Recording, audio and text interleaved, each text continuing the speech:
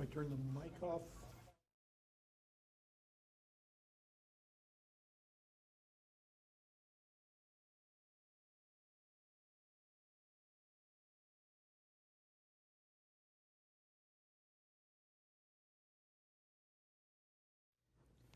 So John, I should be unmuted at this point. Well, good morning. We'll go ahead and get our goal-setting work session meeting started. Should we do introductions? Yes, please. Okay. Pat Malone, Commissioner. Joe Kirby, County Administrator. Dennis Cronin, County Council. Lilia Neville, Board of Commissioners. Go ahead. Annabelle Hadavio, Commissioner. Jana Whitmore, Commissioner.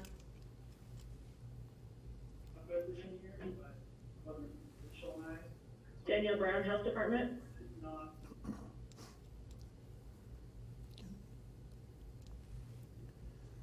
Mr. Brian Lee, Emergency Manager. We also had Nick Kurth. It was kind of a tie there. All right. Hi, this is Sarah Hartstein from the Health Department. Good morning. Looks like we have a couple guests.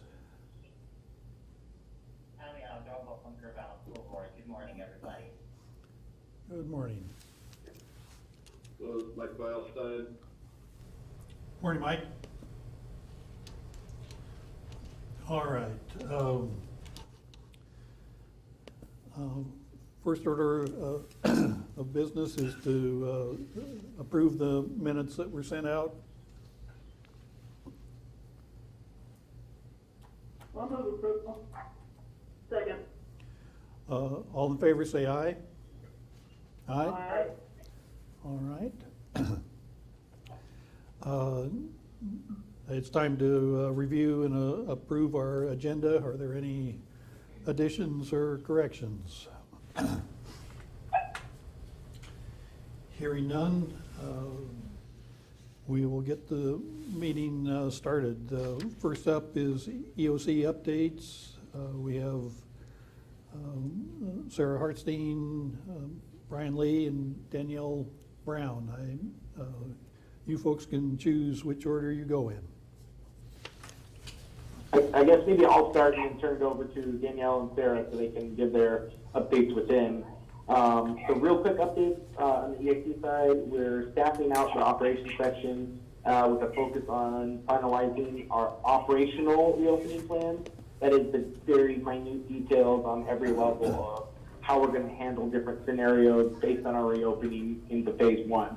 I did formally submit our phase one reopening application yesterday at 4 p.m. to the governor's office, and I got confirmation that it was received. Okay. So we are in the pile of applications. I believe yesterday, as of yesterday evening, I want to say around 28 counties had submitted them, and as of this morning, all except for 4 have submitted their reopening application. So we're in the stack, and we don't know exactly when we're going to hear back. They didn't give us any loose timeline or anything like that, so it could be a number of days before we hear back, or up to a week. Other than that, our focus is going to be on those reopening plans, kind of all hands on deck to make that happen, as well as a few other little lesser operational tasks that we're focused on. And then supporting the JIC, they're doing amazing work just to facilitate and get public messaging out. We have a huge public messaging campaign coming up with this reopening into phase one. So we really want to support that, and we want to support the business community and opening back up in a safe way. So that's our main priorities and our focus here this week, going into next week. Well, congratulations on getting our paperwork into the state and getting in the queue there. But I looked at what was submitted, and to me it looked like you folks did a great job, and hopefully that will speed things up. I'm guessing that some counties were in a hurry and maybe didn't do quite as thorough a job as Benton County did. So really appreciate the effort that it took to get that in. And after the EOC discussion, we will have a motion to ratify my signature that I put on that document yesterday. So any questions for Brian? I have one question. This is Annabelle. It was interesting to me to hear on national news yesterday that Oregon is one of those counties that still had a big problem. Will you be talking a little bit about that at all?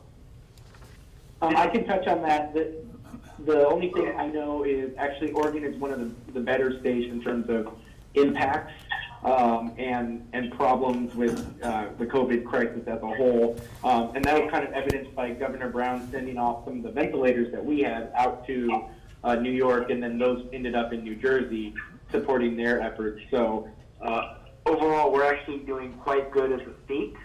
Which is why I know the governor, in coordination with Washington and California, is even considering us for reopening in the phase 1. So I'm not sure where that news article came from, but I can assure you we are doing pretty good overall for cases, and our social distancing protocol really did help flatten the curve and really save lives. So we are doing pretty good compared to most states. Brian, thank you for that, because I had a little concern as I know we submitted our application, and then I saw that on the news, and that kind of worries me a little bit, but thank you for clarifying that. Zan? I do have a question, Brian, on the Good Samaritan data that was in the reopening plan. I was a little confused because the graph there doesn't match the language in the bullet exactly, and I wanted to know what PUI stood for. Yes, so PUI is persons under investigation. So those are usually cases of people who are what they call COVID suspected. So exhibiting symptoms, they kind of meet all the criteria, so they're being tested, but they're not a confirmed positive yet. So OHA has kind of changed some of the guidelines in general of how we report cases, and our PUI is considered positives and all of that. And so that was what you were seeing in that slight discrepancy between what we were tracking. So Good Sam calls us every morning and reports how many people under investigation they have and how many positives they have, as well as who's on a ventilator, what's actually happening with their equipment and their hospital status. And so that's what we're tracking. We're also doing another graph in there from the Orpheus data, which is from communicable disease under public health. So that's the official report that goes to the state, is what's in Orpheus, and that we charted that out as well. And the trend lines were the exact same.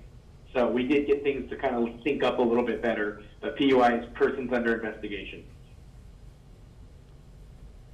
Yeah, it looks to me like the difference between the two graphs is just the time horizon, and nothing else is really different between the two. Which is exactly what we would expect. Oh, sorry, go ahead. Yeah, okay. I'm confused by that. It was not clear. Thank you. But we did not graph the typical the influenza pattern here. Do we know how our cases of COVID are comparing to the rate of influenza-like illnesses? I'm really glad you asked that. So the short answer is no. So when I got into asking the state a bunch of questions, Charlie was receiving information from the state saying a lot of counties don't even have that information, and so it's going to be regional. The state is telling me that it was county-specific, hospital-specific, and that it's local. So I got some data from the hospital on the influenza illnesses from last year around this time, and the state data from around this year at this time. But the hospital said they are not tracking, at least Good Sam's not, COVID ER visits like that. Like they're not, clicking a ticker like they do with influenza because they weren't asked to. Since there's a whole nother PUI monitoring system with public health, they weren't tracking it. So Good Sam doesn't actually have that data. And we were told that the state does, and they can pull it. So that's why that data was not specifically plugged in that graph. And I referenced it up to the state level for them to investigate and pull all the data on there. But based on the hospital ER data from not only this year but last year, it looks like we meet that criteria as well. So they're going to have solid numbers for us, but the state's the one that actually holds the active essence data, and they were having problems with the whole system yesterday because everyone was trying to use it. Thank you. I'm not surprised. Yeah, I looked at some of the other county applications, and Jackson County had some great graphs that provided a lot more context. So I had a little bit of graph envy. Well, Brian, as we head into phase one in the near future, just from the volume of calls and emails that we've gotten in the last couple days, communications with our citizens is going to be critical. Just what's allowed, and that we're still in the social distancing and masks, but that there will be more activities that are allowed, and I think the more clarity that we can bring to that discussion, better off we all will be, so that the basic information is out there and we won't have to spend so much of our staff time answering routine questions. Yeah, and just so operationally, so you folks know, Lilia's obviously working in the JIC are working really hard on creating a website with all this information, sector guidelines, and everything else. We created a new email where folks can email in questions or concerns or anything like that. So we have a way to follow up. So if we get a number of complaints, there's a way we can process those. So we're working again at operationalizing all those pieces. And one thing, just so you guys know for your information, the governor did change an executive order, and apparently small retail businesses such as furniture stores, jewelry stores, and boutique shops are allowed to open on Friday, regardless of our application status. And it's called a pre-phase one opening. And once we enter phase one, their criteria might change. So it just adds to the confusion and complexities of messaging. But that's kind of just something we're dealing with at the state level. And then I know the BOC has been receiving a lot of questions or comments or concerns from citizens saying we should be included, or this sector should be included, or why aren't we opening, 8 weeks ago?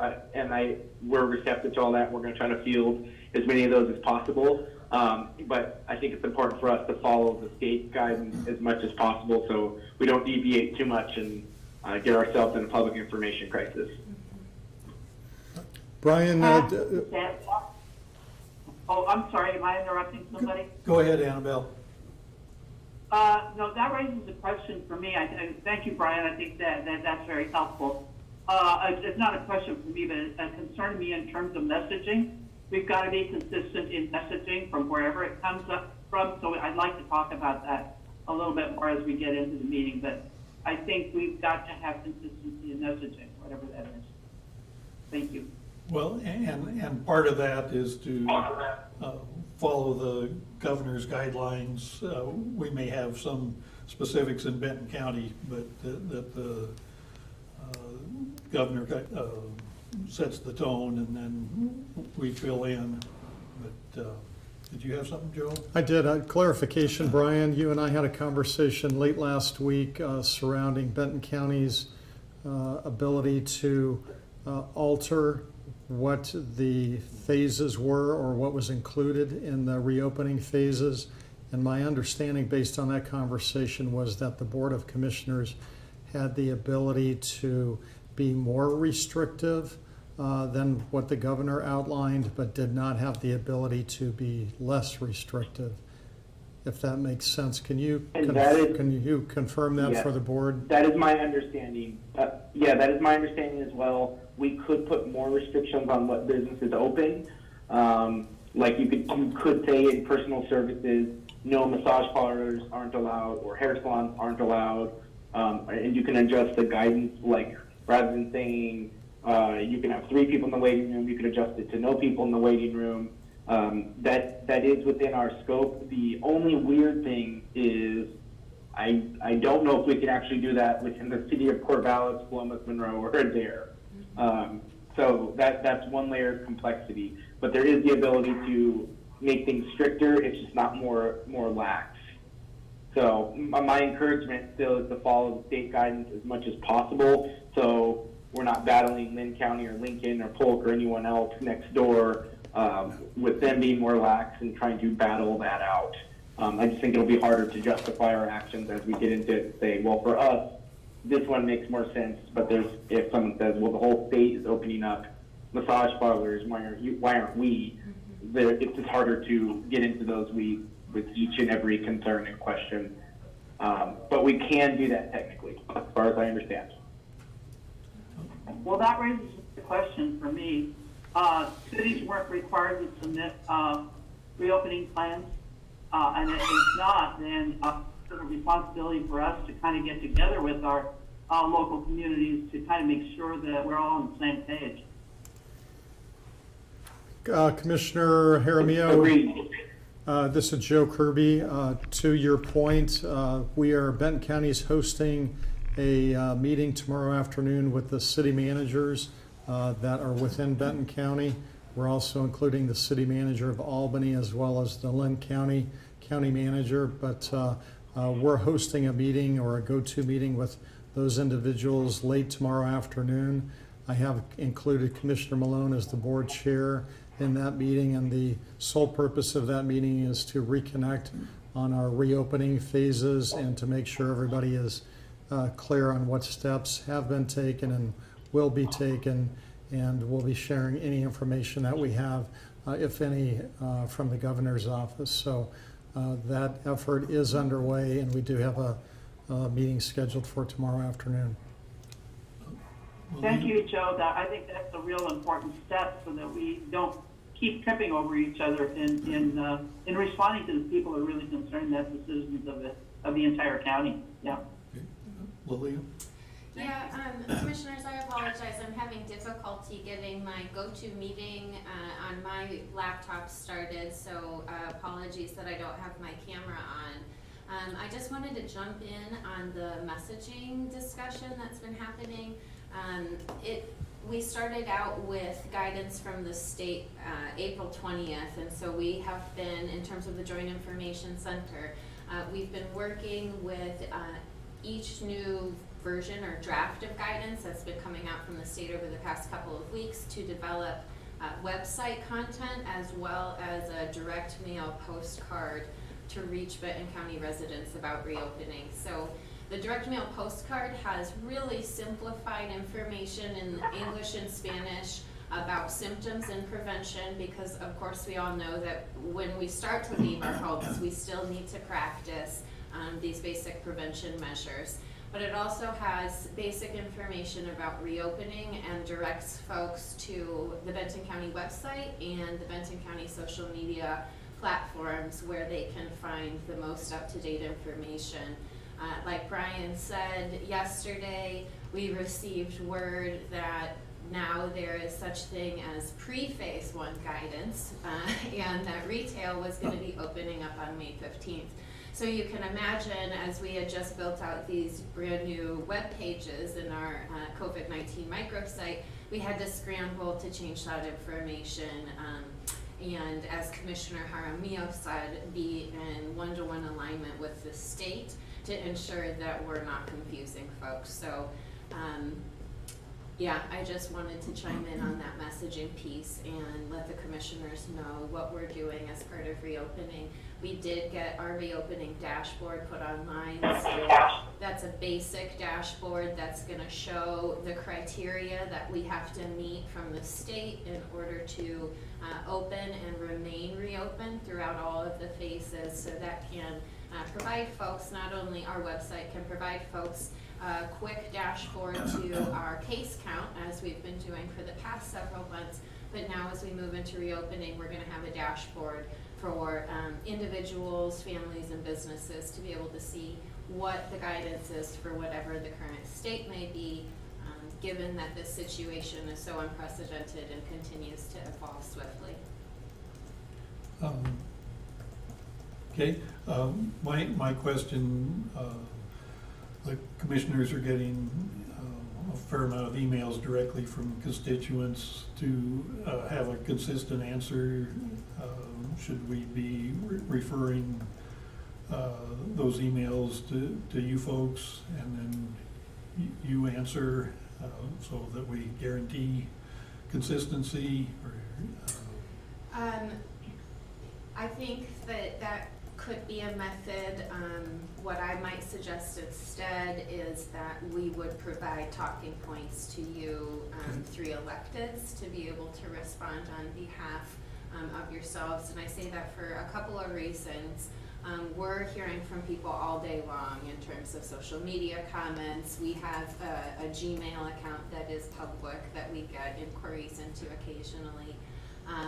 And the second reason is that individuals who are reaching out to you specifically, their elected commissioner, probably would prefer to hear back from you as opposed from the Joint Information Center. okay. All right, no, thank you for that. I have a question about that, just in terms of overloading you all in the JIC. I agree talking points would be very helpful. And I guess my gut feeling is that we need to be expressing our concern and empathy with the folks that write in, but directing them to the website as much as possible and not trying to get into any of the direct advising. And that would probably be the most effective way to go. I agree, Commissioner Ojiro. What we have up on our website right now is all of the guidance that's been issued by the state. So again, to Commissioner Jaramillo's point, we want to be in one-on-one alignment with the state. So we're trying to keep that information flow coming into us. We've got multiple calls throughout the week with different aspects of the state's joint information system and their team of PIOs. And again, the website is going to be the best source of information, and following the county on social media is a good way to keep updated when there has been an update to information. But of course, folks can just constantly go out to our website whenever they want to see where our reopening plan status is at.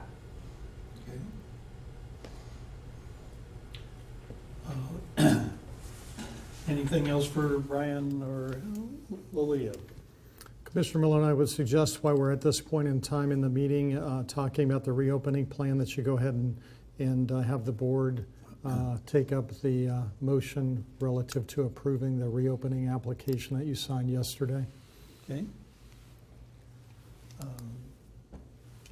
Zan?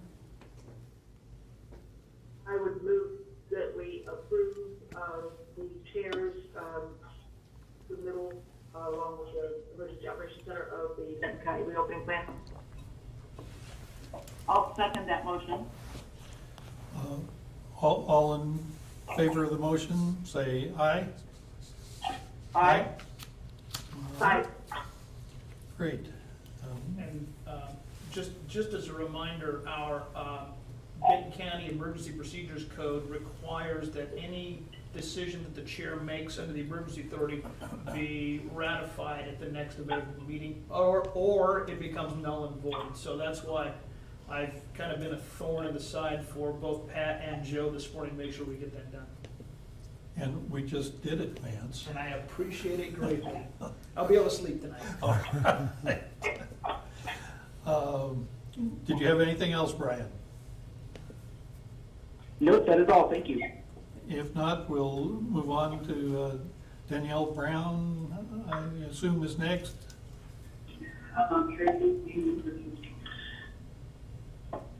Hi, good morning, Commissioners. So we wanted to give an update this morning on the work that the Health Department is doing at the EOC. Sarah will give the update on the homeless and vulnerable populations group, but just a couple of updates aside from that. We are continuing to work on the alternate care site planning with OSU. There's been several emails and documents going back and forth between our contract specialists and the contracting folks at OSU. So if we need an alternate care site for hospital surge, we have that in place and can pick it up and institute it relatively quickly.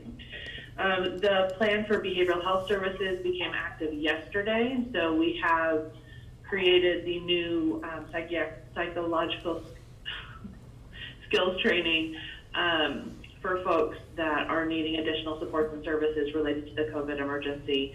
So those services were rolled out yesterday. We're creating lists, so we have capacity building and can assign folks to those as they come in and make those requests.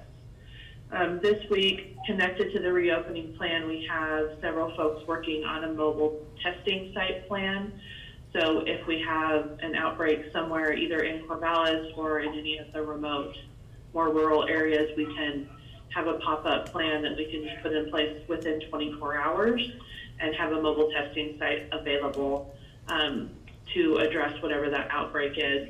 With that is coming a lot of discussions around lab utilization and how we're going to make sure that we're getting results back in a relatively short amount of time so we can manage the outbreak as best as possible.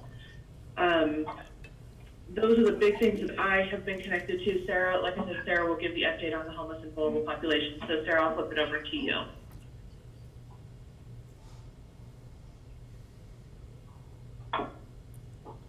Thank you, Danielle.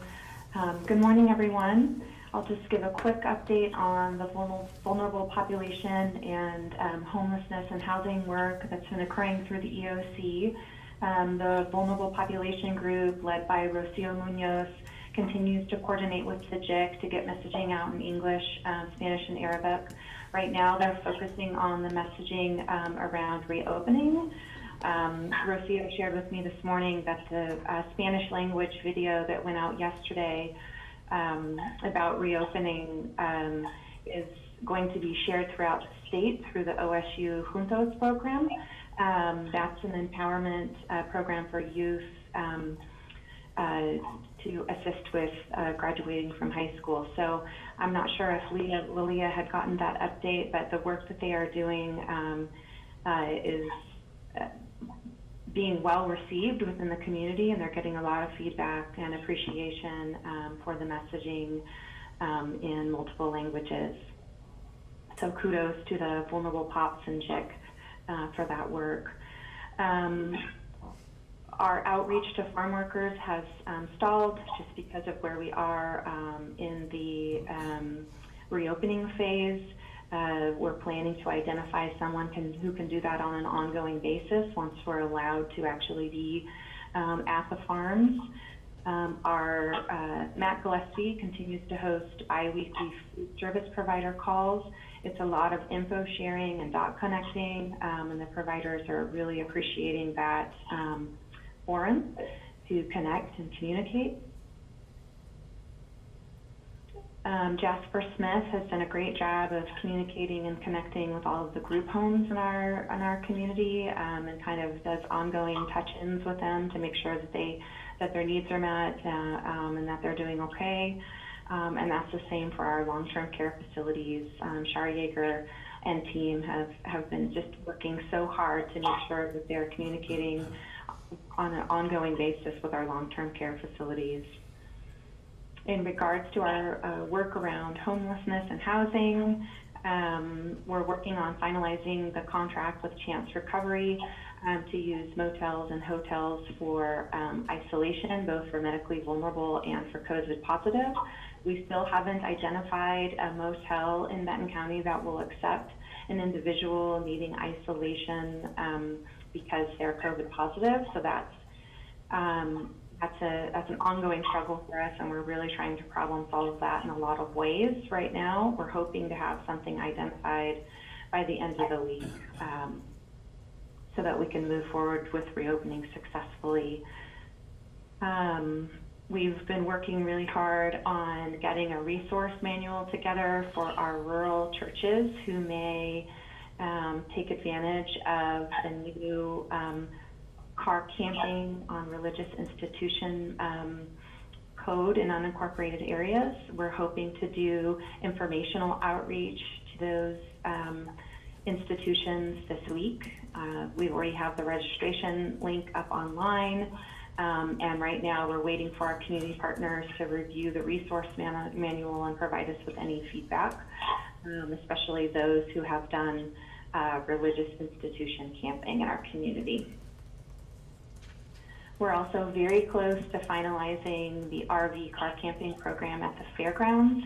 Again, we have a certification tool in place, a screening tool, and we've been working with Lynn at the fairgrounds on the code of conduct.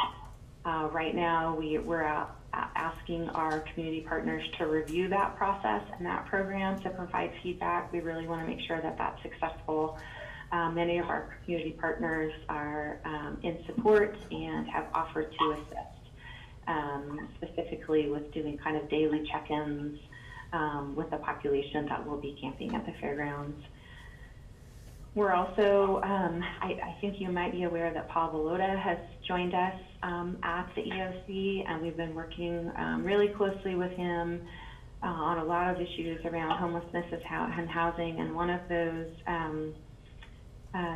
tasks that we've been working on is completing a more fuller and robust assessment of needs across the spectrum of homelessness and housing.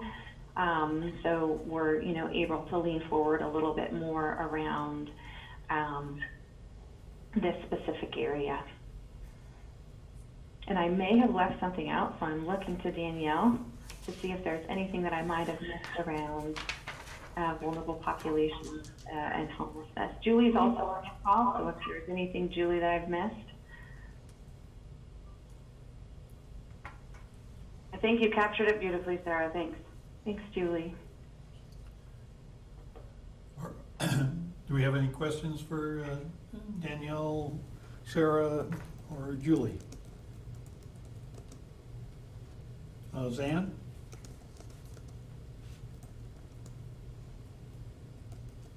Turn your...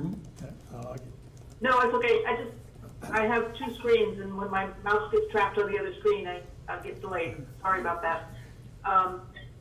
I just wanted to mention in conjunction with this discussion that the Hope Executive Committee has continued to meet even though the full Hope Advisory Board is not meeting.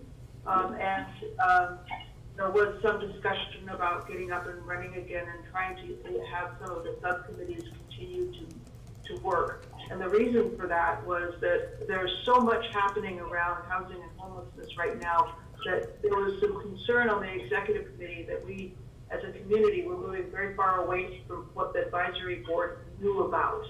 So what we've decided to do is to put together a summary of what's going on with respect to housing people that are unhoused right now, so that the advisory board members are all in the know of what's happening in this COVID-19 emergency situation. And so it'll be easier to get back together with everyone having a more common understanding. So the other is, as Sarah mentioned, that Paul Pilata is involved now, and all of the groups that are working around the table are starting to think not only about the emergency and right now next week, but about what November is going to look like. And so there's a real shift to long-term focus. So where I sit in my involvement with the Hope Advisory Board, I'm going to continue to think about how we want to keep that group involved and engaged, even though we're not meeting at this point in time, and how, because I think some of the work that's happening is almost displacing what the Hope Advisory Board might have been involved with, and I'm a little bit uncomfortable about disenfranchising some of those advisory board members. Yeah, Dan, if I can just speak to that a little bit.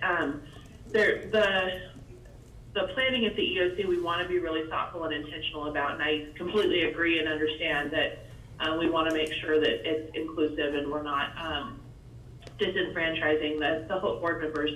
We absolutely need to start having the conversation, and on our to-do list that Sarah's created, one of our tasks is the men's cold weather shelter and how we're going to support that.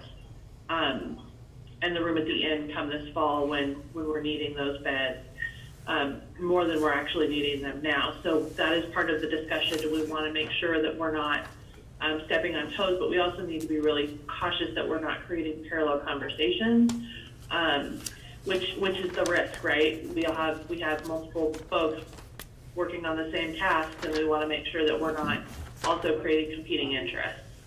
So that was part of the discussion we had when we talked about the Hope Board, and still wanting to leave that on pause while we go through these emergency processes and make sure that we're addressing what we need to for COVID and not displacing what we need to move forward with long-term solutions. Because what we're doing now are short-term emergency solutions, recognizing there's still a pretty significant need for the long-term solutions that, to be honest, are things we're actively working on. There are processes that we're discussing, but knowing that the Hope Board has a big part of that and needing to be involved in those communications. Thanks, Danielle. All right, there are several callers on the phone that are not muted, and we're getting a modest amount of feedback. If you're not speaking, would you make sure you're muted? All right. Any last questions for these folks? Seeing none, we will move on to the Health Center leading transformation. Sherilyn Dahl, you're up. Okay, good morning. I have a PowerPoint that goes with this, but what's the logistics? Who can move the slides, or do we want to just speak to it and not bother with doing this one? Sure, this is Nick. I can share my screen and advance the slides. Thanks.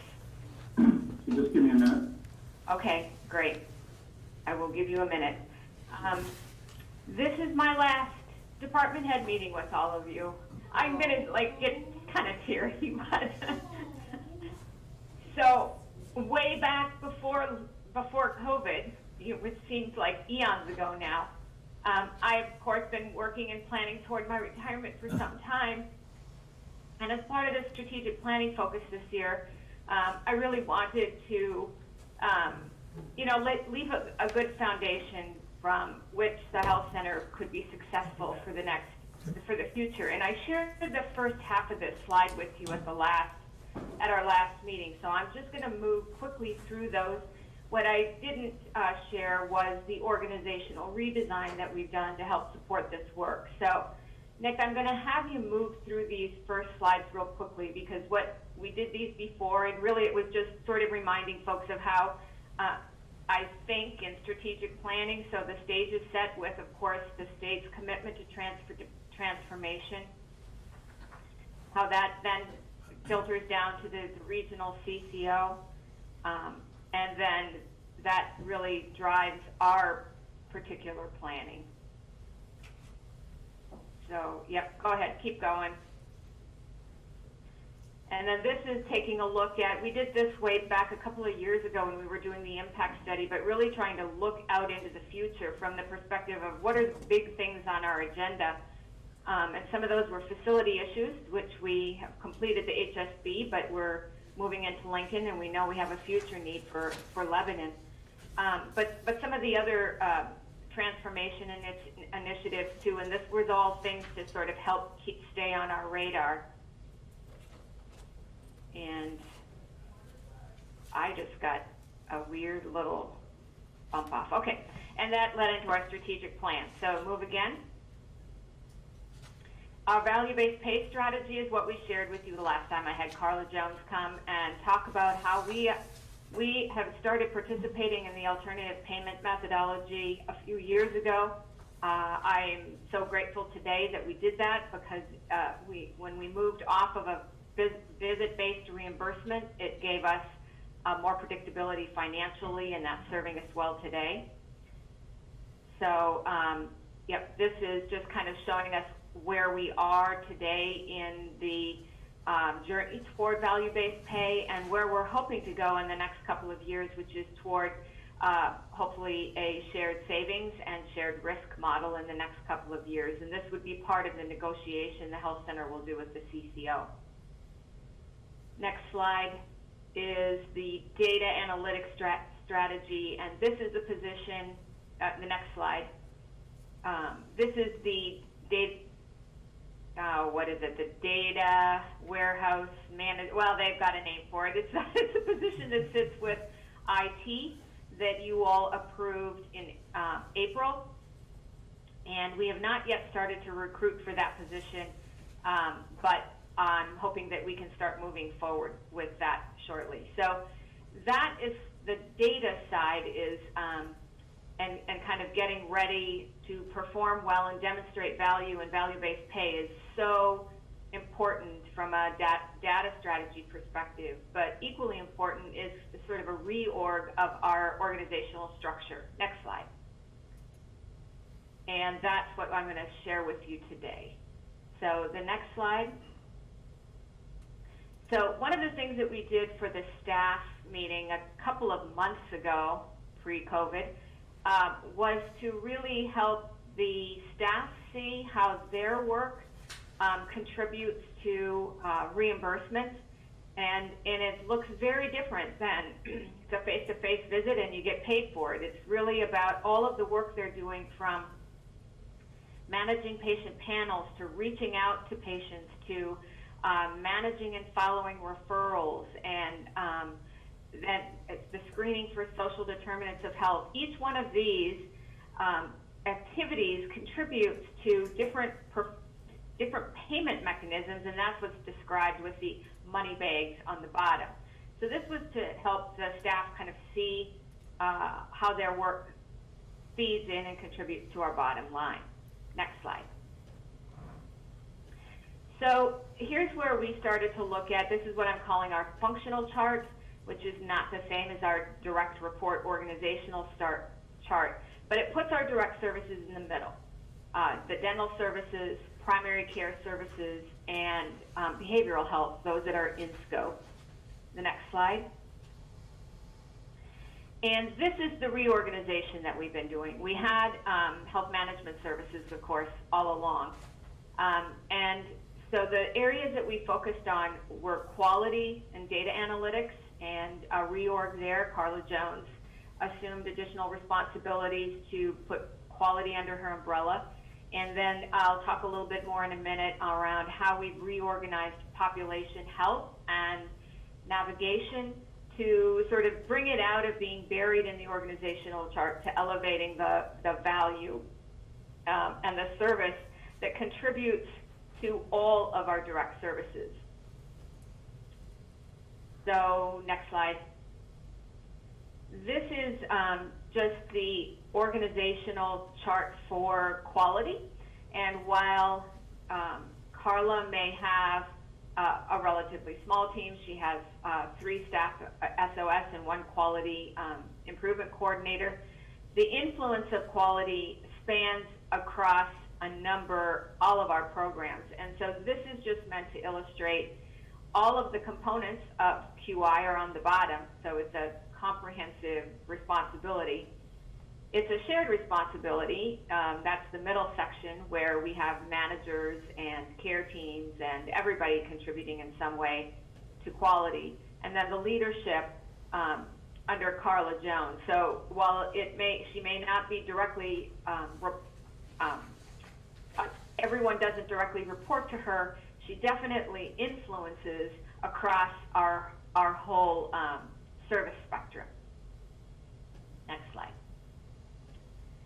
So the other area that we've developed is population health, and we did a working out of class for Christine Mosbaugh this last year to help develop this program, because we know in CCO 2.0 that social determinants of health in the screening is an absolutely big component, and how are we going to do that better and more meaningfully within our organization. So this is just a look at conceptually the chronic care model and the importance of an acknowledgement that health really is influenced not just by between the patient and the healthcare provider, but it's really influenced by the broader social, environmental, and behavioral health determinants. Next slide. And so the reorg that happened was the population health managers. They used to be called panel managers. They used to report to the site managers, and we've moved them to report under Christine, and really elevated their role and redefined it to really focus more on the population health, managing the panels, cleaning up referrals, doing the clinical quality metrics, and helping to collect social determinants of health data. And they've become a really critical, important member of the team to help us in improving quality and management of our patients. And I think their work has been highlighted over this last year in how successful we were in improvements in our clinical outcome metrics. And so that's the team there. We have developed a new position for population health management. That position is being reviewed right now with HR. My interest is to have this approved before I transition. And I failed to mention that I also put forward a reclass request for Carla Jones in adding the additional responsibility for quality to her previous position description, and that too is currently under review with HR. And so I'll be following up with them, and like I said, hopefully get these positions classified or reclassed appropriately before I transition. Next slide. The next area is health navigation, and this team you're familiar with. They have been doing such awesome work and have grown from 2 people to 30 people over the years and are everywhere. They're in schools, they're in the community, they're clinical navigation, they're doing outreach and enrollment, they're doing all kinds of things and have become so critical, such a critical workforce right now during COVID. They've been they're the ones that are out on the ground doing the study with OSU and doing the testing. They are being deployed to the EOC investigation team so that they can provide follow-up. They're out there working with our population health managers, identifying our patients who are at risk for COVID and getting them into services if needed. And so this team has been so important, and it's critical. So let's see the next slide. I think this is just looking at how we have reorganized this team in the last couple of years by putting the supervisors in place. So Amy Esker oversees outreach and enrollment, and she also does the marketplace grant. The marketplace grant is the one that is out there once again, making people aware of coverage that they may be eligible for. Liz Dolly oversees the clinical navigation program. So those clinical navigators that are within the health center, but also the 4 clinical navigators that are in the Samaritan system. She oversees those. And then also interpreters and translation follows under her responsibility. And then Kelly Volkman, our leader there, the school navigators, the WIC program, the training hub, and harm reduction staff report to her. One of the things that we're working on right now is through IHN-CCO collaboratives, we have developed a training hub. And so we are working on the proposal for sustainability of that training hub so we can continue to not just support our existing traditional health workers, but continue to train and deploy more community health workers in community organizations as well as in healthcare organizations. So that's a program that we are, Tom, Kelly, and I are working on right now. So stay tuned for that work. Tom and Kelly probably will follow up with you as we start those conversations with the community, because this should be a jointly supported program for the community. So the last piece I want to talk about is, you just saw the rainbow chart, which is not new. We've modernized it. Before Dawn left, she and I had a chance to look at it and revised it slightly. But going back to the functional chart, what I wanted to illustrate here is, while these 4 areas of population health navigation, quality and data, and health management directly support our direct services, they are also the bridge to our public health linkages. And so before COVID, Danielle and Charlie were getting ready to finalize the strategic plan. That sort of got on hold, but enough was in place for us to, for me to be able to say, you know, these are the areas where there's going to be some common strategies and integration work that we're going to want to do. And they're in the areas of health equity, sustainability, data analytics, children and family services, and social determinants of health and trauma-informed care. And you can see where the managers of these programs will also be the ones who will be working with the public health folks to identify those bridges in common areas. Next.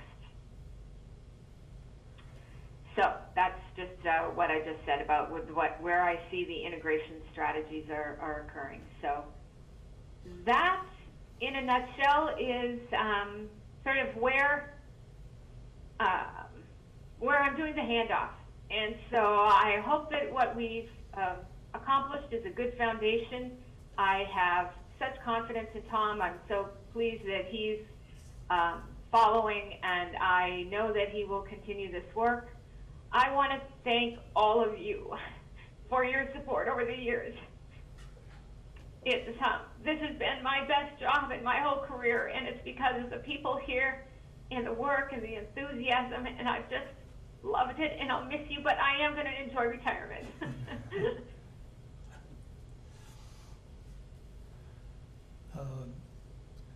Do we have any questions or comments for Sherilyn while she composes herself? Yeah. I don't have any questions. I just want to say thank you to Sherilyn, because she's been a phenomenal leader in this area, and even as a county as the manager of one of our enterprises, the clinics. It's been a marvelous journey, and I'm sure your next journey is going to be just as exciting. Once I can travel, I have a hold on behalf of my retirement plan right now, so. Thank you, Sherilyn. You've done wonders. You have a huge vision. You're a real leader, not only for us, but also in the field. And I can't begin to express how much that means to us at the board, but also to the community, more importantly. Thank you. Well, Sherilyn, I appreciate kind of the update, how we got to where we are now and what the goal is going forward, and it seems like you are leaving things in good shape with a pretty clear roadmap where we need to go. So thank you. Thank you. Commissioner Malone, I would just like to interject that Sherilyn and I have had the opportunity to work together over the course of the last 3 years, and I will miss her passion and commitment to the work that she does. She exhibited that in everything that she did and every decision that she made. While I would acknowledge that we haven't always agreed, I've always respected Sherilyn for her vision, as one of the commissioners mentioned, and more so for me, her passion. So you will definitely be missed, Sherilyn. I wish you the best in your retirement. I look forward to the few remaining meetings we have left. And Tom, welcome aboard. Thank you.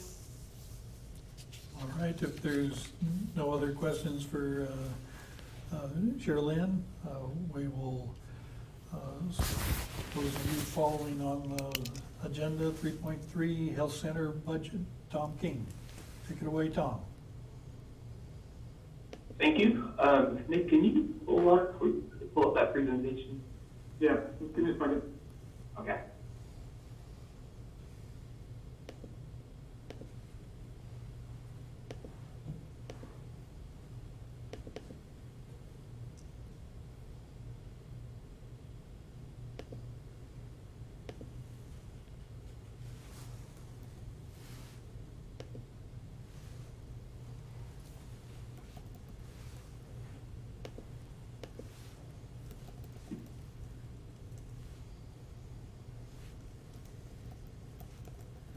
Ron, you ready?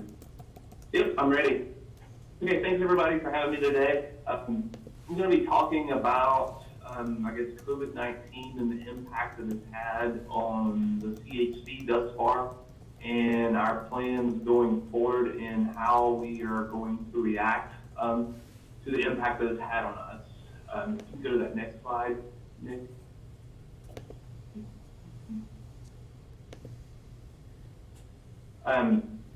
So just taking a look at the COVID-19 impact of CHC services. So this is just a few tables here on kind of the, I guess, the productivity side of thing and the revenue impact that it's had on us. Prior to COVID, we were having about 700, almost 800 visits per week across our health center sites. And since COVID, that number, we've been looking at this on a weekly basis. So right now, as of last week, it was a 21% drop in encounters that we were having. I will say when we first started into this, it was a much larger drop in visits as we were scaling back and trying to react really fast. Didn't have some of the televisits or telehealth stuff set up.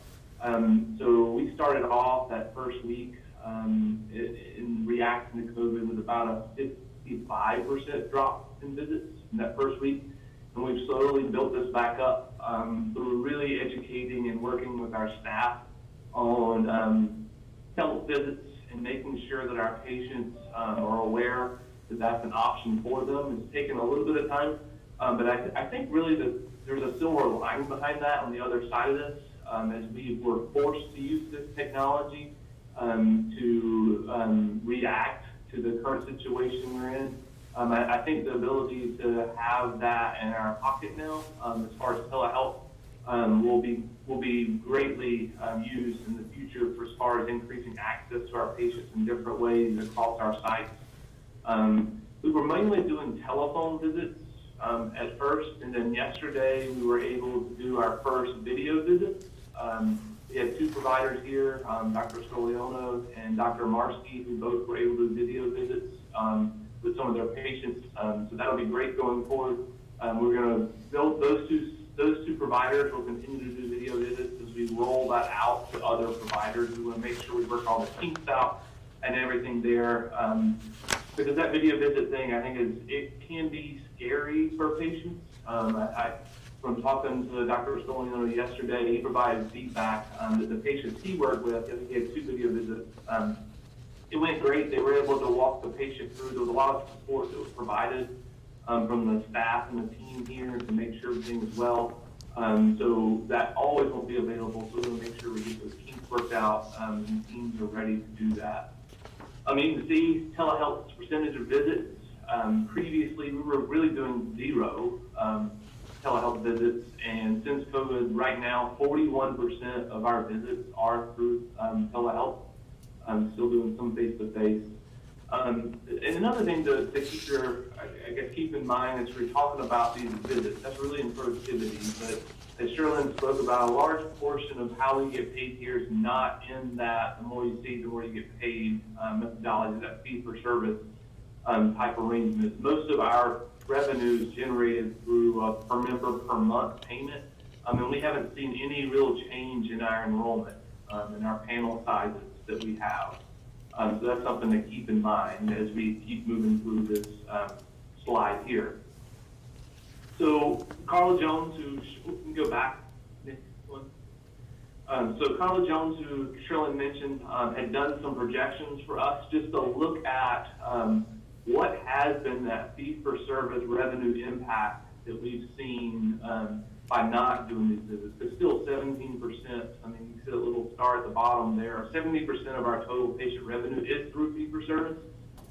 So what we're estimating is we'll probably have a $300,000 impact in revenue from seeing this less fee-for-service, and you can see it broken down there by the different services that we offer within our umbrella: primary care, behavioral health, and dental.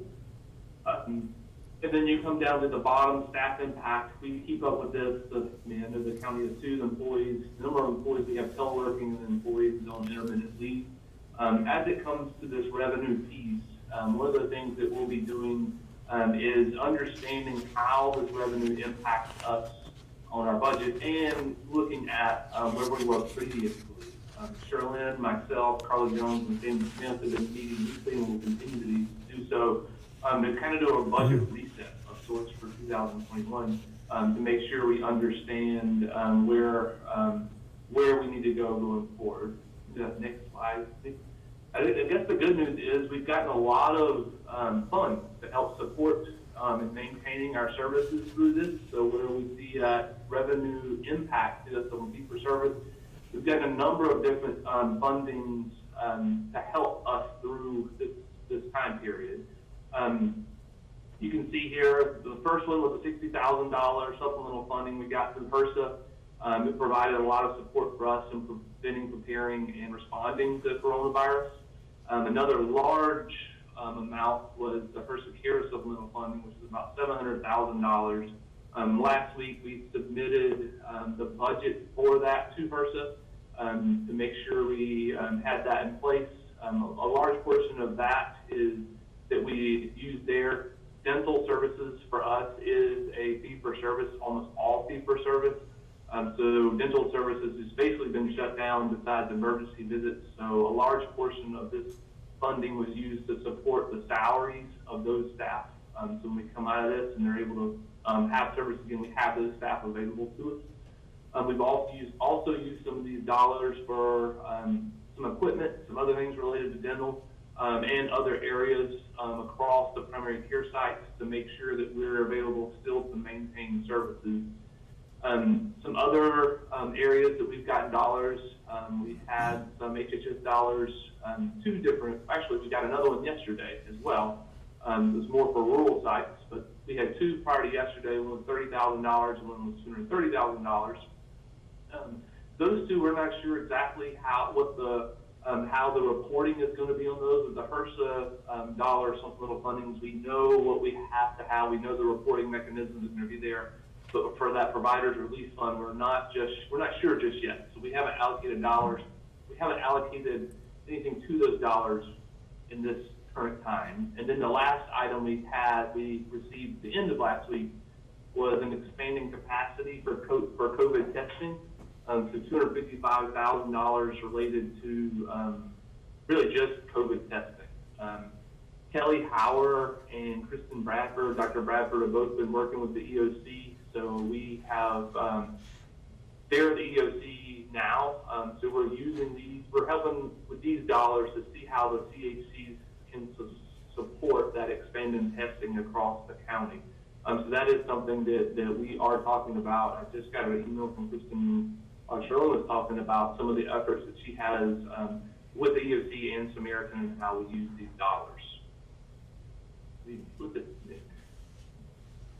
So one of the things I want to get to a little bit more is what we're doing here at the CHC to increase access to services. We kept hearing the term reopening, and I guess we're changing the terminology of that as far as the CHC goes. What we were finding is when we were saying reopening, our staff was becoming it created a lot of fear amongst our staff and patients because they took it as we were just going to be flipping the light switch, basically, and everything was going back to normal. They had concerns about safety.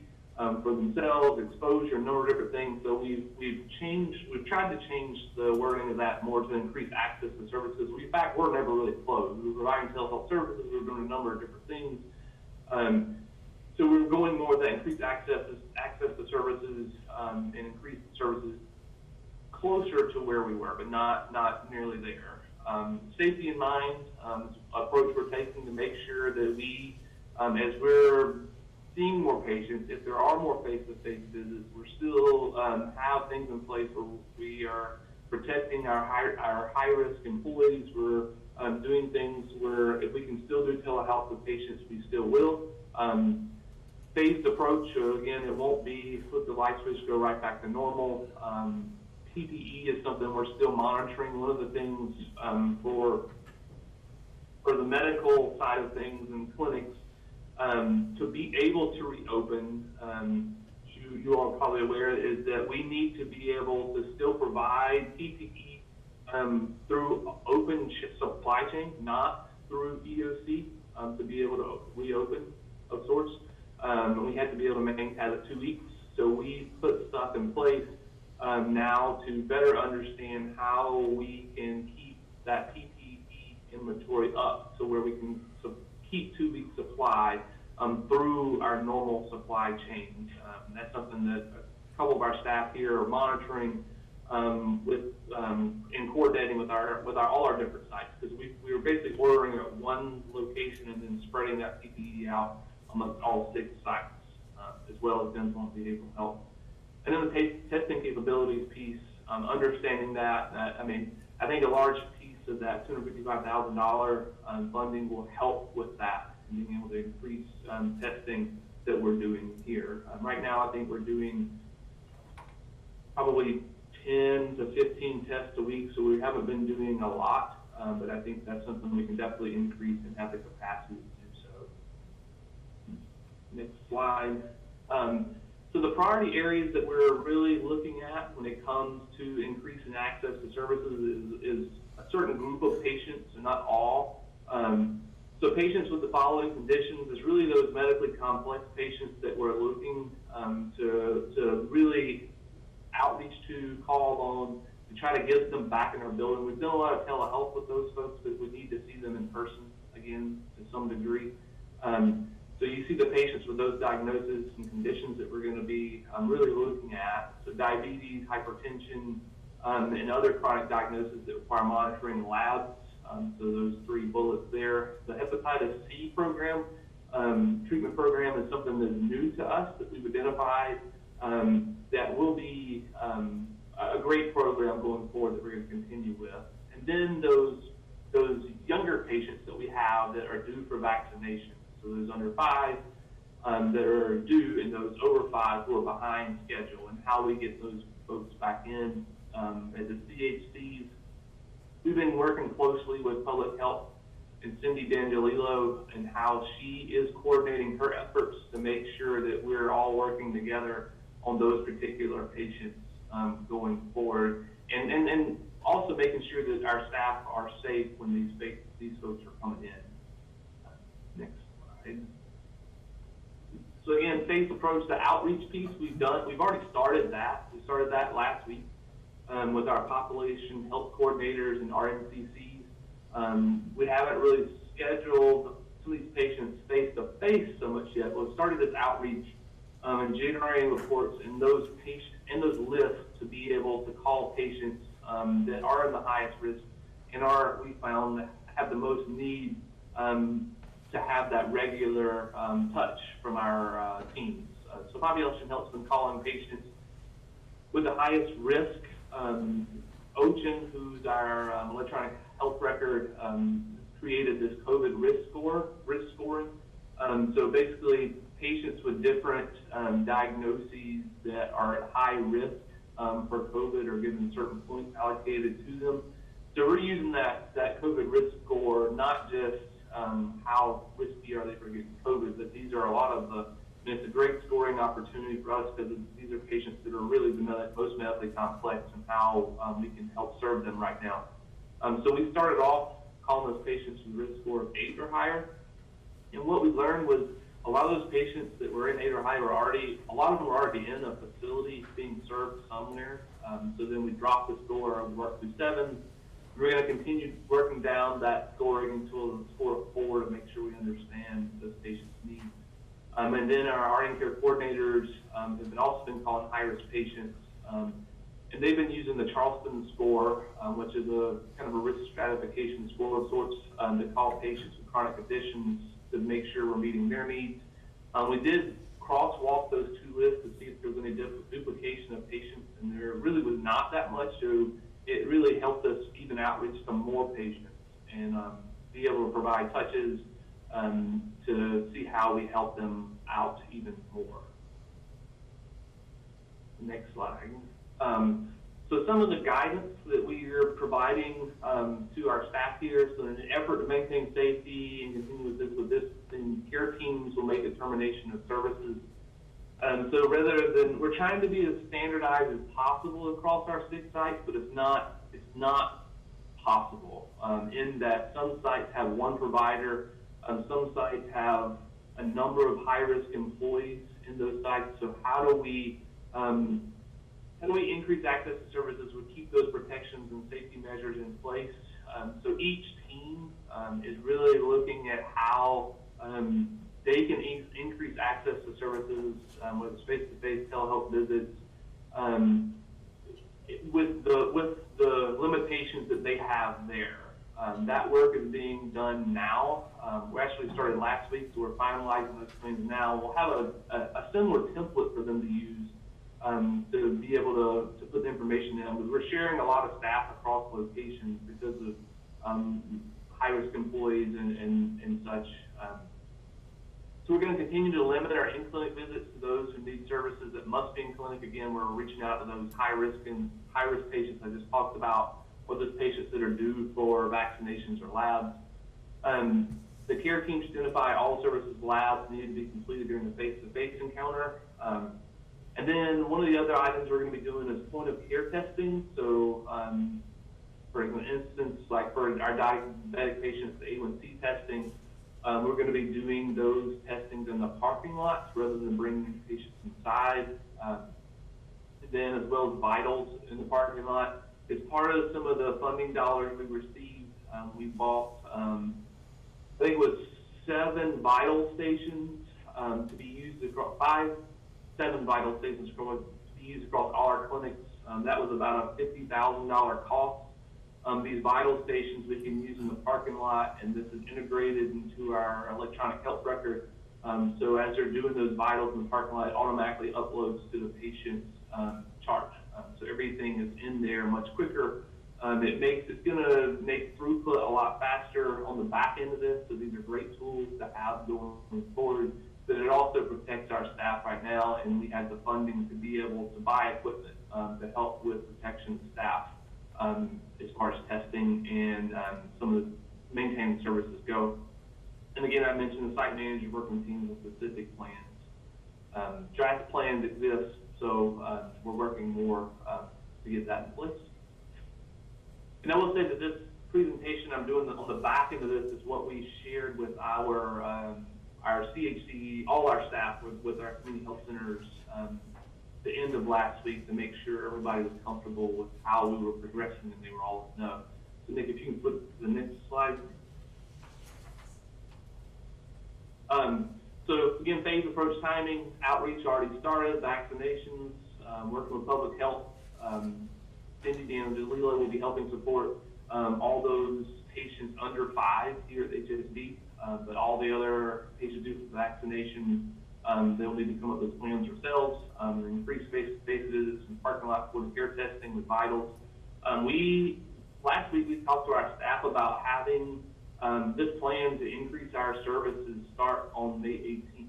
I know a number of places as far as the clinic side of things go, it started. It's across even our market, but we decided to go with May 18th. It gives us time to really make sure we have everything in place and coordinated effort to maintain that safety and protection for our teams and patients. Some of the items that we're finalizing now is those hours of operation. Because a number number of our clinics have extended hours where they're open beyond 5 o'clock or open early. All our clinics right now, once we, I guess, decrease access to our services, all our clinics are working from an 8 to 5 standpoint. So we're looking at how we can expand that if we can in certain locations closer to where they were before, because our patients will really rely on those hours outside of normal operating times. That's still being finalized, and that's really based on what staffing we have available with maintained teleworking and keeping staff protected. And that is where we sit right now. So again, the first slide really talked about that the impact on our services, how that's affecting our revenue and our productivity, and then what we're doing going forward right now to increase access in that phased approach.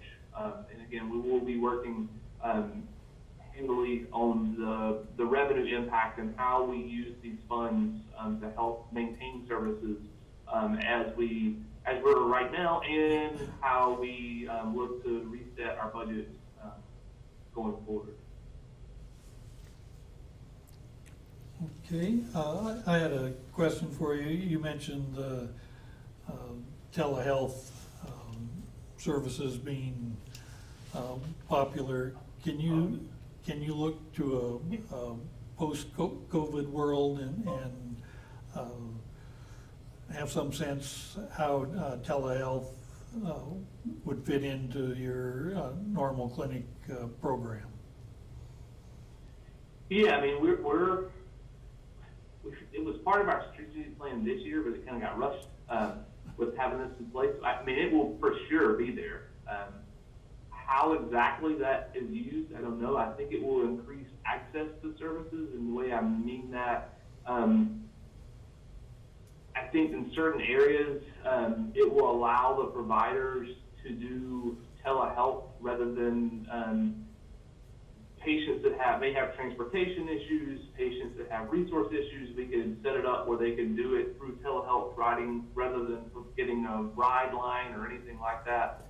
That's some of the limitations we hear now. I mean, I'm just using a small example as patients, when they come, if services are a little behind schedule, and their ride is going to leave, they have to leave right then before they're really able to finish the visit. So that's just a small example of how we could use telehealth going forward. I mean, I really think with some of the other areas where telehealth, for example, our psychiatric nurse practitioner, Laura Forrest, she covers at all 6 sites.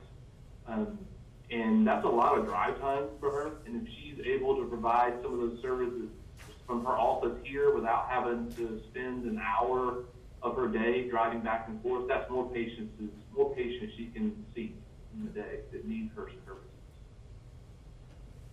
Great, thank you. Zan? I was just wondering whether you have had much engagement from Lynn County Public Health as the COVID-19 epidemic has rolled out, and what sort of engagement and planning involvement there is in terms of response in Lebanon and Sweet Home. We early on we had some involvement as we were talking about providing testing at our Sweet Home site. There was some conversations there, but since then, I would say that it hasn't been a lot, and some of that I think was our manager in Lynn County has been out on leave some during this time, so that communication and those connection points were not there.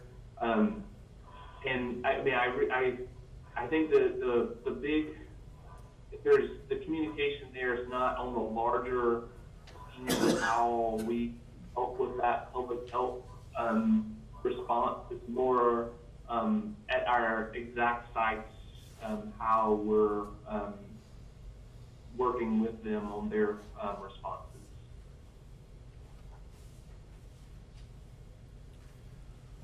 Okay, any other questions or comments for Tom? Commissioner Malone, I have a couple of questions for Tom. Okay?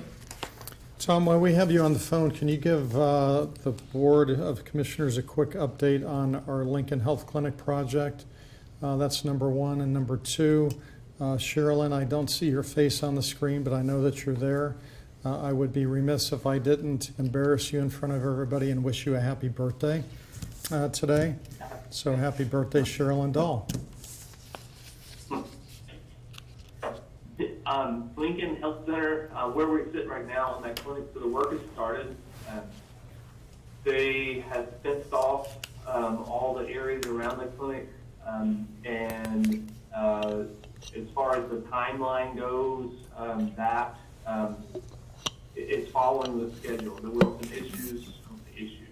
There was some permitting delays that were in place, and I think those have been resolved at this point. So they are moving forward, so that June 15th date when we are going to move out of our clinic so it can move to its new temporary house is still the timeline, and that would go into the middle of July. And that's where things are sitting right now. We have weekly construction meetings. Everything right now is just kind of following along. There were some conversations probably 3 weeks or so ago about COVID impact to the project, in that certain supplies coming from wherever they were going to be, there may be a delay. So they were trying to see if they could estimate cost differences. They didn't really come up with anything there. Also related to any type, I guess, protections, what you want to call it, with their own contractor employees, that if it takes two people to move a piece of drywall, if that's less than 6 feet apart, how do you do that? So they were trying to understand any kind of impact to those items.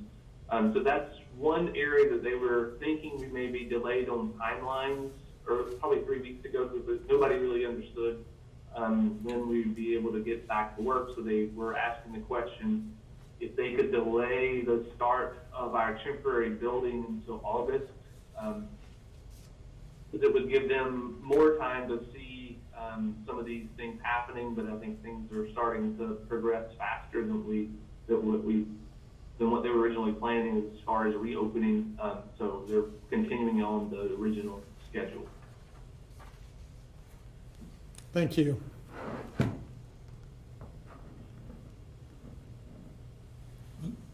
Was that it, Joe? That was it. Thank you. A money question, Tom. The $711,000 grant from the care package. Do you have much detail on how that needs to be spent, or is there a timeline where those dollars have to be spent? No, I mean, the money's there, so that's some of the conversation with Sandy and Sherlyn and Carla, is how we spread those dollars out. We're trying to, I guess, as we're understanding how long this impact's going to take. I mean, it's going to impact us is how long we're going to spread this out. Do we take it in 3 months? Do we spread it out over 6 months? So those conversations are very early right now. I think as we're getting more dollars in place, I think that the more we're thinking we're probably going to spread the dollars out a little longer than what we were originally thinking. So that's where we sit now. I mean, last week when we submitted the budget for those dollars, like I said, a lot of it was the $711,000. A lot of it was related to staffing costs and salaries related to maintaining services.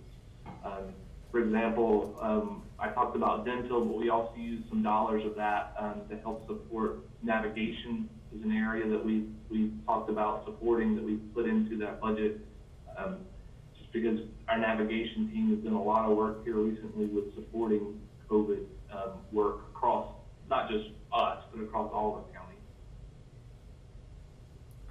Okay, thank you. Zan?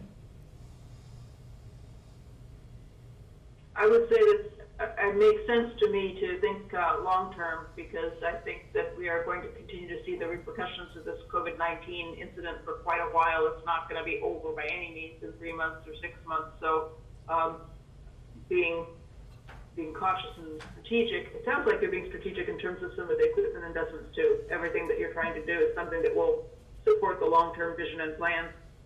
Yeah, and even on the telehealth side, we put in for another grant, an FCC grant that we haven't heard back from yet. That would, and this was before we started getting the other dollars.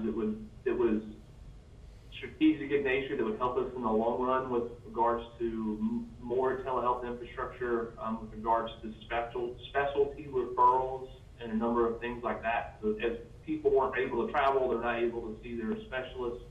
A lot of those specialist offices were closed for the most part, but we haven't heard back from that grant yet.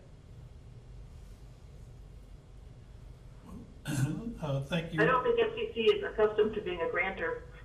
Yeah. Thank you for the update, Tom. And if there's nothing else, we'll move on to 3.4, Mary Otley, and review of budget projections, including the CIP budget. Okay. Thank you. And there she is. Thank you both. Happy birthday. She's gone.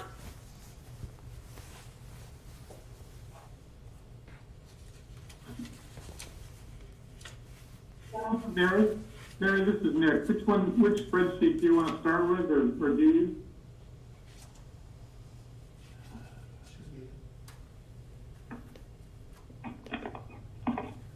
Hey, Mary, you are muted. We can't hear you. There. It's the state revenues, and I think the commission's also got a copy. I sent it to them via email so they could spend some time looking at it. One thing I did was just list all the state revenues we have. We code them, you can see the object code, it all starts with 47, so that's how we know that those are state revenues. It was very deliberately when we set up the account structure. So we're able to go in and pull all the state revenues in one report. And as you can see, the general fund is heavily reliant on state revenues. The bulk of it, though, is the criminal justice, actually the parole and probation funding. That's $5 million for the community corrections grant. That cost center in particular has a large carryover balance, so if they are impacted at all this biennium, their beginning balance will carry them over. They could have issues going forward into the next biennium if they don't have, but they traditionally carry over probably $500,000 to $750,000 in balance. In the DD program, that's $6 million, and that's a very interesting funding stream in that we pay them money. We give them some money and then they give us back about 10 times the amount of money that we gave them. But it's kind of that type of exchange. And it does cover the program costs. And so, and Jasper's been really good to pay attention to expanding or contracting as the revenues come in. So we haven't gotten a lot of the money in yet this year. It's kind of a delayed. Sometimes we'll wait up to 6 months after the year end to get the money. So it's because of the reporting. It's very interesting revenue. Most every department that gets state revenues is getting the same message from the state. The governor's asking for a 17% reduction in state budgets. Now how that translates down to what the county gets, because I've read some of the information, and some of the state departments are actually reducing their expenditures. in personnel, not necessarily their pass-through money. So I don't know how it's gonna affect pass-through money that comes to us for operations.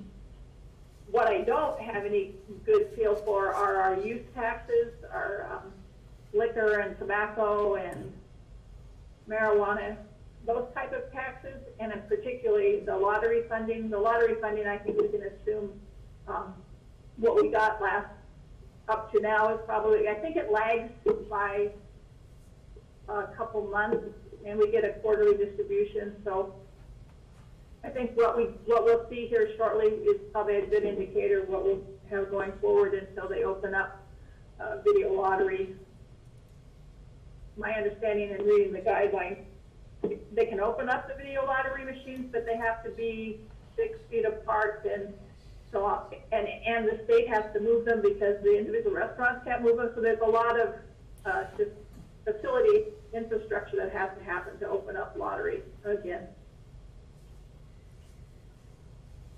The vehicle tax, I talked to George Looney about what their lag is, and so we're watching that. He says they usually get, it's probably about a 2-month lag from the time the tax is collected to the time we see it.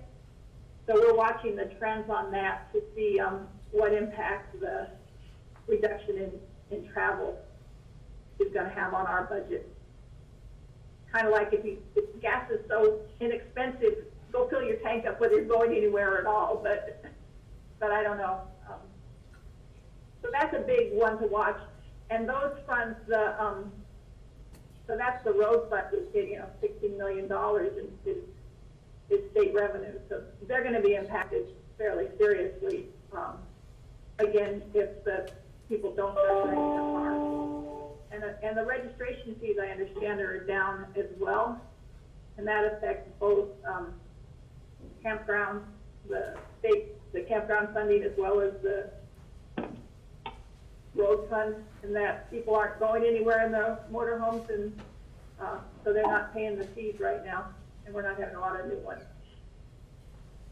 And the special transportation, which is the Fund 126, that's a large amount. We did get some funding from the state for transportation, which will offset some of these costs. And I can't tell you the numbers right now on how much money we did receive for transportation. The city of Corrales got millions, like 17 million or 7 million? A little over 7. Out of there.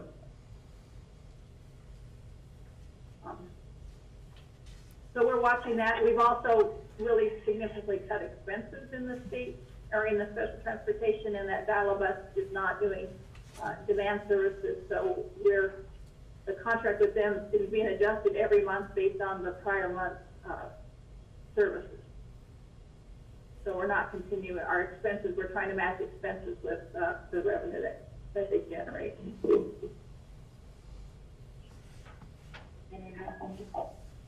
The clinic has, so, it's a large number, but it's all little sources, little different sources. So there's a lot of different individual grants. A lot of it, again, is mental health services that I think they'll be impacted on the 17% reduction going forward. And those are, that's just an idea. Again, we're all waiting for the 20th to see what it is, and I think we will have to wait a little while longer to see how that flows through to us. But do you have any questions on the state revenues?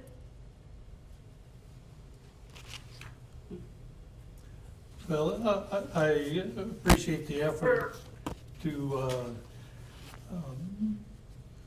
get a start on how the state budget is likely to affect our county's budget.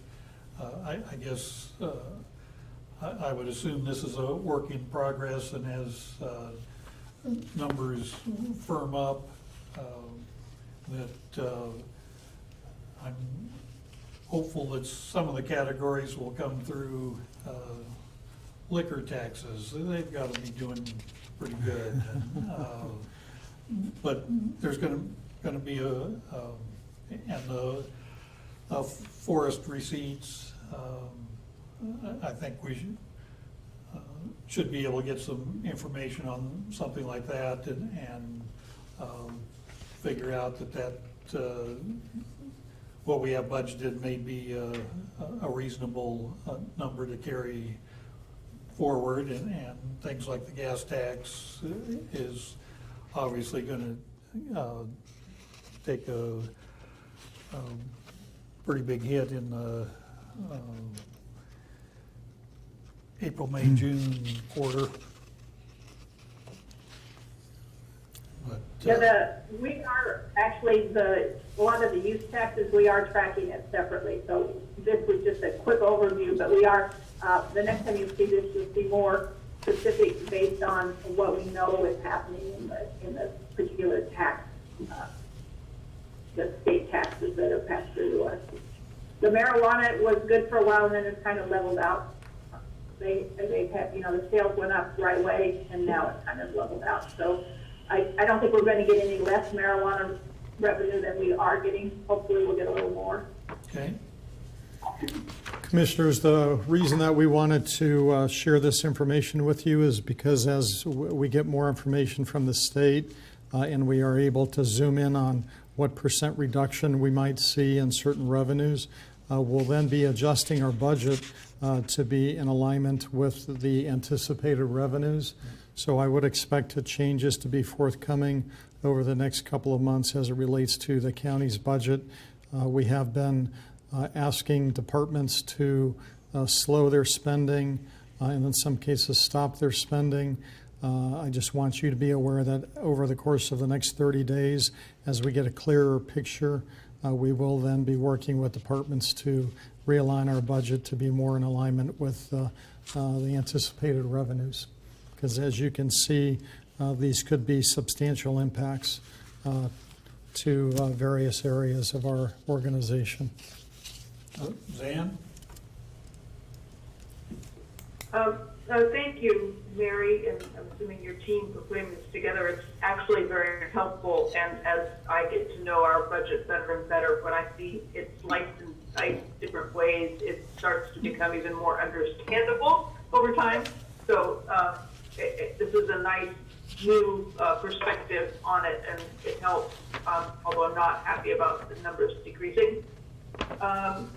There are a lot of grant and funding line items that I just am completely unfamiliar with, and I don't really want to take up a lot of our time today, but would you mind if I sent you an email message and just asked you about some of them?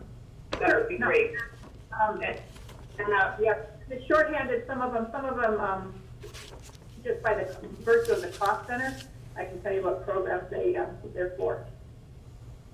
Yeah, and if I knew the codes for the cost centers, that might help. And I send you a chart of account because, like, if you look at, I'm looking at line 65, that 0013825. So the 25 means it's health related. So anytime you see a 25 in the third segment, that's health. Okay. 60 That would be great. are discretionary funds. So there's a lot of health related. If it starts with a 1, like 1512, that's law enforcement. So there's so then I'll send you a chart account too, so you can kind of get the key to what that helps you to see the program that way.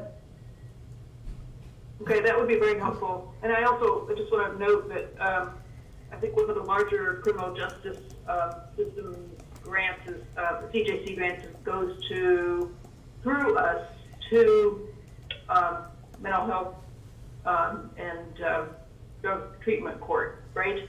So that might compound some of the challenges that they're having with the drug treatment court and enhanced track. And in line 85, where it says Oregon Criminal Justice Commission, because the finance is overseeing it right now, it has a 71. so that could be a big impact. Okay, thank you. Well, Mary, maybe sometime in the future,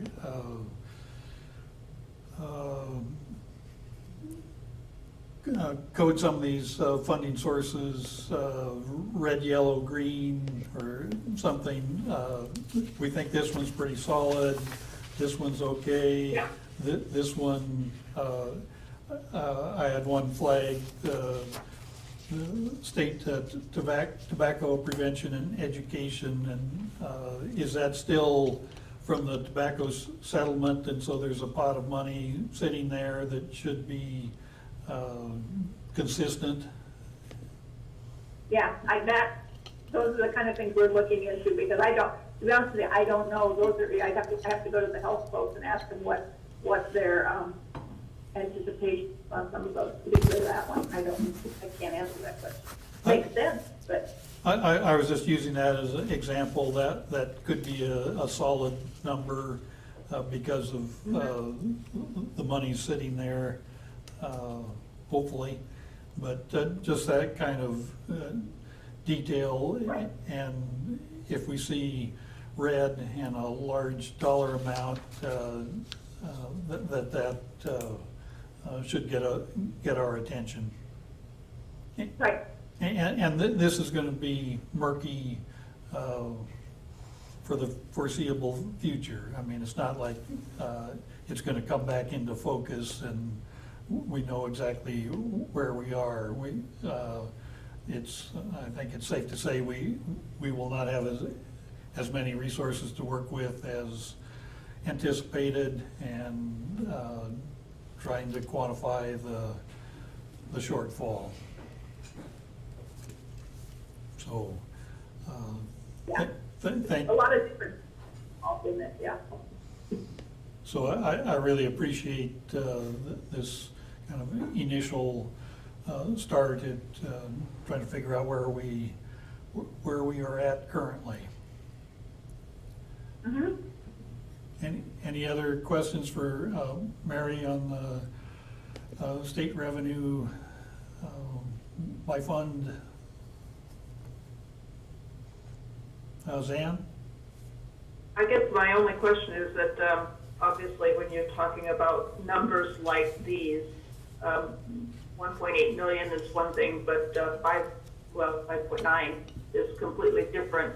That's people, and it's painful to contemplate. So we'll just have to watch this very carefully, and I'm hoping that we can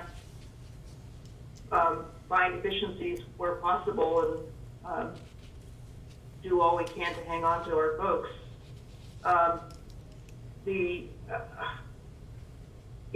It's a tough number to look at.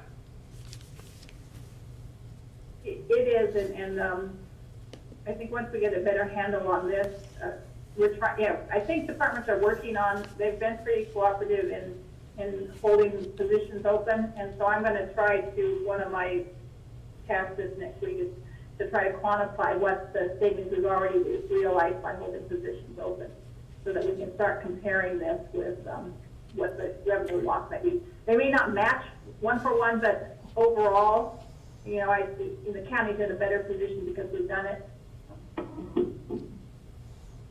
Thank you. Mm-hmm. Thanks, Mary, and if there's no more questions on state revenue, we'll have Mary talk to us about the CIP budget. All right. So that, this presentation you saw, I want to say a couple months ago, Jen brought forward just a review of where the CIP project stood. And so the information you saw already was the column F, total expenses through December. We added the next quarter and then actually went back to the departments and said, what have you already committed that we can't stop?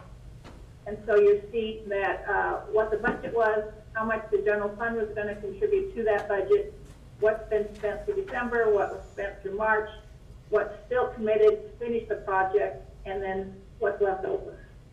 So you can see we have a lot of projects that were general fund funded projects that are in process or have done. So we can look at delaying some of those as well. So the general fund was going to contribute 2.5 million. And right now, uncommitted, unspent funds is 2 million, so we've only committed 5 million of that. So we're gonna call the CIP committee together to talk about these projects to see, does it make sense to delay them until we have a better handle on the funding? And that goes to all the projects. A lot of the projects, if you go down, their facilities and fleet and law enforcement, and then of course the whole road projects. I know that Gary's really looking at what projects they can delay and they can't. And so they had some input in this spreadsheet. We didn't get a lot of the committed, so we don't know what the road fund is looking for as far as their capital projects they were planning on doing this biennium. And we will be reaching out to Gary to talk to him. I know Joe's had some conversations with him about chip seal and working on that. So this is just information that there is funds available if we don't, if we delay our capital projects for a while. And some of you can see that they are saying that we don't need to do this right now, reduce scope and on hold. A lot of things we put money aside for space planning, that's $100,000 on line 26. Well, that was before we started looking at the 4500 Research Way building, so we don't need to spend that on space planning at this point in time.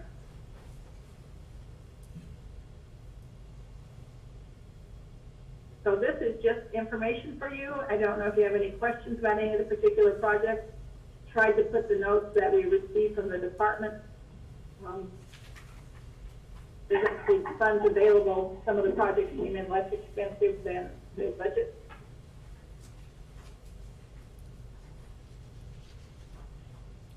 Well, again, Mary, I appreciate the effort and trying to sort out what money's been spent and where we have some flexibility, especially as far as it impacts our general fund. This whole situation reminds me a little of the Lewis and Clark expedition and the map they had of the northwest or the western part of the country, and the coastline had been pretty, the maps on the coastline were pretty good because of exploration by sea, but the inland was, there were some mountains and maybe a big river, and then it got kind of fuzzy. So any help like this to make us, allow us to have a better map going forward is, I really appreciate it. I was trying to just look at all the, all the possibilities we have to make this biennium, get through this biennium, and then chart a path for our next budget, which will start in August. Yeah. Commissioners, there's two other milestones that we're looking forward to in the month of May. The first one is what Mary's already talked about, additional information forthcoming from the state on May 20th. And then also the board will be meeting with Senator Gelser as well as Representative Rayfield on May 26th, which will be a public meeting, so we'll be able to hear firsthand from those two legislators as part of the budget impacts for the state and how that will trickle down to counties. So those are two milestones coming up in the next couple of weeks. Once we gain that clarity, then we'll begin to really dive into the budget even further to see what action needs to be taken to manage through the rest of this biennium. Zan? With respect to the CIP process, you say there is a CIP meeting coming up soon, and it's basically that group that will make recommendations about what should go forward and what shouldn't. For the general fund projects, the departmental ones, we're going to look at the departments to, we've asked all the departments to look at their, and see what they can delay. So yeah. So the general fund really. Yeah. Yeah.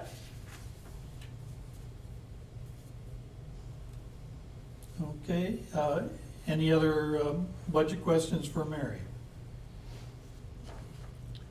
Hearing none, really appreciate your efforts, Mary. I know this isn't what you were expecting to be working on this spring, but I guess the moral of the story is we have to be flexible, and this is the new reality, whether we like it or not, and try to do the best we can with what we've got here. So, thank you.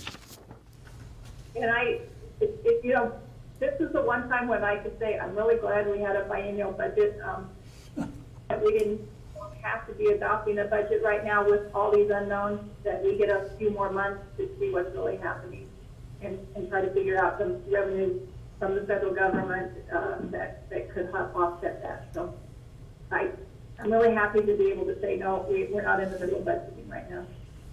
All right. Thank you, Mary.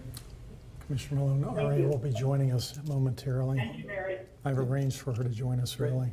Thank So I just texted her, and hopefully Well, she'll come on the line here in just a few minutes. I forgot to mention at the beginning that we have a very full schedule and need to be mindful of the time, and we are 7 minutes early. So hopefully we can keep that pace up. And Joe is getting Ari Basil-Wagner on the line. And Ari there she just is. joined us.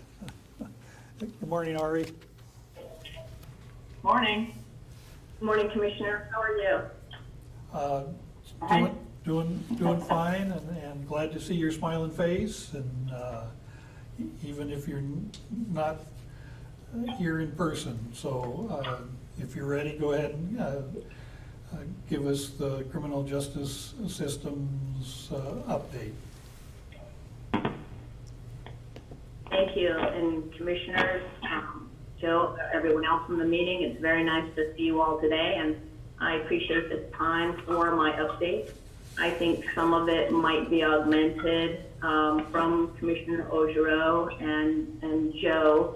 As you know, my role has been transitioning out a project manager, sadly, for my great enthusiasm for this project and the work that it involves, but a much needed place for my other part of work life. So with that transition, I know I've been involved in various portions of this update, and other parts will need other voices to help support you getting a full picture of it. One of the bigger updates to share with you is the place with the courthouse planning and the courthouse funding of the state. So, of course, the commissioners successfully secured 50% of the historic courthouse planning piece from the state, and that is being implemented as part of DLR's work in the pre-design. At the same time, we want to make sure that Benton County is positioned in a request to the state for 50% of the construction costs. And the way the timeline works is Benton County needs to, and DLR is working on this, send the state a placeholder for the construction costs, and that's actually due tomorrow. We've always known that as part of the timeline.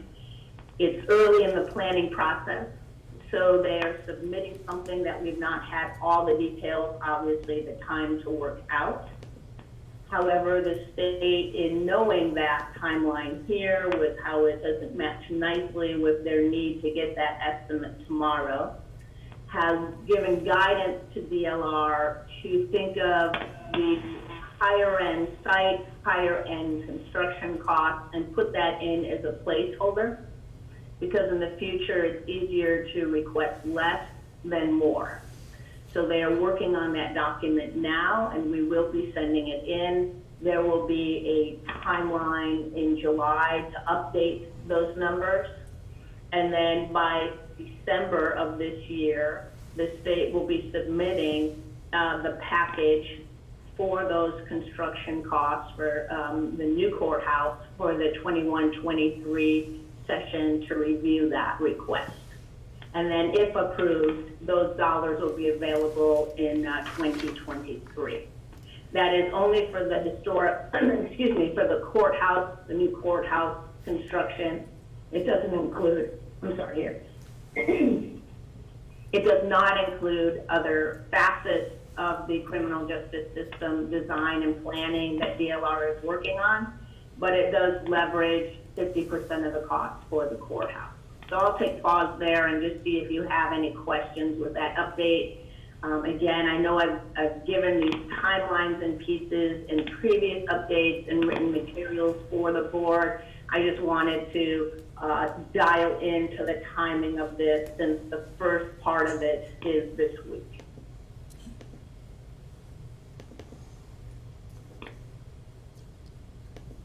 I'm not seeing any questions, Ari, so go ahead and continue. Okay, thank you, Commissioner. The other large part that DLR has been working on and staying in their work plan timeline, even in this virtual world, of course, they've been able to, before we went to this phase of meetings, we're able to meet with many of the key stakeholders for their initial conversations. There will be many more conversations with stakeholders in developing many of the details and site selection and design and cost estimates. But up front, they wanted to get some preliminary planning information for the criminal justice system improvement facilities that are being considered. From that, one of their main goals is to help, as is outlined in their RFP and project work plan, help look at various options and develop pros and cons on those different options to be considered for the final decision making on site and facilities and other pieces that go into that. The way they do that work in terms of looking at options and site selection is they create, based on the initial information, they create what I would call a base characteristic of a site. And they do that not because it's the preferred site zone or criteria, excuse me, and not because it's the priority. It's the one they use to compare all other sites against. And so they are in the process of developing that and pretty much in timeline with the tasks they have in their step one work plan.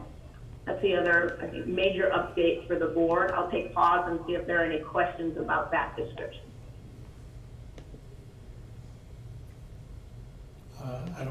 I don't see any, Ari. Okay. Either I'm very clear, I'm poking in this view and giving you all enough, and I know this isn't new news for the board. You've received these updates in many different formats, but for my time with you today, I wanted to hit on the highlights.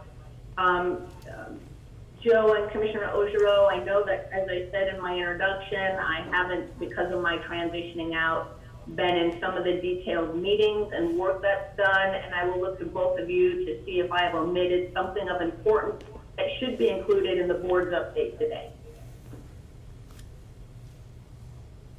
The only other thing that I would add is that there are a couple things that are on hold because of not only your situation at this point because of COVID-19, that is the planning for the Crisis Resource Center, which Danielle Brown is in the lead on, and Danielle, as you well know, is very consumed by her operations role at the OC.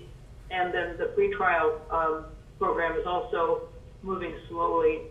It may have a little more traction, but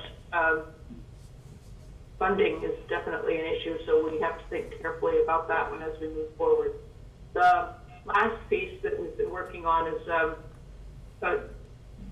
metrics and evaluation, so that we have baseline metrics and we know what we want to measure moving forward. And that process is we are engaging the Willamette Criminal Justice Council. And we have an executive committee meeting this week, and we're going to talk about that a little bit more and about what it would look like to keep that momentum up and going.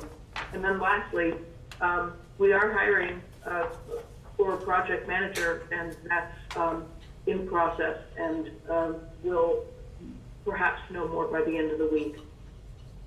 That's, Joe can probably provide any more nuance there if he cares to. Actually, I don't have any additional information other than what you just shared, Commissioner, at this point. I can expand a little bit on the work with DLR. I have participated in 2 meetings with DLR over the course of the last 2 weeks. One meeting was just as recently as yesterday afternoon. The purposes of those meetings was to really begin to engage the city of Corvallis in their community development team as we look to identifying infrastructure that's necessary to support the proposed new facilities. So we've begun talking about that infrastructure, where that infrastructure is available. We've also started talking about zoning and where there are opportunities in and around the city of Corvallis for site selection. So we've just got into some very preliminary discussions with the city at this point, and I would say that I think that those conversations are important and so far are going well, and it's a great exchange of information between the city of Corvallis representatives and DLR in particular.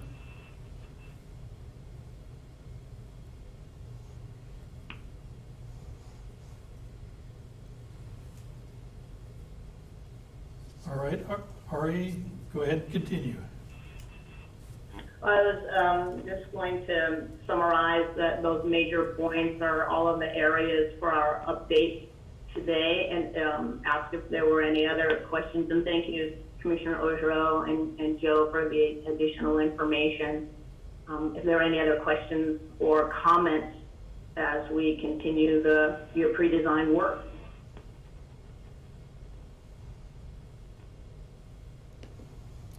You're on a roll, Ari. Why don't you continue? Great. All right. Is that the end of your report at this point? Yes, ma'am. Yeah. Well, I just wanted to say that this is probably your last formal meeting and report out with us, isn't it? And if that's the case, just want to extend a huge thank you. And we know we won't be saying goodbye, but we'll miss seeing you on a regular basis. Thank you, Commissioner. I'll very much miss this project and working with all of you, the leadership in Benton County, and the goal of this work and what you are trying to accomplish is all the things about what works in community safety and rehabilitation, and it's been an honor to be part of it. I will be on deck for consulting and some community meetings to help with facilitation if needed, but certainly not attending in the way that I have been with your new project manager coming on. I will assist with that transition, of course, and I will very much miss working with all of you and what I've learned from all of you.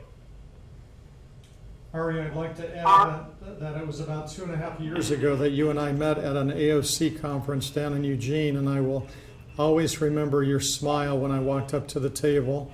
And so that casual conversation turned out to be the start of a great relationship with yourself and Gobi, and greatly appreciate all of your work over the course of the last 2.5 years. And commissioners, yesterday or the day before that, I can't remember, they're all running together now. I described Ari as being a very classy and very professional. So she is a professional that epitomizes everything that word encompasses, and she is absolutely full of class as to how she handles every situation and every interaction. So Ari, thank you. I'd also like to do that. Go ahead, Thank you, Annabelle. Arthur. No, I'm just saying I also want to say thank you. It's been a delight working with you. Well, Ari, I've enjoyed our time together and really appreciate your efforts on behalf of Benton County, and I will miss you and you're pulling your little suitcase into the office next to mine, but I hope I'm anticipating continued help from you, but on a much more limited basis. But thank you for your efforts to get this very large project moving down the road. So. I very much appreciate all the comments. It's really touching. I'm fighting back a Zoom cry as I wrap up with you. It's been my honor, really, and a pleasure getting to know all of you and working on this project. Thank you. Keep in touch. Well, we are, I had a schedule. I think we will probably power on through here till 11:30, and I'm going to call on Joe to start his county administrator update. Commissioners, I have a number of items I can update you on this morning, and then I'll likely need some additional time this afternoon during the time frame that it was originally allocated. Let's see, actually, I'm going to ask Mary. Is Mary still on the line, or did she just disappear? Looks like she may be gone. I wanted to share with the board just a reminder that tonight we have a number of budget meetings on your calendar. So if you haven't noticed that, please take a look at that. We'll expect to see you later tonight for, I think, 3 separate go-to meetings as it relates to budget. In addition, wanted to once again underscore with the board that Commissioner Malone and I tomorrow afternoon will be meeting with the area city managers, including the Lynn County manager and Albany city manager. And the purpose is just to, if you will, connect on our various reopening plans. Can you speak up a little bit? Sure. Get closer.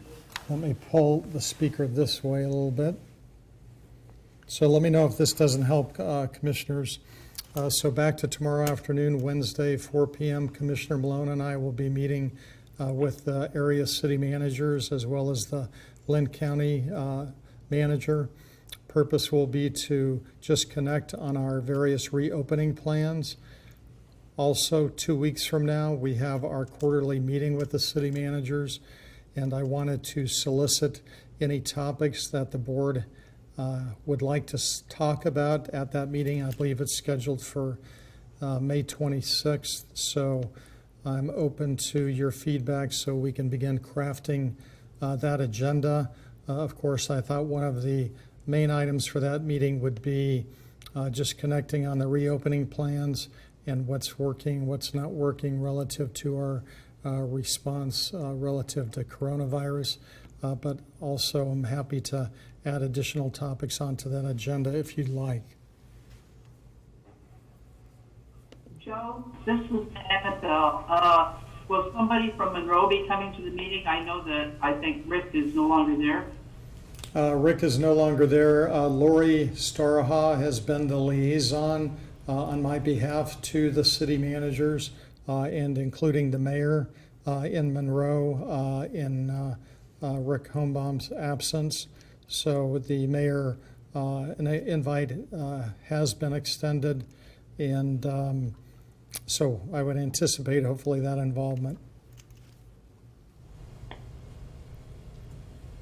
Thank you.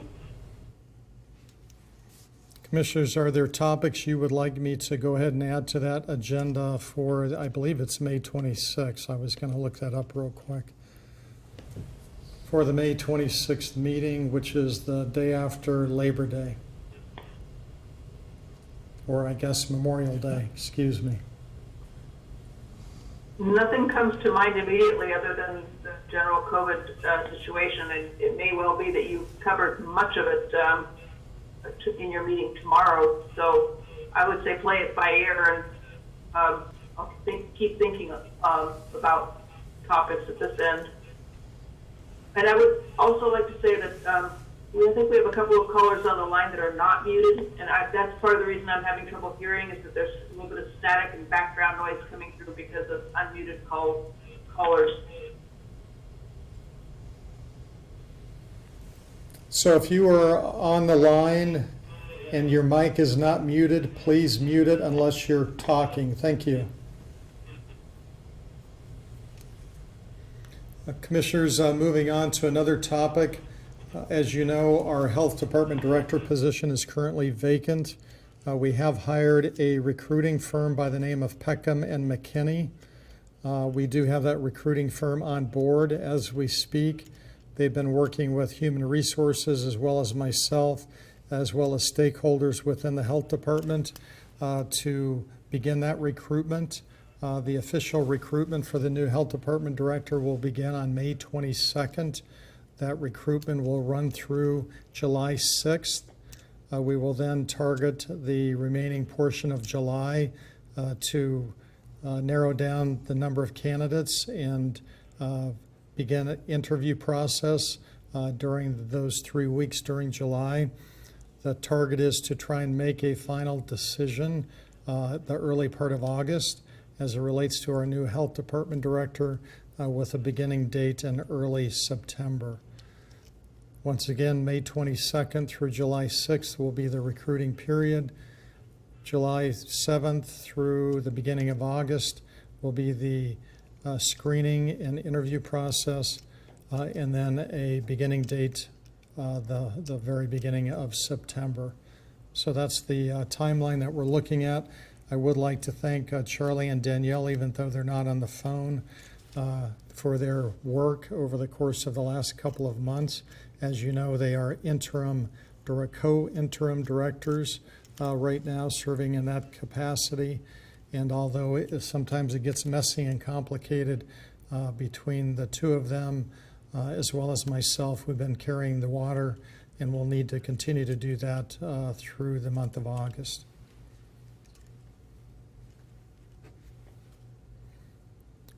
Moving on, as you're aware, we continue to offer 2 employee town hall meetings every month. The next employee town hall meeting is scheduled for tomorrow at 1 p.m.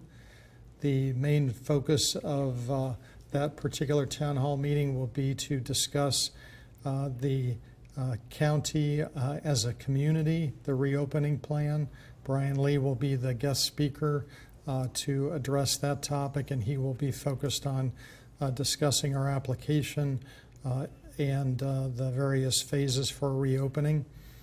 We will then follow that up with answering about 10 questions that we have received from employees. Tracy Martineau and I will be primarily focusing on answering those questions. And then we will have Matt Weatherall, who has been focused on our operations of the county, day-to-day operations. With Lori's assistance, Matt will be there to speak to the reopening of county facilities. We do expect that county facilities will reopen as of our phase 1 reopening date. Those facilities will be reopened with basic staffing, and we will not be bringing all employees back initially as part of phase 1, but we will have our facilities staffed so that customers can come to our facilities if they choose. At the same time, we will be continuing to encourage customers to do business with us over the phone and online. But we are currently ramping up to open up our facilities as of the reopening date for Benton County, and we hope to have that date by the end of this week. But it all depends on when the governor's office responds and approves our application. I would expect it would be that we will reopen under phase 1 sometime the week of July 18th. Could be sooner, could be later, but I'm sorry, what did I say, June? July. Oh, July, wow. So strike that, that is not accurate. Thank you. Let me enunciate that. It would be May, okay? But we're anxiously awaiting word from the governor's office so we can then announce the official official reopening date for the community and county facilities will coincide with that opening date. I'm still getting a ton of static from caller 2 and caller 6. Both of those lines are unmuted. Can you please mute your phones?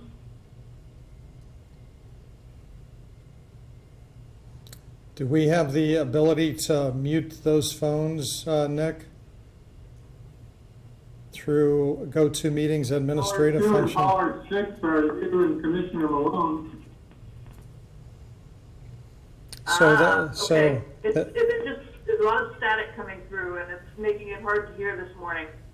I'm getting it too. I think it's just the electronics, but maybe if you can talk a little more closely or directly into the microphone, that might help. Okay, right now the mic is a foot away from my mouth. So what we'll do is when we regroup over lunchtime, we'll check the electronics.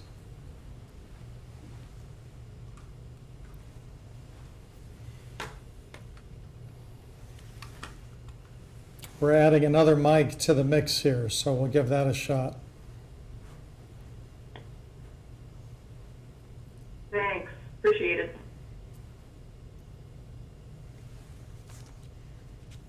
Commissioners, what I would do is I would recommend that we go ahead and migrate to our break. It'll be 40 minutes instead of 30. We have other folks that will be joining us at noon, and I think it would be difficult to get them on the line early. There are a couple of other updates that I'll provide to you later this afternoon that I'm not prepared to give you this morning. I do have to check a few emails before I'm able to provide you additional updates. Okay, thanks, Joe. And so we will sign off here for 40 minutes. Topic number 1, after lunch, 4500 Research Way update. That's an hour. Next up, the county fair status and alternatives. And probably next is some more of Joe's updates, and then we'll finish up with commissioner updates. Commissioners, during my update this afternoon, Lilia Neville will also be joining me for that update. She has four to six different items to talk with you about, and so we will incorporate her during that time frame. And Nick, thank you for playing Mr. Wizard behind the curtain and showing us the PowerPoints this morning. So appreciate that. All right. My pleasure. Okay. See you back a little before noon.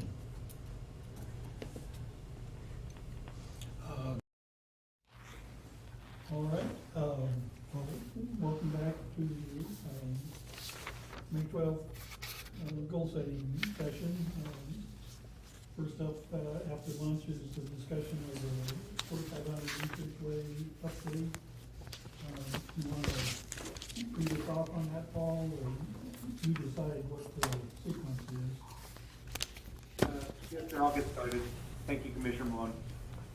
First of all, thank you, Commissioners, for taking your valuable time with us this morning for this update. We have a bit of material, I think, to try and get through today, so I'm going to kind of start off with just the routine stuff.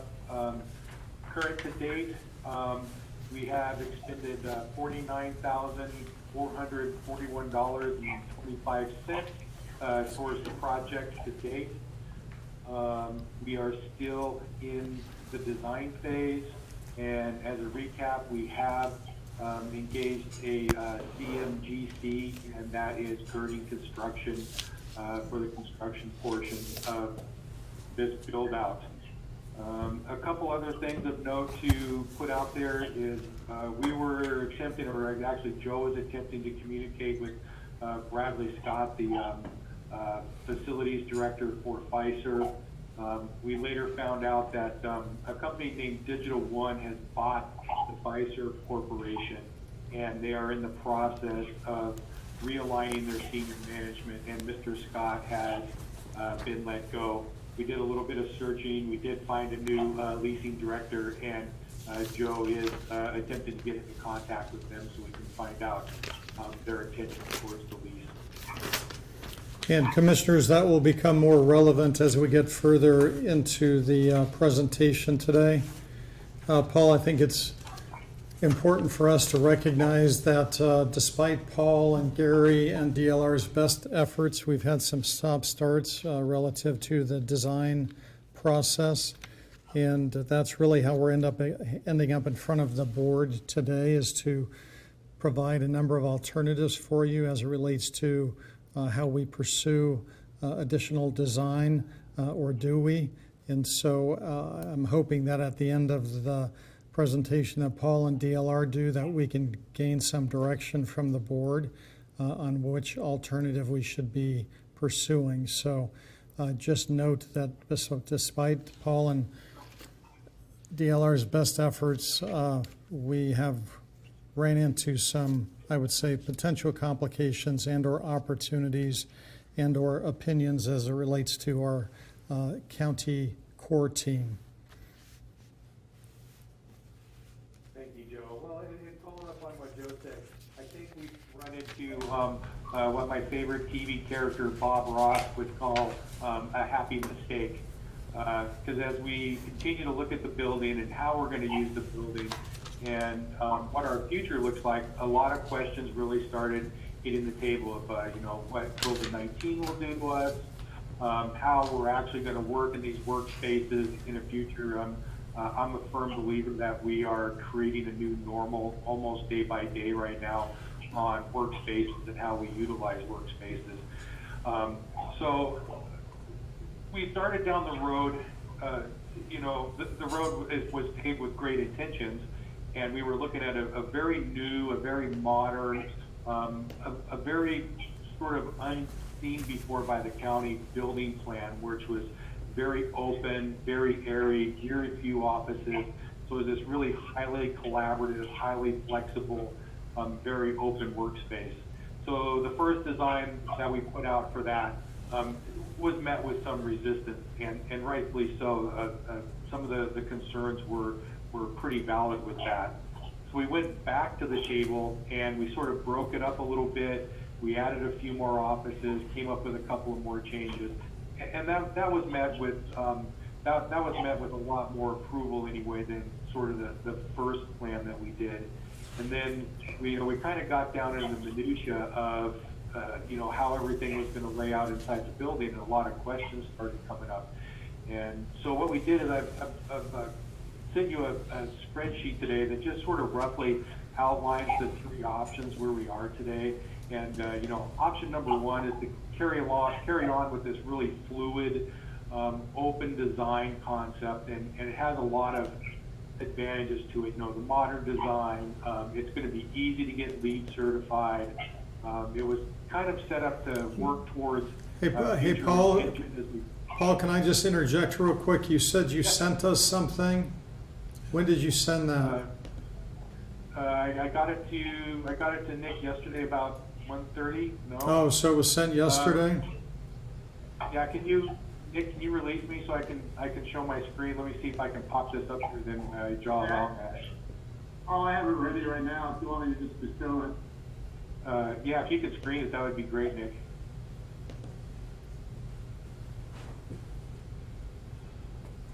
Okay, thank you. Please continue, Thank you, Paul.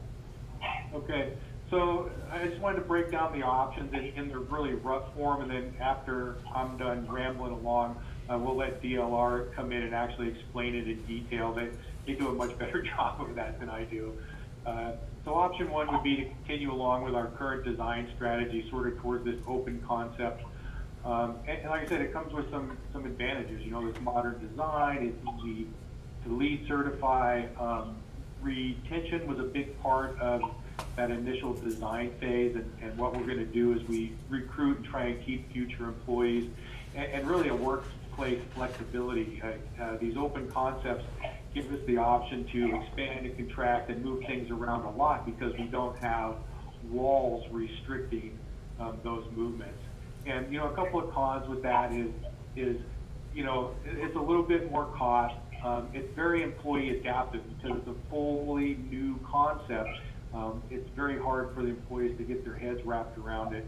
And it requires a real large demo plan, basically gutting the entire building to start over.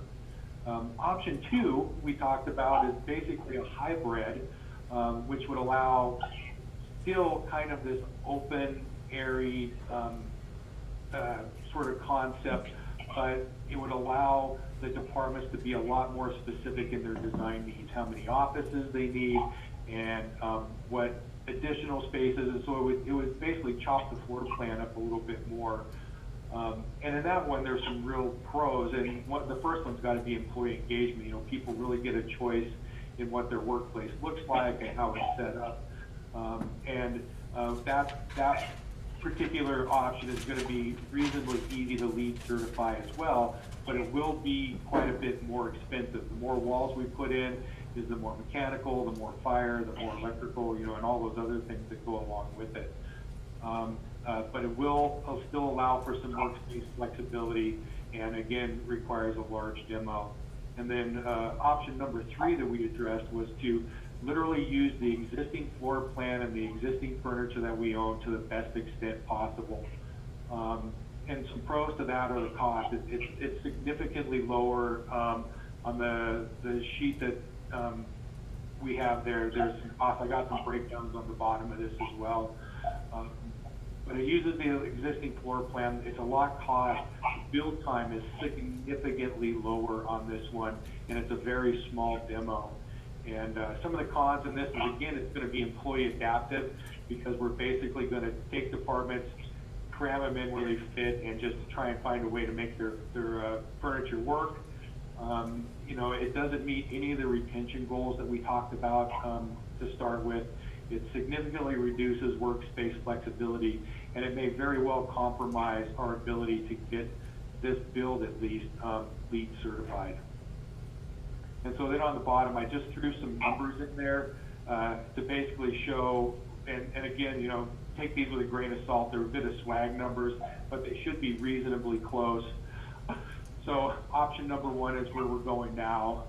Option number 2 would be about $79,000, $80,000 more expensive. And then option number 3, reutilizing the existing space and reutilizing furniture, could be quite a bit less expensive, you know, to the tune of, you know, roughly $750,000 that you see there. So, and then the other 3 options that the sheets there give more of a breakdown and show how exactly that works. So, but I think with that said, I'd like to turn it over to DLR so they can discuss these in a little more length. Cheryl, Joe Kirby, question for you. Do you have the ability to show the various scenarios that we've been looking at in terms of the actual floor plan as you go through these with the commissioners? We do have the diagrams with us today. I think Robert's going to pull those up and get us started. Thank you. Yes, thank you, Cheryl. Nick, would you be able to let me share the screen? Mm-hmm.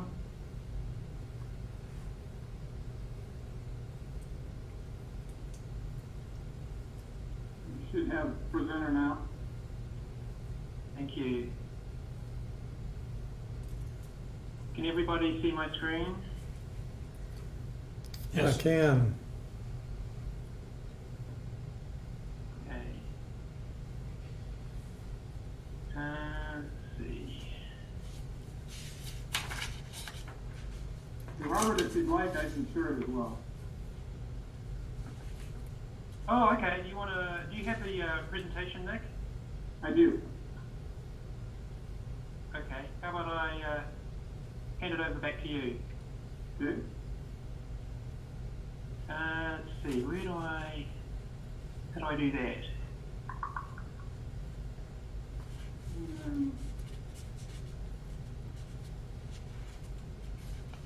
Maybe I can do it here. Okay. Do you want to take it back? Yep. Very good. That ends our presentation, commissioners. Just kidding. That was short and sweet. That's good, Robert? Yeah, that's great. Thank you very much. So, first of all, I also want to thank the commissioners for allowing us the opportunity to make this presentation and to provide this update for you. Paul did a great job summarising the major cost items, and we'll go into that a little bit more detail.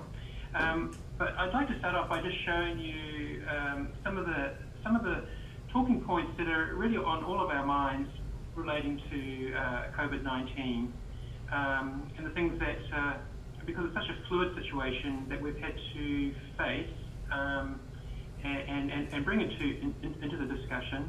The good news is that a lot of what we're talking about now, I think, relates quite well to option one with the new design that we are proposing. So, in other words, the work that we've done so far, the design work, I think still has very much real pertinent value, and I think if you wish, we can certainly carry that forward with a high degree of confidence in terms of what we're facing with workplace concerns. Obviously, we'll want to be flexible and adapt, and of course, we're certainly open to that.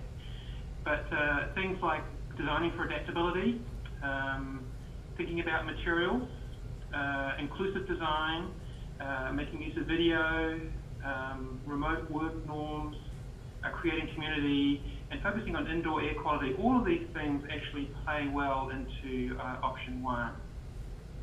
If we could move to the next one, please, Nick. Next slide. So option one, okay, great, there we go. So, that's perfect. So space planning scenario. So just again to build upon what Paul was talking about and the numbers. Option one, which is the new workplace standards, in other words, what we've been working towards in the last few months, has a price tag of around about, we think, around about $2.4 million. Option two, where in other words we just take everything that is in place already and essentially transfer that without too much change management, it's going to be a little bit more expensive, we think. In other words, we just have to shoehorn it into these two different levels. And then the third one, where we're utilising the existing build-out with the eye of adapting that to a future remodel, is the lower cost item. And then number four, one to think about, and I'll let Paul and Joe touch upon this in more detail, is whether we want to consider pausing for 90 days while we work things out with FISERV and understand better the COVID-19 impacts. If we could go to the next slide, please.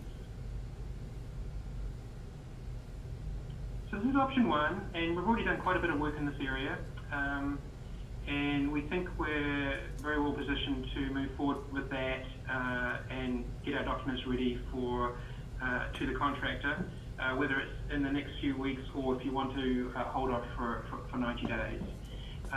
Focusing again on creating standardized suites that emphasize things like adaptability, flexibility, and equity. Creating shared break and meeting rooms. And also creating spaces within this format that allow for enclosed rooms and uniform workstations. So that's really the main thinking that's driving option one. Then if we go to option two. So again, this is very diagrammatic. Essentially what we're trying to point out with this scenario is that we would create customized suite layouts based on really what each department is working with now. So it's almost a transfer of one layout into this space and sort of doing our best to fit it in. We do think that we could probably do that, but it will lead to more compartmentalization, a little less openness, a little less flexibility and adaptability, and will probably result in a greater cost and expenditure for the county. And then the third option. This is one that we were looking at fairly recently. We really wanted to make sure that we had we've done our best in terms of looking at every possible way to make the space work. And the third one is really just to let the existing built out, use that as is, and then really fit everybody into that. So really not much in the way of demolition, as Paul noted, not knocking down really many walls. We will probably have to add a stair in there on the south side, because if FISERV is still to remain over the next year or so, then building code requires that you need a new stair in there. You can't transfer through another tenant space to access the stair on the north side. It's just how it works with the building code. But that would probably be one of the major expenses that we would expect in this type of option.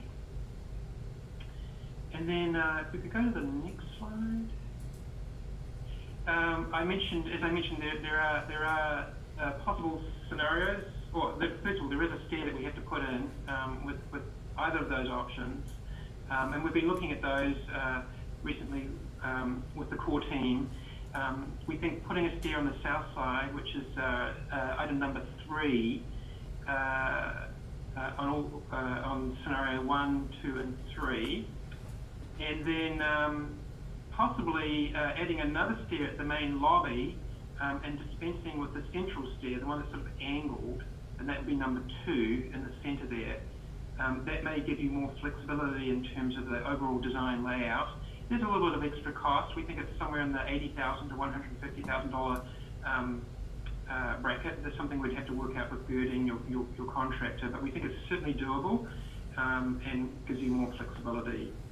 And then down below, if you could scooch down a little bit there, Nick, if you were to take over the whole space, if FISERV were to completely vacate in the near term, you could look at not putting any new stair in, but that would mean, though, that the whole space, both floors would have to be available for your use and for access. So I think that's about all of that for the summary of our presentation, or our presentation for today, and happy to answer any questions, or hand it to Paul and Joe. Commissioners, before you ask questions, I'm getting an echo here. Hello? Commissioner Malone, is your mic on by chance? No. You can see yours on Joe. Oh. No, it's off.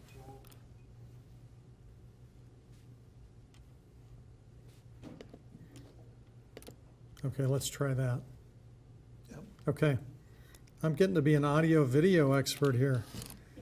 Okay, so let's try this again. Commissioners, before you ask questions, I'd like Paul and I just to expand on one concept a little bit more.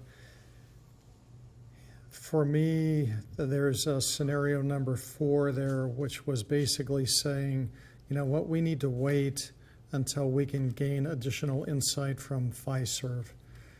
As you may recall, one of the benefits about purchasing this building is that it has a paying tenant in the building, and that was certainly attractive to the board and myself and others as we went through the acquisition process.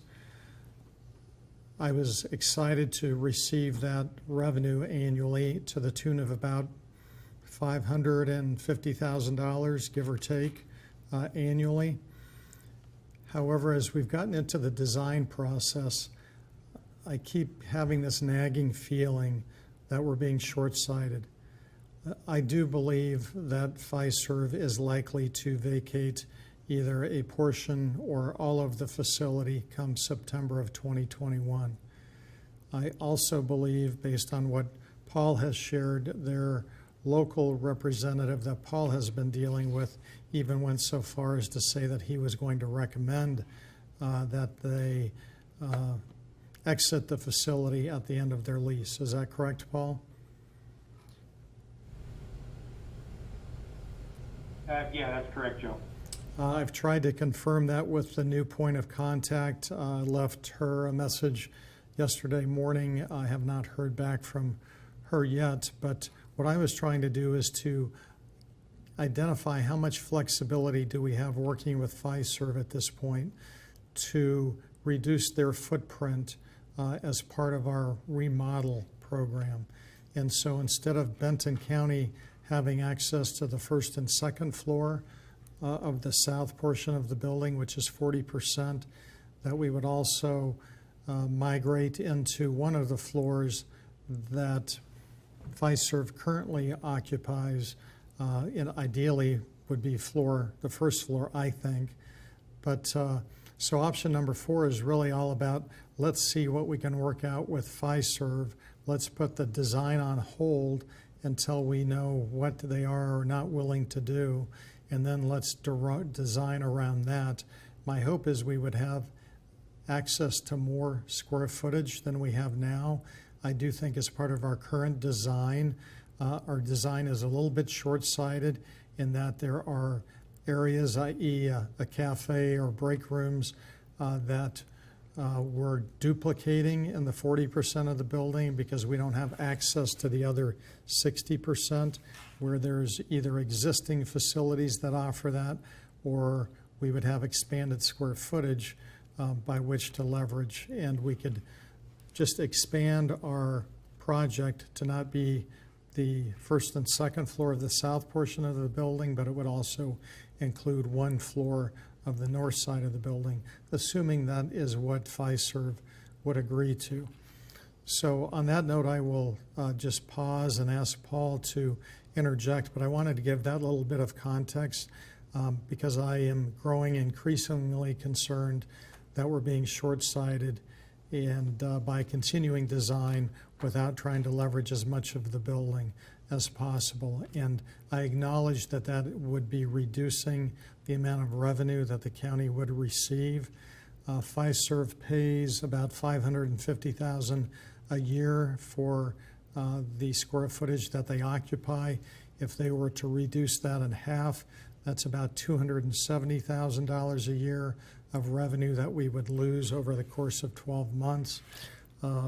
If they reduce to one floor, that equates to about $22,500 per month that they would continue to pay, but it certainly reduces the revenue in half on an annual basis. So on that note, Paul, why don't you jump in and share your perspective on this topic? I was pretty reluctant actually to start with when we first started talking about maybe taking a pause, but really the longer thought about it, the more I've looked at how many questions are on the table and how many of those questions we're unable to answer right now, the more receptive to that concept I've really become. I think a 90-day pause would be very appropriate for us to try and answer just a few of those unknowns that are out there that we just can't seem to get ourselves wrapped around, and to really look at where COVID-19 is taking us, and how these new workspace concepts are maybe going to pay out at the other side, and what Fiserv is doing, and all of these sort of things. There are some knockback effects to this, of course, and probably the main one of that is going to be the DA and the county clerk that very well may delay that for some amount of time. But really, I think that's the only true, as I really looked at it, I said, okay, what could go horribly wrong if we pause? And that was really the only thing I think that I could pull to the top of the table, was just making sure that we address that anyway, because that was the only thing I saw that would come up. I'm really confident. We need, as we look forward to COVID-19. I started thinking about, I'm not quite as old as Commissioner Malone, but I'm getting up there. Thanks, Paul. Yes, sir. So I started thinking about all the things that have gone by in my life. And, I started thinking, the planets were lined up, EMP attacks, anthrax, smallpox, Y2K, 911, swine flu, bird flu, android attack, or asteroid attack. And really the one I can't believe we escaped, which was the end of the Mayan calendar. I thought that was it for sure. So looking back at that, I really choose to be optimistic, and I choose to be confident that We have some of the greatest minds in the world working on a cure for this COVID-19 and a vaccine that will come out onto the street. And one day it will go on my funny list along with these other things.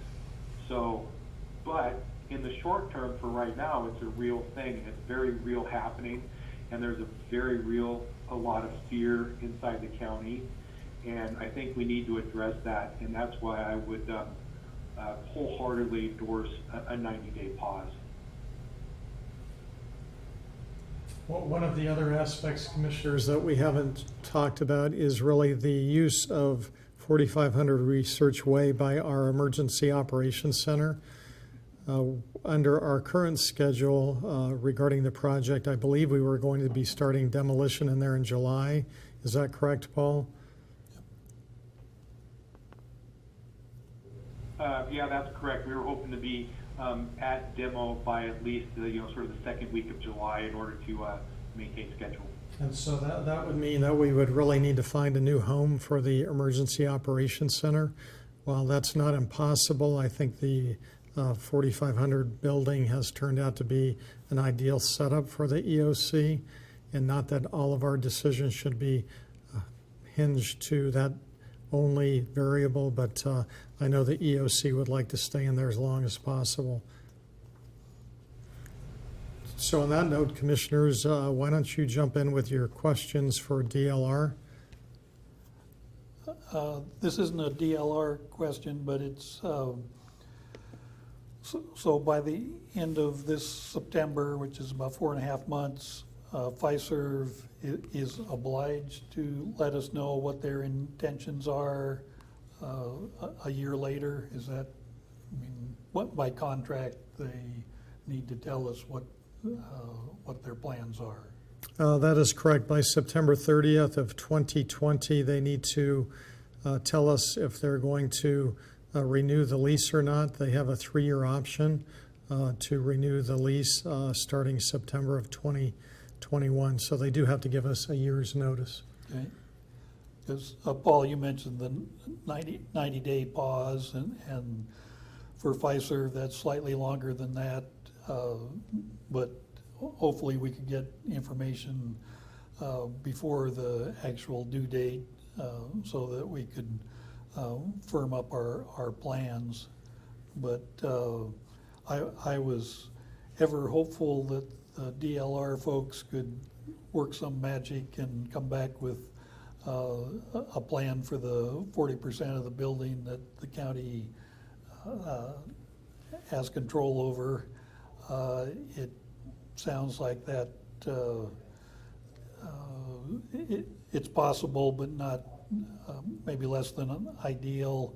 And I know working with a blank slate is a lot easier than working around existing structures. But And Commissioners, I would tell you that, our core team that's been working with DLR, this has been a topic of discussion back and forth over the last few weeks, and I'm not sure that we can say everybody on our core team thinks we should go one direction or another. We have a couple of design options on the table now. We can certainly pursue those. Those are identified in those scenarios that Robert reviewed. So we are prepared to move forward if the board thinks that's in the best interest of the county. However, we wanted to make you aware of what another option is, which we really haven't pursued or talked much about, which is that option 4. okay, Zan? I have to say that I think that option 4 is the best alternative. I think that we will have more information by the end of the 90-day period. Hopefully we will have heard from the mutual one about whether they intend to renew the lease. And it will allow us to do everything at once rather than do it in a partial way. One of my observations of the county being newer to Benton County is that we tend to do things part way, and we tend to do things on the cheap. And I know that was one of the goals when we purchased this building, was to do it right. And I would hate to see us rush into something and not do what we want to do.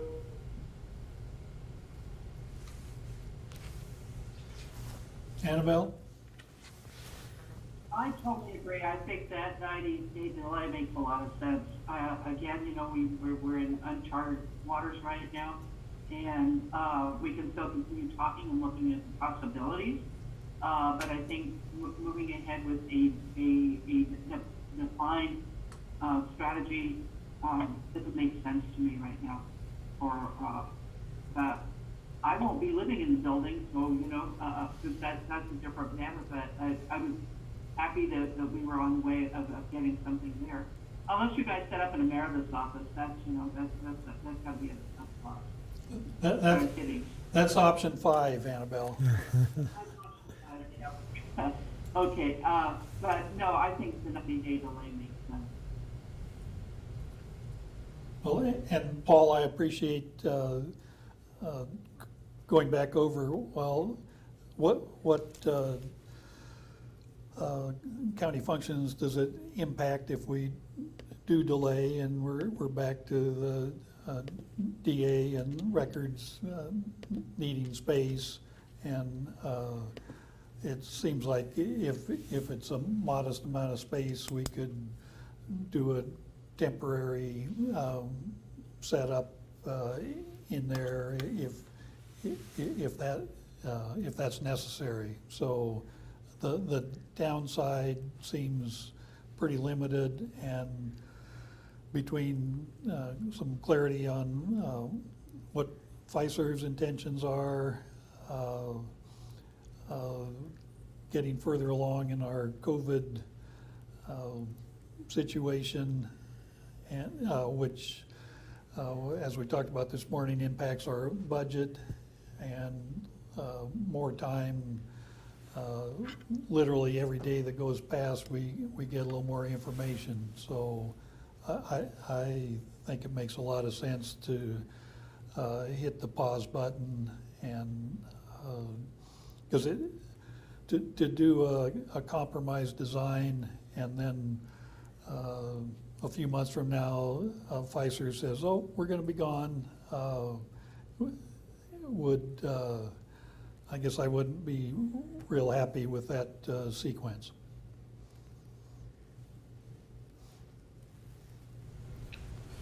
Understood, and also, you know, through this 90-day pause, it doesn't mean that we go to a full stop either. There's still aspects of this building design that we can continue to work on.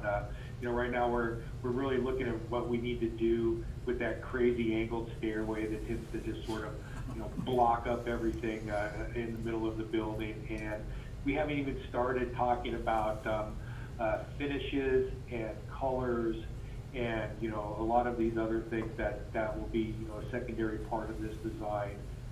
You know, once we get this block design, so I think we could work on a few of those items as well through this 90-day pause. Zan? I would like to say that I very much appreciate the fact that you started the design presentation with that list of values or concepts at the beginning, and I would like to make sure that we stay focused on that with that flexibility and employee safety very strongly in mind, and that employee engagement question is, to me, one of the more challenging ones. I think we have a real balance there to achieve in terms of engagement during this process of the design, and in terms of how people will actually use the space, and we will have the most engaged workforce. I tend to agree that we will also know more about adapting workspaces to dealing with this kind of virus in a couple of months. There's so much information coming out, so many ideas coming out. I think it would behoove us to move a little slower so we can take advantage of that. Cheryl, I was wondering if you could talk to the board briefly about the employee survey that we did, and just give them a little bit of insight about what you heard from employees. Do you have that information readily available? I believe I do. Let me just take a Commissioners, quick- this would at least give you a little bit of insight as we begin to go further into design over the next 3 months or 6 months, whatever that may look like, if we're going to delay it. But I thought that the information that came from employees in the survey was important, and it gets to your point, Commissioner Ozero, about employee engagement. So I think it'd be worthwhile for the board to see that material for just a quick 5-minute overview, Cheryl, if you can do that. Yes. Cheryl, do you want me to make you a presenter? Well, actually, Nick, I was thinking I would just email this PDF to you really quickly. And I don't mean to get us off track, but I do think it's relevant.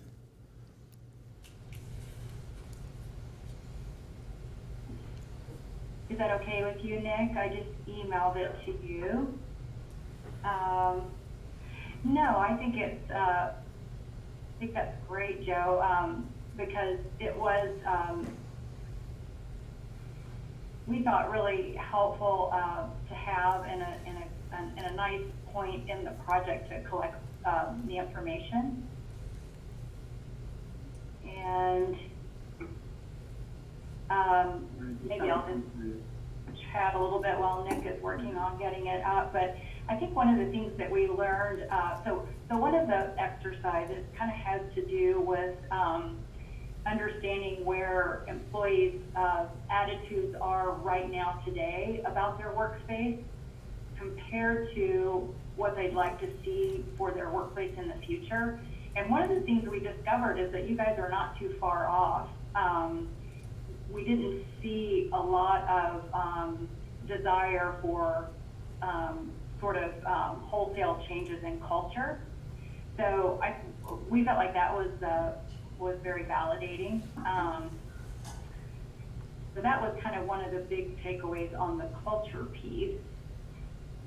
And then, Nick, I'll just kind of let you scroll through so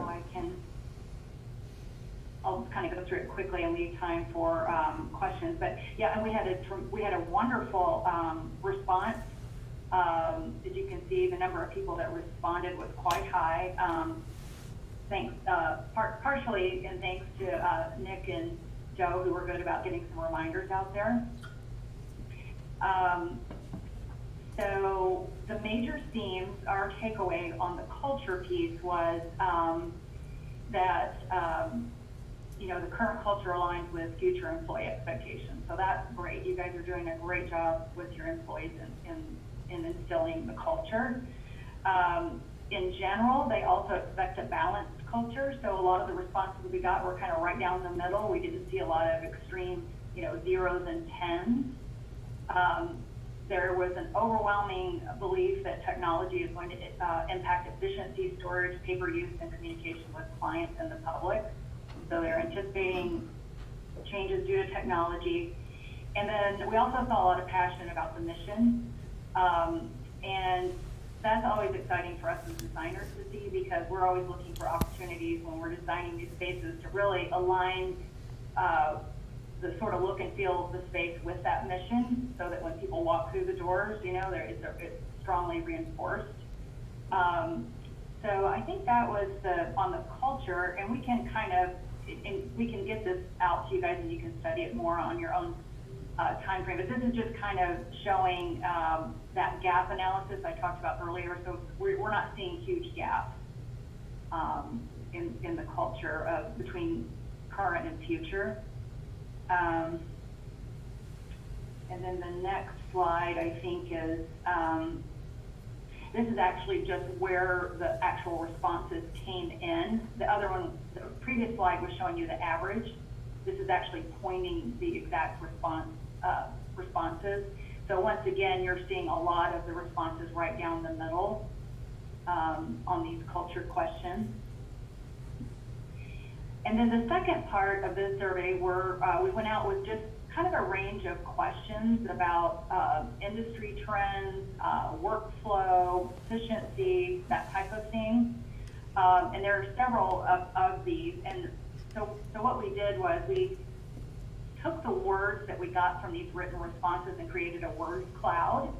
Those are kind of a fun, quick way to sort of see where, people's heads were at, where kind of the consensus was. This first one was, how do you see, your industry changing in the future?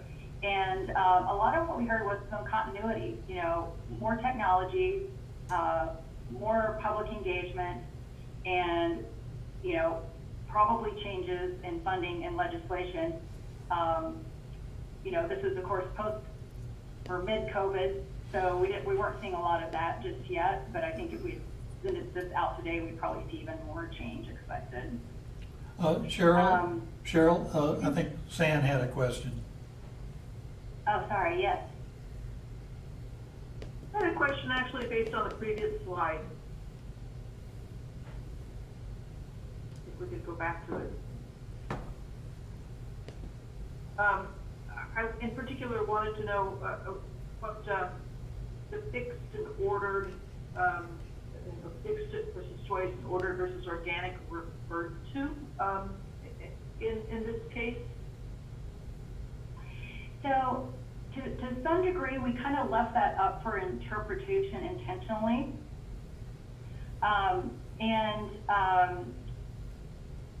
Our sort of assumptions about this desire for, maybe less organic and maybe a little more ordered might have to do with process and the amount of changes being faced.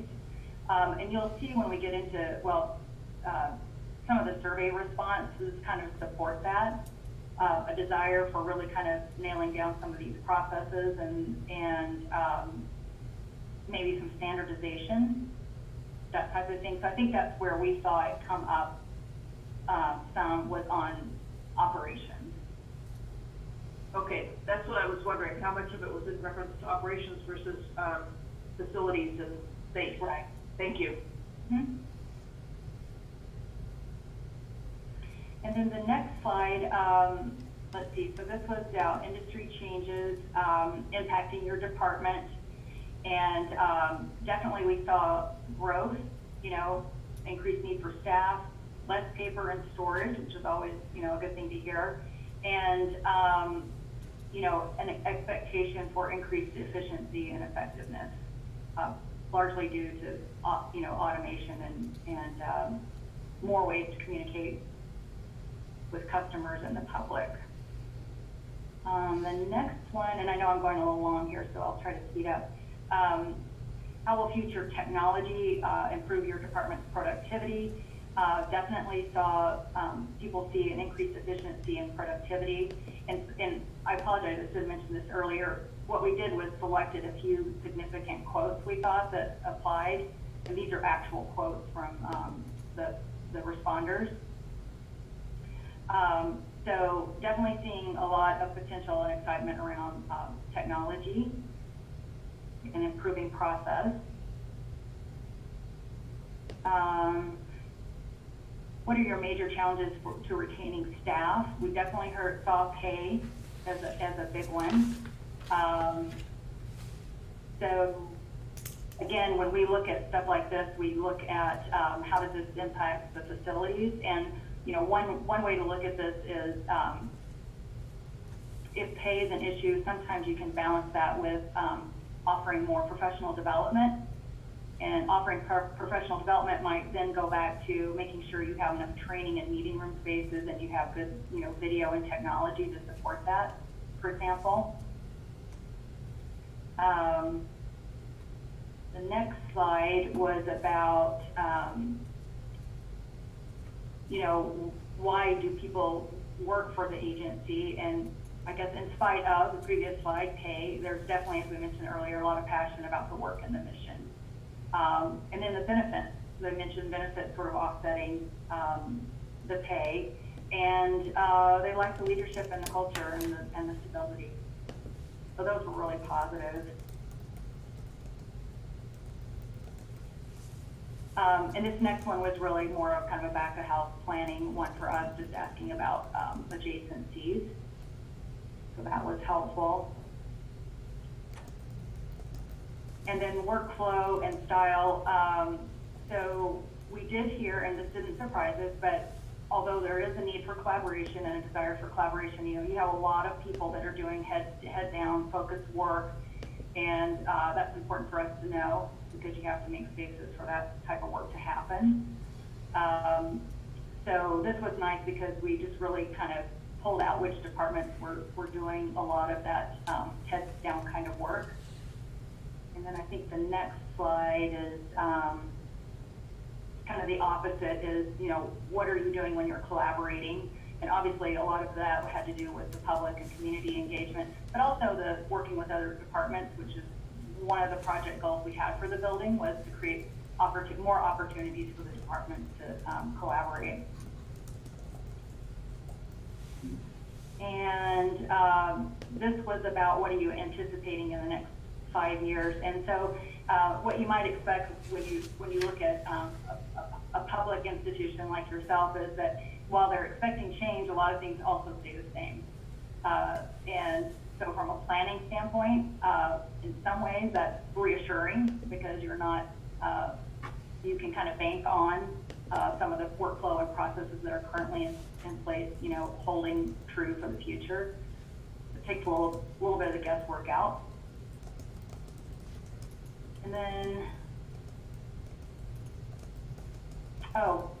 we asked about what workflows they were mostly employing for efficiency, and a lot of it had to do with, schedules and procedures, but also we saw a lot about communication, and again, that kind of goes, we're taking that to heart when we're looking at the planning, making sure that the space is supporting, good communication, and collaborative opportunities, of course.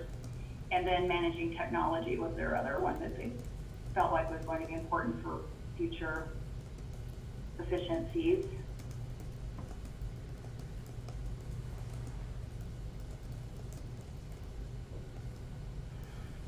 So this was more about strategies that will make the company more efficient and ability to adapt to change, increased use of technology, and then again, in-person communication and interaction. We heard a lot about that. So I think all of these sort of support where we're at in the project with some of the new workplace ideas we've introduced, if you decide to go that route. And I think that might have been the last one. Storage. Well, this was kind of a little of both, that yes, with digitization and electronic filing, they saw some decrease, but, because of, the jurisdictions and policies and legal requirements that, you're always going to have some storage, so it won't go away completely. So we saw a little of both, continuation, more physical storage needed, and some reduction.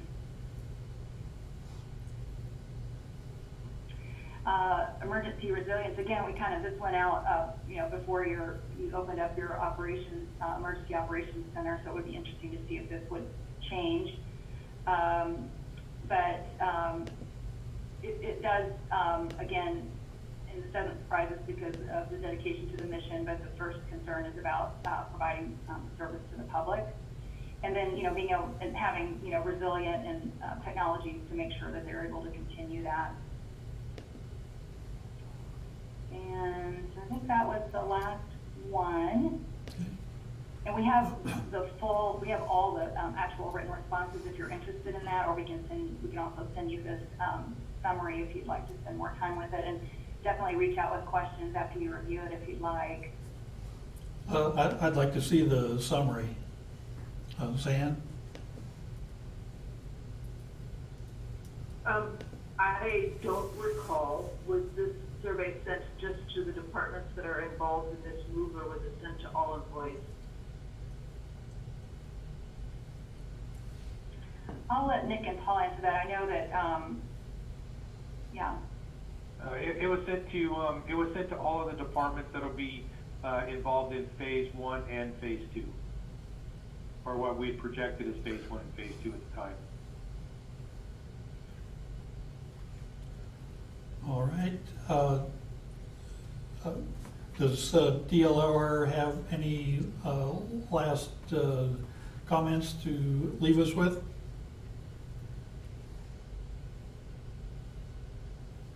I think we're all good. Good. Thank you very much.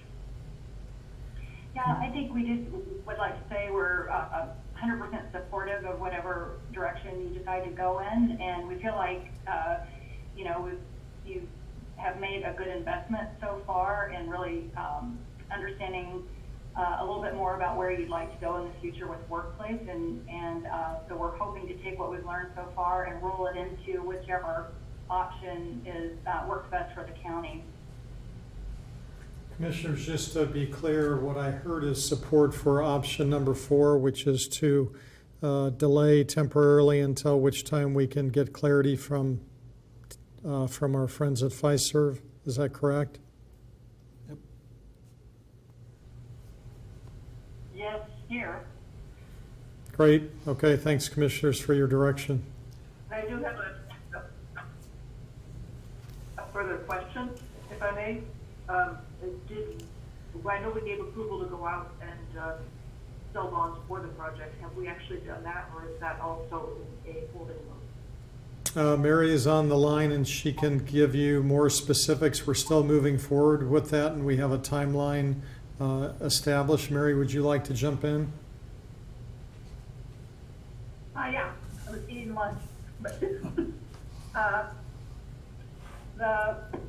moving ahead, we plan to have the bond sold in June, with price, the 8th of June, so we'll probably sell at the middle of June. I will be back to talk to you more in detail about this on 26th, I think.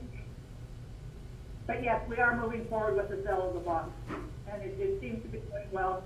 The holdup now is trying to describe what this COVID has done to our revenue projections and how it's affecting us financially, and putting that into words.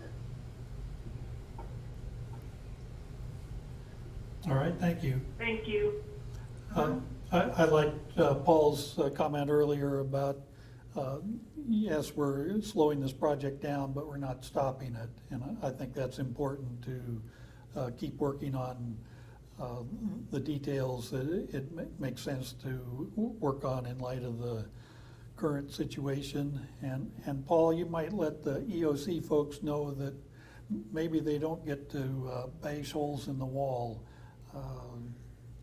because we may not start in July. Put a notice up. Can do. All right. Well, I appreciate that update, and I thought this was going to be harder than it was, but I think this is a pretty obvious choice.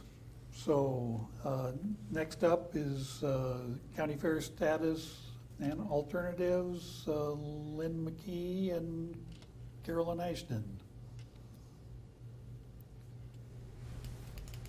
Hello, everybody. I know Lynn is on here. She's one of the callers. Okay. 8, 9, or 11.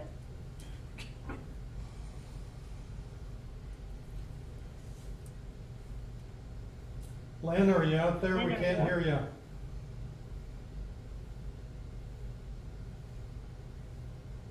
I do know Lynn is out there as well because I was just texting with her a few minutes ago. I'm texting with her right now.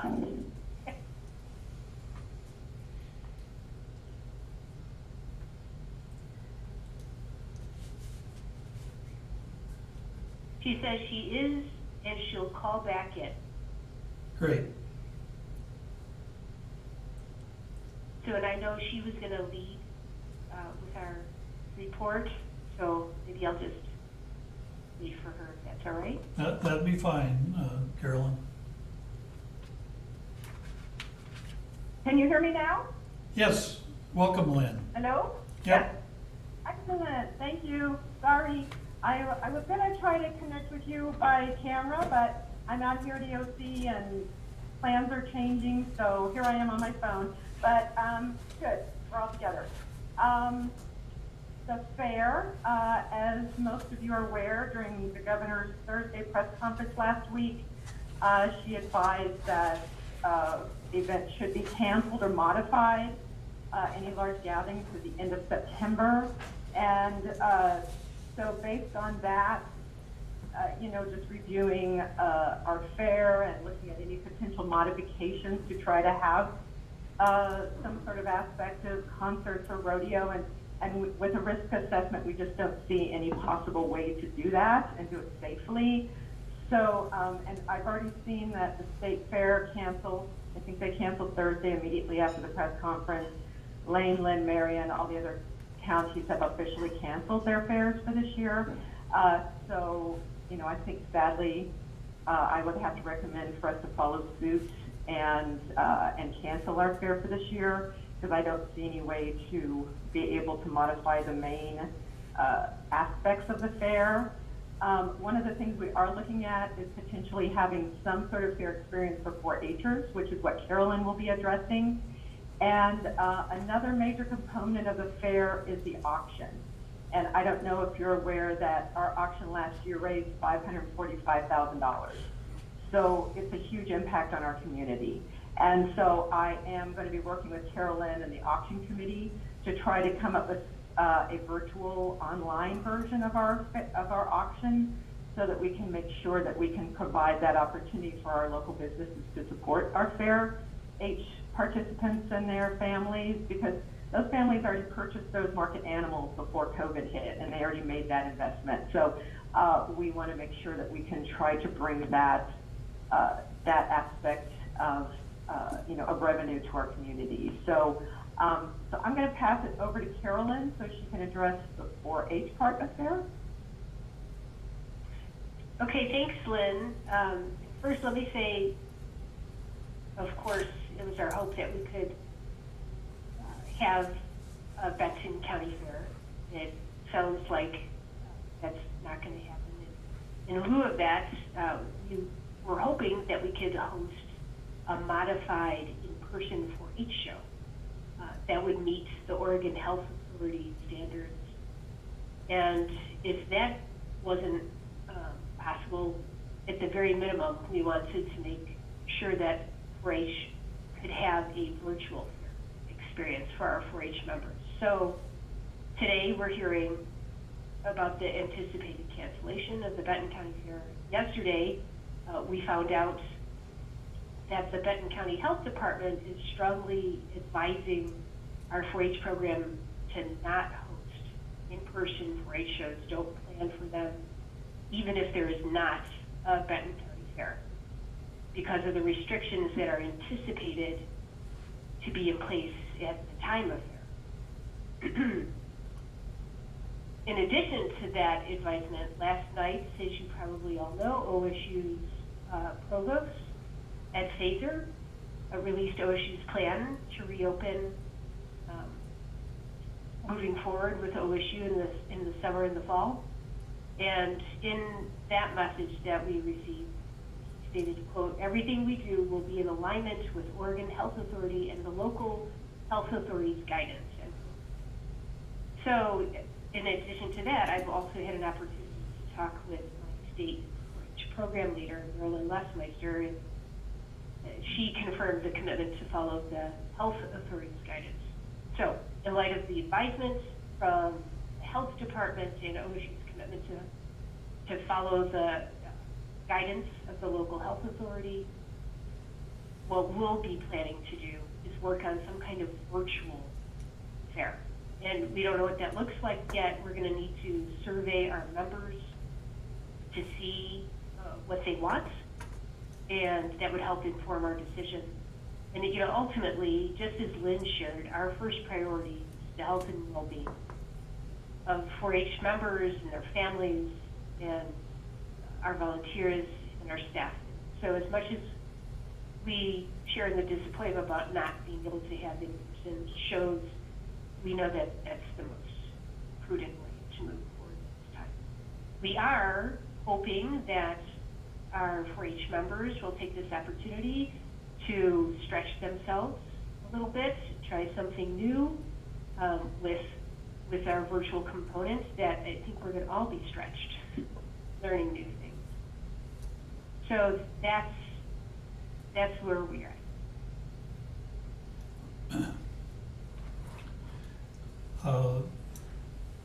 Lynn, am I correct, the governor's guidelines are, in phase one, you can have up to 100 people at an event, or is that phase two? Okay. That is phase two, yeah. Phase one's 25 and less, and then phase two would be 100 and less. And according to what the guidelines we've seen, large gatherings won't be allowed until there's a reliable treatment or a vaccine. And so how long that will be, who's to say, but I think large gatherings are going to be, I just don't see that happening this summer across the board, not just fairs, but any sort of large gatherings. And, which is, of course, my concern on the impact of our rentals. If we're not having fair, that also means we're not having rentals. And so I'm looking at some other options. I'm trying to be, okay, then let's think out of the box. I'm looking at what some of the other fairs are doing. I saw in Merced down in California, they're doing Fair Food Fridays, and they're bringing their vendors, the booths, the food carts on site, and they're letting people get drive-through fair food. They're getting their deep-fried Twinkies and everything and getting that experience, and that's been very popular for them and supporting their vendors. So, so with this cancellation of fair, I think now we need to shift our focus to, what other options can we bring to our community and be creative about that. And also, I'm really looking at this reopening plan as to what we might look like, when we start trying to do events and what that will look like with those restrictions of 100 people or less. And so there's just a lot of moving parts, but I just, it's so sad, but I see no way to be able to host a fair at the end of July with the guidelines in place. All right. Any questions for Carolyn or Lynn? I don't have any questions, but I really appreciate the thought that's going into this. I was concerned about that too, and even though in some places things seem to be moving along a little faster than others, I think we have to err on the side of caution. We really don't want to have people getting sick at any event we have, and so my own personal bias is we're going to be seeing trailings of this issue over the summer. And so this makes sense, might as well make the decision up front now and let people get used to that. And then promise for a big event next year. Lynn, Joe Kirby, Lynn, can you share what happens contractually speaking with the entertainers that we've lined up for this year? We have two different types of contracts. We have the entertainer contracts, and that has the force majeure clause, so that if there's any sort of riots, earthquakes, and epidemics are listed, then we can cancel. And so we can cancel the entertainment contracts and service provider contracts. Normally, we have a written the requirement to do written cancellation. So I've already talked to Vance, and we don't anticipate any problems of canceling our contracts. And it breaks my heart for these entertainers and these service providers, because they have a season where they work. They kind of work April to October when these events are going on, and so they've already had a winter with no income. So and his wife from out California has already canceled theirs, and it's just kind of moving up the line throughout the summer, and so they'll be without money this year and then throughout the winter again into next year. So they're particularly strapped, but they also understand the situation, and they're doing the best they can with it.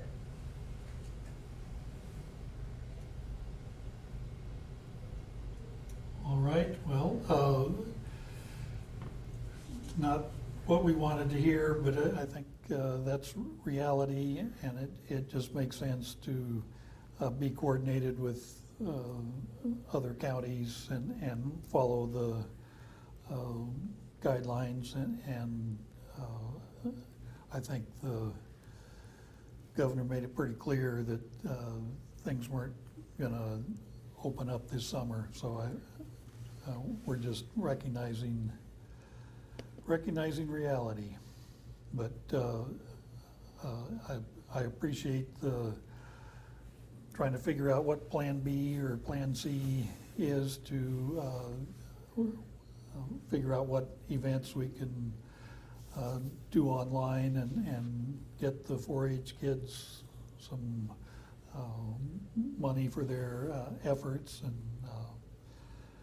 like Annabelle says, we'll get them next year. Zan? Carolyn, are the 4-H clubs going to start meeting again? And is there something that can be done at the club level, and then maybe some video of showing animals and then judges viewing video? Is that what you're thinking? Right, so there's several different platforms that are available to us for basically uploading photos.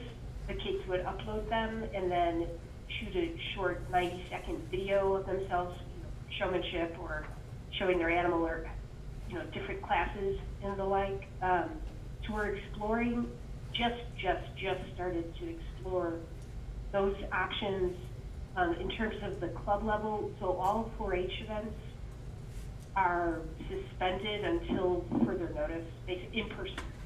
So we've really switched everything to virtual. And so the clubs are meeting virtually, some of them, I would say most of them. And the younger kids are being mentored by the older kids, again, virtually. Everything's been done virtually. So they can't meet physically yet, but a lot of communication is going on online. And we are working, I should say, we'll be working with the auction committee, which is, a separate entity from 4-H. I know they're going to be looking for opportunities to have something virtual experience for the kids. Sounds good. Not the best option, as you say, but at least it's an option, and it shows flexibility. Right, we're getting really good at pivoting, right, everybody? Pivoting away. And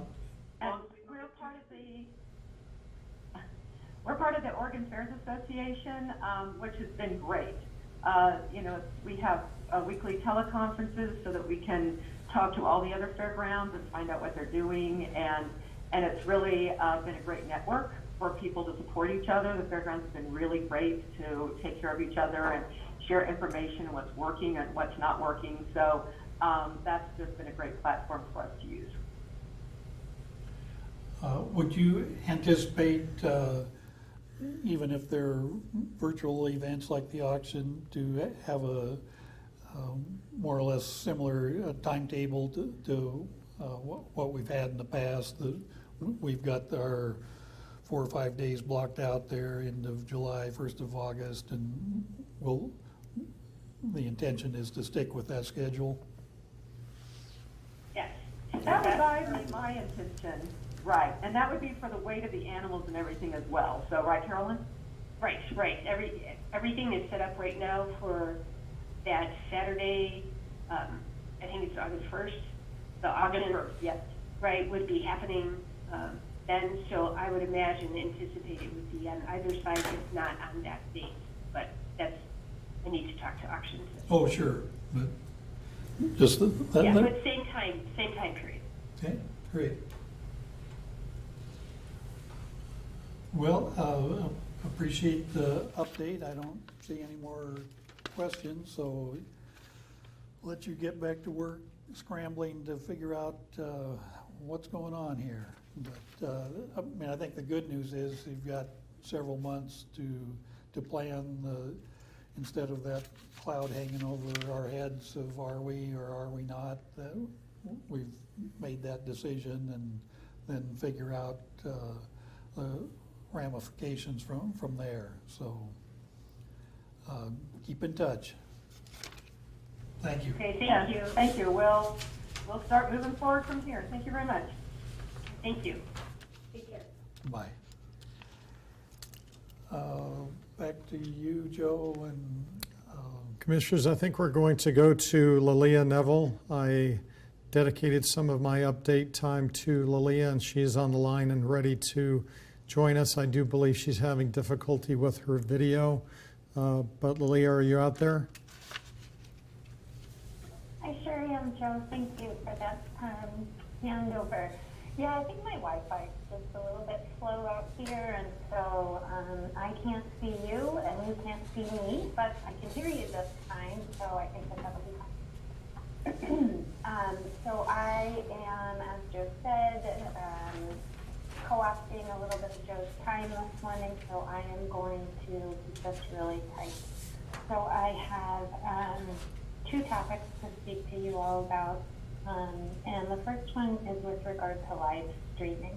So when I say live streaming, what I mean is right now, as we speak, if you were to visit the Benton County Facebook page, you would be able to watch this board meeting. We have a video camera set up in the physical office that is on those folks, and then when we toggle over to commissioners that are not physically present in the office, then on the Facebook live stream, we show the go-to-meeting screen.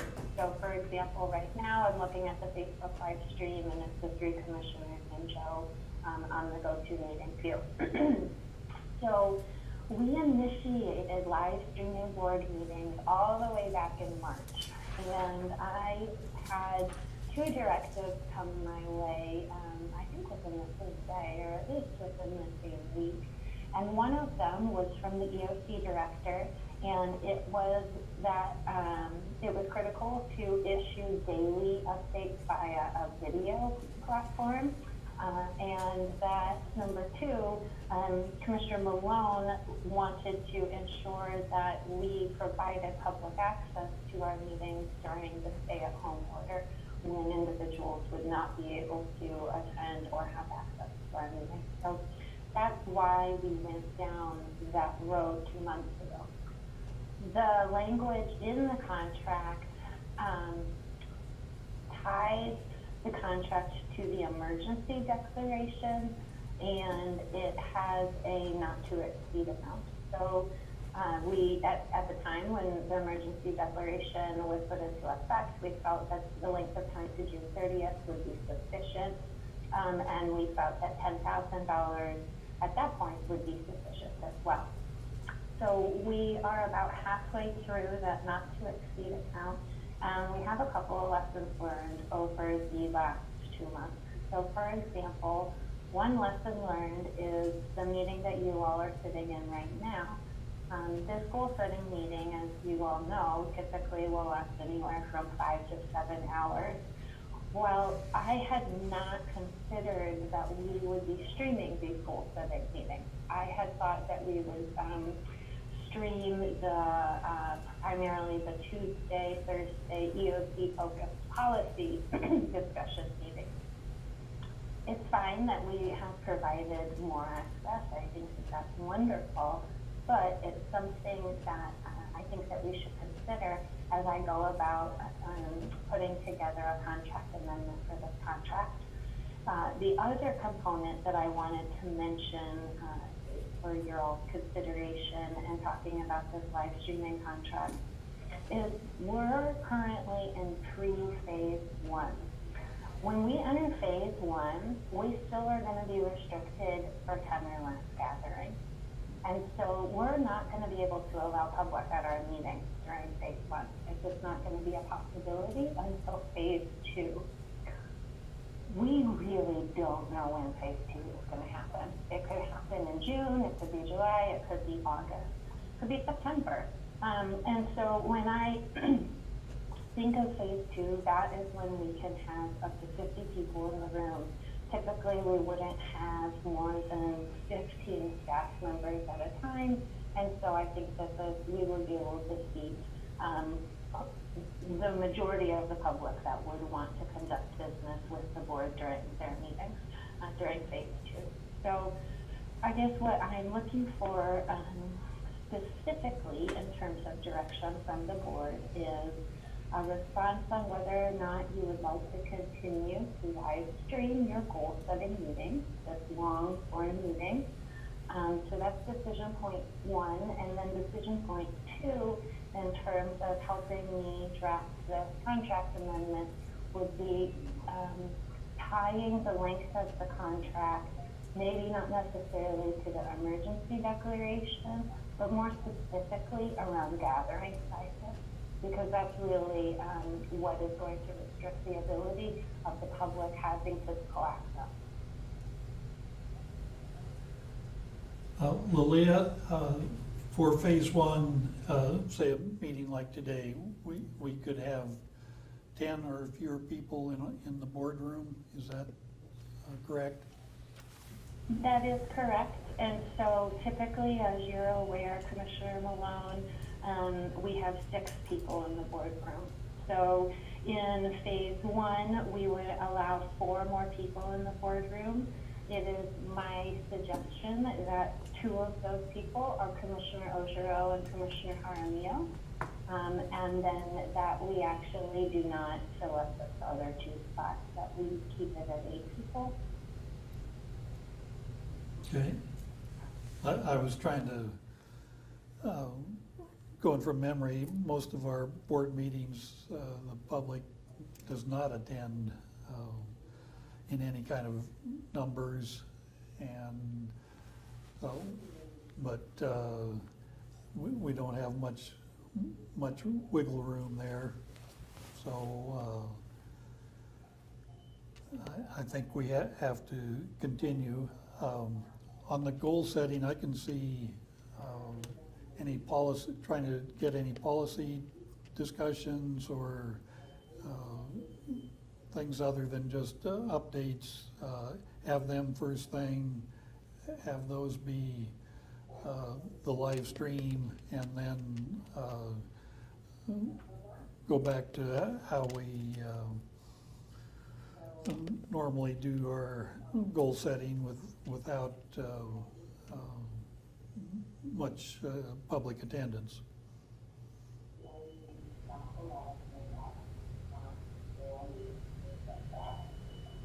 Commissioner Jaramillo, Commissioner Ojero, how does that proposal sound to you? Go ahead. Go ahead, Sam.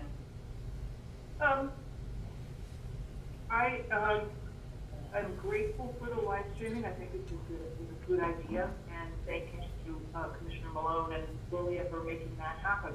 I am ambivalent about the goal setting, whether we need to live stream it,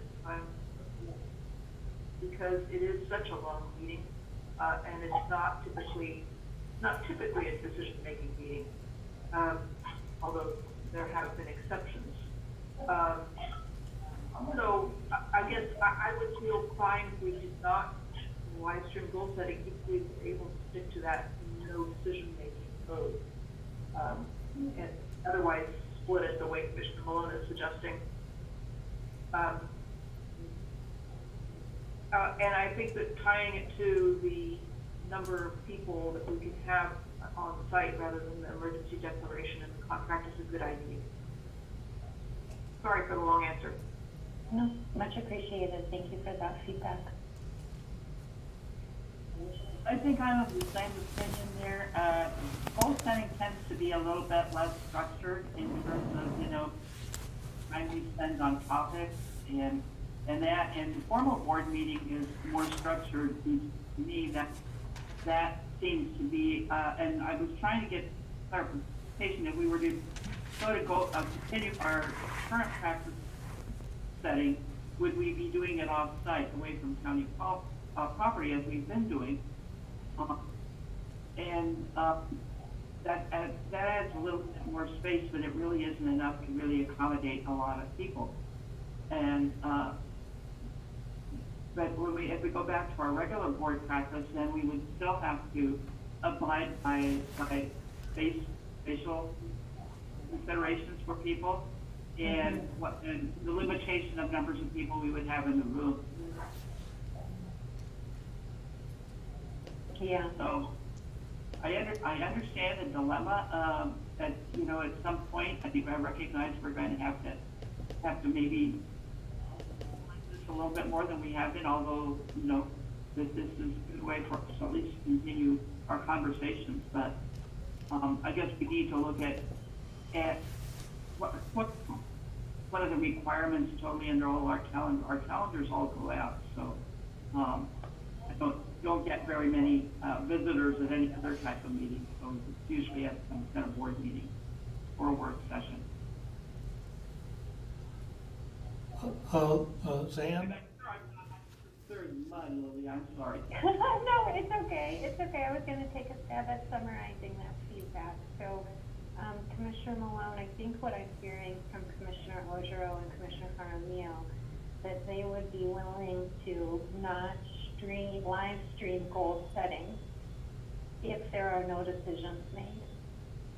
However, if given the state that we're in, and occasionally we do need to bring items of business to goal setting for a board decision, then what Zan proposed was streaming that initial part, the EOC policy discussion, and then pausing and then breaking off to the normal goal setting meeting. So I think that that the proposal from the other two commissioners was a no to stream goal setting as long as there's no decision made, and option B was what you proposed, Commissioner Malone. Does that sound right to everyone else? Yes. Yep. And I have one more comment. I would like to say that I like the work session board meeting kind of one meeting flow. I did make that comment to Lilia last night. I think it was that if we are going to, especially if we're migrating or moving our meetings out to sunset, that we should make them combined and not separate them. Lilia, you can talk more about that, but I definitely agree with you, Commissioner Ozero, at least for the immediate future. I also think we can do a lot of work to keep any decisions out of the goal-setting meetings, especially since we have so many other frequent meetings now relative to the coronavirus. We have meetings on Thursdays now that we typically didn't have before. And so we would just really strive not to have any decision-making topics in goal setting, because it doesn't make sense in my mind to do a lot of setup for just the initial part of the meeting. So we do what we could to minimize the need to do that. One way we can handle that, Joe, is if some topic comes up in goal setting where there needs to be a decision, we need to add that to the next formal agenda meeting if it's not an emergency type thing, where you could then throw that as a decision point in a report. Agreed. Okay, Commissioner, so in summary, what I'm hearing is that we're still committed to live streaming to provide public access board meetings. We are going to limit that live streaming to the Tuesday, Thursday board meetings and not include goal setting. Joe and the board will forward any decisions to the next formal board meeting coming out of goal setting, which would just be Thursday. So it would be 48 hours later. And we will revise the language regarding the length of the contract to align with state issued guidance around gathering sizes. Okay. Great, thank you. So Joe, I think I took up my whole entire 20 minutes that you offered me with this discussion, but I'm really grateful for this direction, so I can start working on this contract amendment. I'd be happy to share back to the commissioners on these other items on Thursday. Lilia, we're actually still running ahead of schedule, so if you'd like another 15 minutes or so, I would go ahead and take it. Well, Oh, go ahead, Commissioner Long. well, before we left the topic, I saw a note from this morning where we had 16 people who had called in, and then I saw a number of 151.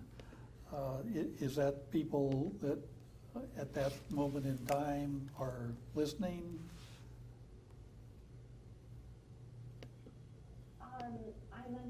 Could you ask that question in a different way, Commissioner? I think that's the capacity, Pat. Oh, okay. John said I was seeing the capacity. We had 16 people, and then there was a slash, and our capacity is 151. So we had plenty of capacity. That's We good. had plenty of capacity, yes. Thank you for clarifying, John. Much appreciated. All right. It's kind of a general question is how we're putting this out there, how much use is, do we have a way of tracking how many viewers we have to our sessions? Oh, absolutely, Commissioner. We are actually, the JIC is pulling analytics to present to the board for April. I think we were hoping to have it ready for you all last Thursday. It's looking like this Thursday. I'll have some analytics ready for you. But if I can remind you of when I presented at the beginning of April our March metrics. And I said specifically with regard to our video, we were reaching on average, 3,000 people per video. On average, in the month of March, we reached 40,000 people on Facebook and video. And so that does not include any of our other Facebook content that we post. So like posts that are just text, posts that are text with images, and posts that are text with links to resources off-site. So when you add in all of that other type of content, our Facebook reach in March was 92,000. So when you think of the fact that 40,000 of the 92,000 was video content, I would say it's a great return on investment in my opinion. And I do want to remind the board that the Joint Information Center is producing daily video updates. So these video numbers are not only the Tuesday, Thursday Board of Commissioner meetings, but they're also those daily video updates that we're producing for the community. I would be happy to pull out just the board meetings in terms of analytics and provide that information. Of course, it won't have as big of a wow factor as it does when we add in our daily video updates. They love us, Lilia. You know that. You couldn't hear me laughing, Lilia. I think that that's true. Yeah, I think that one day even John Harris with Horsepower Production mentioned that we start to have people gathering on our Facebook page at 9 a.m. We have a small group of individuals who've begun following the live stream. And I recognize that there's not a lot of stuff to do at home, but I think it's wonderful that they're choosing to spend their Tuesday, Thursday mornings with us instead of on Netflix. So it's pretty great. I'm really happy with it, and I hope that you all are receiving good feedback about it as well. Well, I appreciate that because that's Good feedback, but it's just curious as to what will be the fatigue factor after they sit through all these boring meetings. You know, the thing that is lovely about live streaming is that people will leave and then they'll come back, and they'll leave and they'll come back. Myself, I've at least left the Facebook live stream maybe 3 or 4 times today and then come back to it. So, yeah. I guess, Lilia, that would be my question is, even once we're back up and running at something resembling normal. Is this a worthwhile feature of our meetings? And so I can see that we've hopefully answered the immediate question, but we may want to examine what value to the county the live streaming is on a regular basis. Absolutely, Commissioner. Okay, did you have another topic for us? I did. So I have two more topics. One of them is Joe requested that I bring 5 ideas to the Board of Commissioners of strategies to get the electeds out into the public eye during COVID-19 while everyone is isolating and staying home. And then, as I'm sure you've heard on numerous occasions, the work that's happening at the executive team and director level with regard to opening facilities, departmental services. And so I can provide a brief update of my work with Grace McDonald with regard to the operational reopening of our facility on South Street. So I think that each one of those topics is likely to take probably another 15 to 20 minutes. And while Joe is very generous in sharing his time, I'm sure that he has some really important updates. So which one do you think would be most appropriate at this time for you all to hear, or you have most interest in hearing? Lilia, just from a timing perspective, I was able to share right before lunch some of my updates, so I only have about another 10 minutes worth of updates, maybe 15. So feel free to continue. Okay, thank you, Joe, for that clarification. Okay, Commissioner, so I'll just do both. So, as I mentioned, Joe asked me, I think 2 weeks ago, on what the Joint Information Center was doing to put our elected officials, quote unquote, out there. And so during a time of isolation and stay-at-home orders, putting folks, quote unquote, out there is really only going to happen over video. So I, reminded Joe that twice a week the commissioners are live on camera, or live streaming, and reminded him of those metrics that I just reviewed with you all. He recognized that that was a great thing that was happening, but still wanted to find a way to get the face of the electeds out into the community, because oftentimes in a time of crisis, community members want to hear from their elected leaders. I certainly agree with that. Early on in the crisis, we did a video with Commissioner Malone and with Mayor Traver, specifically for that point. So I have 5 ideas to bring to you all today and see what your reactions are for kind of quote unquote getting you out in the community. So one idea is a day in the life of sort of video. So we would sort of follow you around for a day inside your house, I guess, and kind of show what you're doing to help the community to respond to COVID-19. Another idea was taking a clip from these pre-recorded meetings where the board is either making a decision or they're interacting and deliberating on the decision, and make almost kind of like a little movie trailer with that clip, and publicize that folks can see the electeds on Tuesday and Thursday mornings online. The third idea is to have one of the commissioners deliver a weekly summary report of the work that was accomplished in the EOC. They could deliver this report during the Tuesday-Thursday meeting, and we could get it that way, or we could do a in-studio summary video. The fourth idea is coffee with a commissioner. So this would be, if you are familiar with the show Between Two Ferns, it would be, let's say, one commissioner interviewing Chris Quaka at Benton County Foundation or Benton Community Foundation, asking about the grant, or another commissioner interviewing, I don't know, maybe Starker Forest or something, talking about local business and the economy.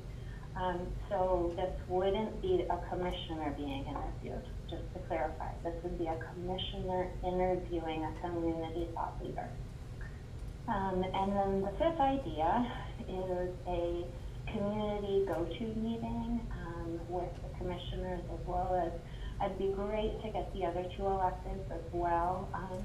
And we would, just like the employee town hall, we would offer a community forum to engage with elected, almost not necessarily like a debate, but we would pose questions and allow the elected to answer.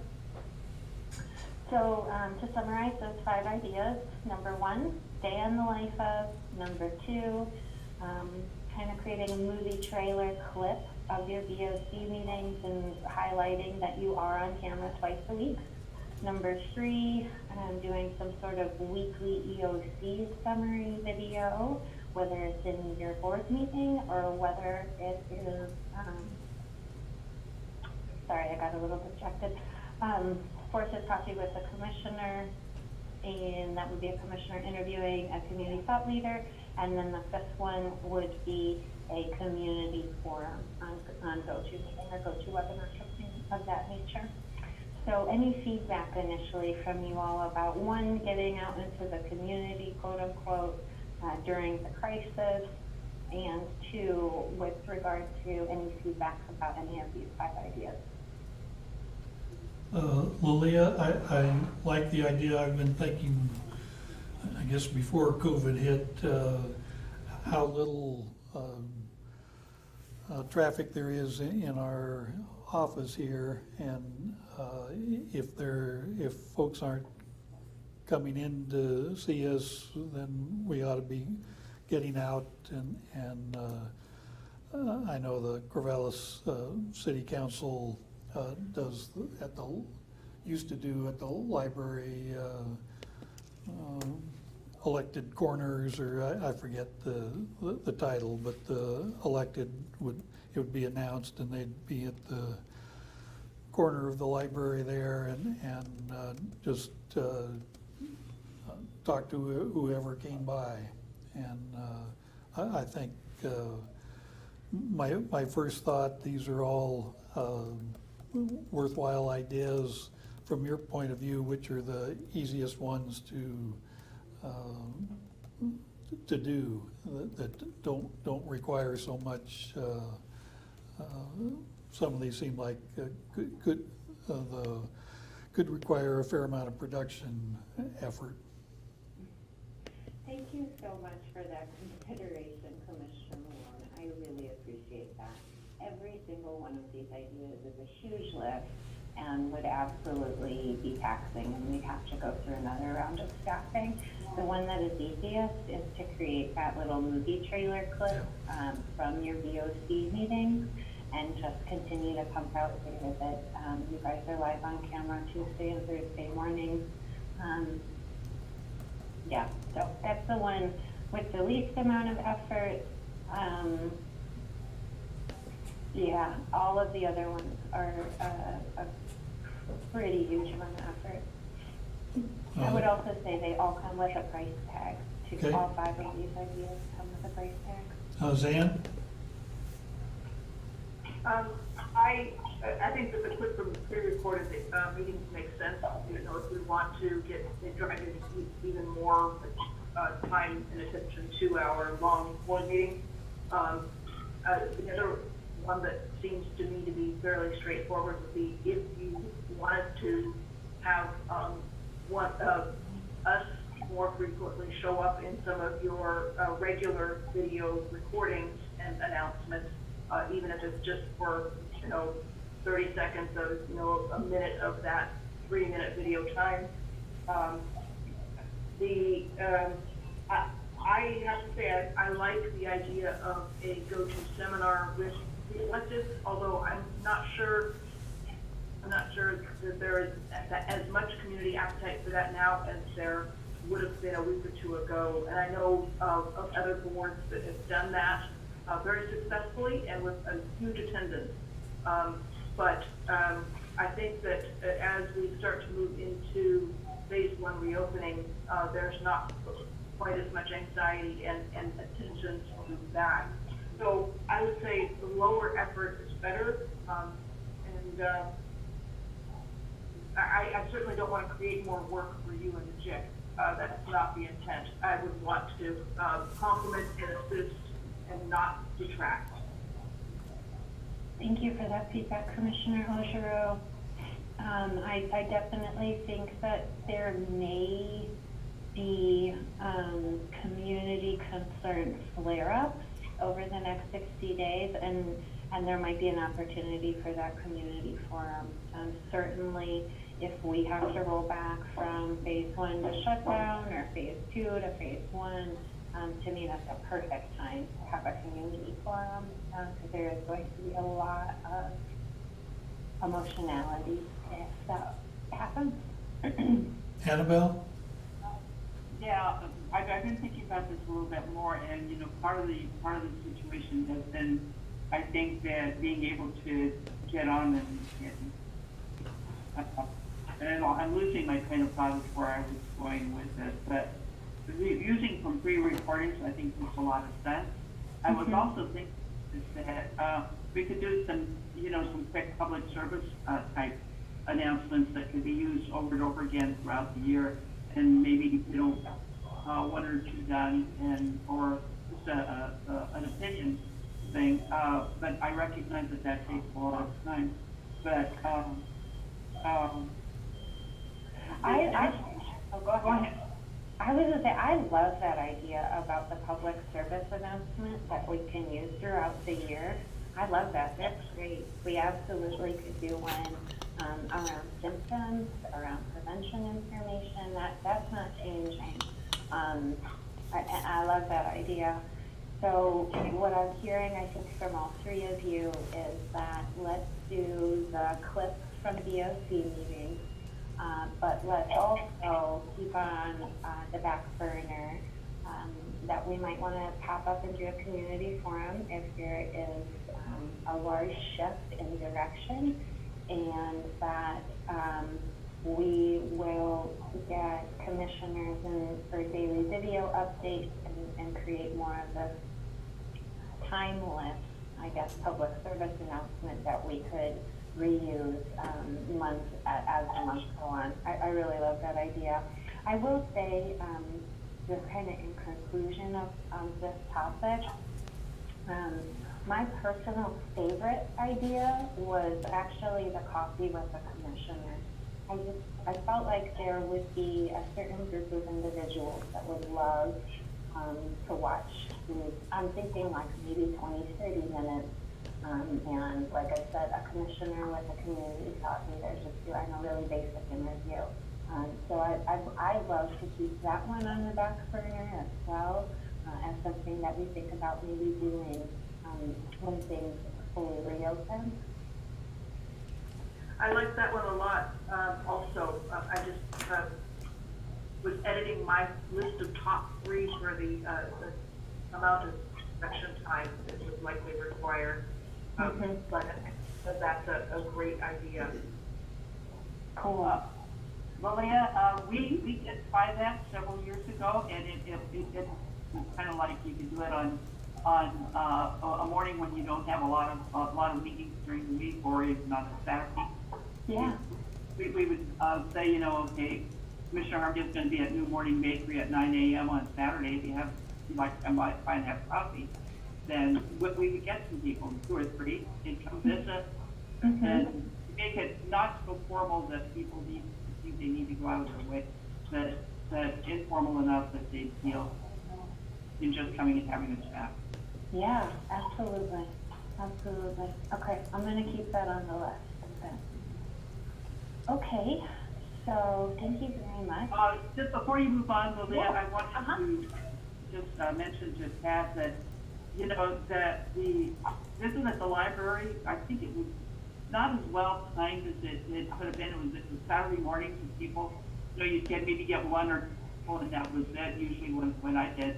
And then scheduling, I don't know who was supposed to do the scheduling, but that kind of waned off. And I don't know what the arrangements were with the library at that time, whether they had to have somebody there to set up. It just, I don't know how much work it took, but I do know that it kind of went away. The city councilors were doing it regularly, and it's just council corner, just a couple of chairs in the lobby. It was not a big deal in terms of staff time or setup at all. But most of the time they would sit there without anyone showing up. I do know that. But it was timed so that it would be at the same time as Saturday market, so that it would be downtown anyway. But I think it has become too habitual and not very well attended over time.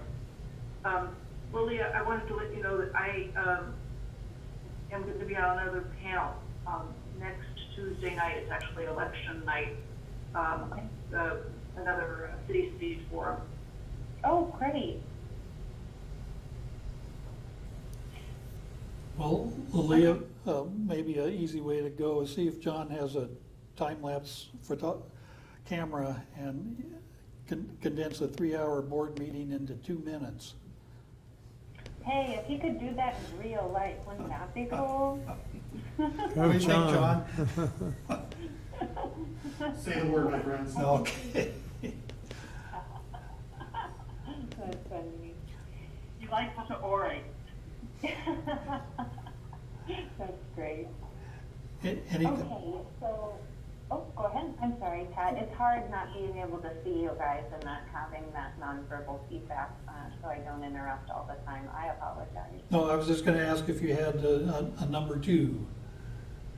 Yep, so my last item is more of an update than anything, but certainly, very interested in your all's feedback.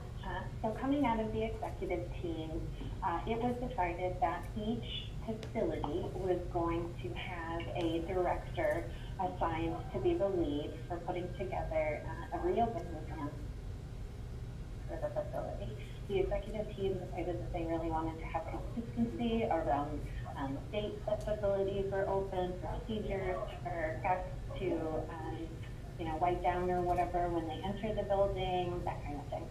So, as you all know, in our building, we have 2 directors, Joe and Grace. And so, Grace and I had an initial conversation about the type of traffic that comes to the building, and how we would manage that, in particular for IT. They have a very, very narrow staircase, and they have to accept deliveries from all sorts of people, and their products and their equipment are all sorts of sizes. So they have some pretty special considerations for checking to be built in their vestibule and staircase. And I would say for us in the board's office, our special consideration is public meetings. It's just that we have a building that needs to be open to the public.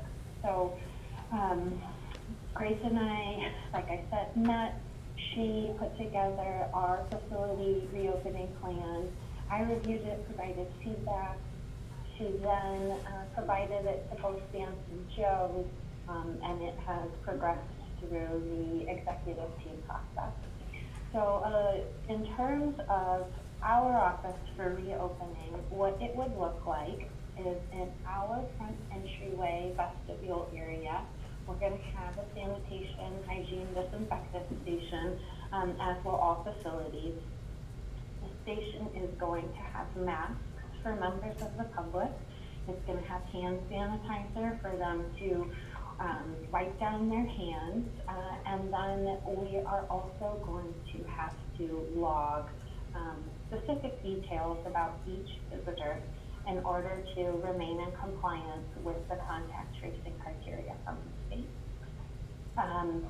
From there, from that initial entryway, because of the corridors in our hallway, or those are hallways, corridors are hallways, because the corridors in our offices, as well as just where people are laid out, specifically the commissioners being in kind of that back three corners with, again, those tight hallways. We've made the decision to take appointments with the commissioners by appointment only, so I'm sorry, no walk-ins. You can walk in to make the appointment, but then we would need you to come back at your scheduled time, as well as only providing for one visitor at a time. So we would not book 3 different people at 9 a.m. We would book one person at 9 a.m., one person at 9:30, 10 a.m., etc., to manage that flow.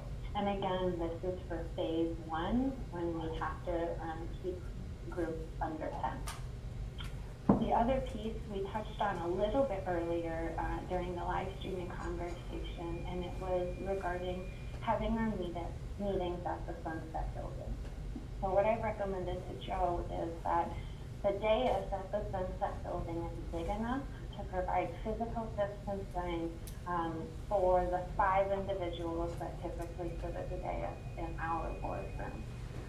And if we were to do it in our boardroom, it would be possible, but it wouldn't be, in my opinion, as smooth and easy to one live stream, but then also to just work with moving forward. So this will, by moving the meetings out to Sunset, probably cause some issues potentially for board staff. May not, though, given that we've all been at work home for the last 2.5 months. I think that the other consideration, which again was brought up earlier this morning, was that as long as we keep the 9 a.m. and the noon meetings combined, it is not as much of a hassle to be out at Sunset. But if they're to be different, and we would need to move out to Sunset for the noontime meeting, that just wouldn't work. We need to keep them combined. And then I would say the last consideration for the Sunset conference room, besides the dais, is simply the size of the room. So in phase 2, we will be allowed to have 50 people in a meeting space. So we'll just take 10 off the top for commissioners and board staff. So we'll have 40 people that we could have attend board meetings. So as Commissioner Malone mentioned earlier, that's likely going to be fine for us to open back up to the public at that point in phase 2 for that 50. However, we would not be able to open fully back up to the public in phase 2 in our own boardroom, because there will be some degree of distancing required. We would only be able, well, we would have to limit it to some degree, and then you all would need to determine what kind of process that you would want to use to make it the limited seating available. So again, my proposal by just simply moving to Sunset and staying out at Sunset through phase 2, it allows for us to open back up to the public more quickly and efficiently than if we were to stay downtown. Well, Leah, I think I like what you're saying. I've been worrying about that too, in terms of our boardroom being as small as it is, and then the dais being as crowded as well. Not that I don't like my colleagues, but I do like my colleagues. You know what I'm trying to say. I do. I think we have to walk the talk straight to the public. That you know, we're really very conscious of well-being, and we have to walk the talk. And if it means going to the Sunset, I don't have a problem with that. Actually, it's on my way to work. Perfect. So, Leah, the idea is to have our board meetings at Sunset. Is that the proposal? Yes, sir. Okay. And so the specific proposal would be, if I can re-articulate it, is that while we are currently at stay at home, we stay at board chambers, when Benton County opens for phase 1, that's when we would start meeting over at Sunset, because that is when our public, not our public facilities, that is when our operational facilities would then be open again for for members of the public to come in person for services. So for example, let's say that OHA approves our application tomorrow on a Wednesday. Thursday's meeting we'd still do down in the board chambers because Benton County probably wouldn't be open by then. But if OHA approves our application tomorrow and then we say Benton County opens on the 16th, next Tuesday's meeting would be on Sunset because we would be open, quote unquote, we would be open again. We would be officially in phase one.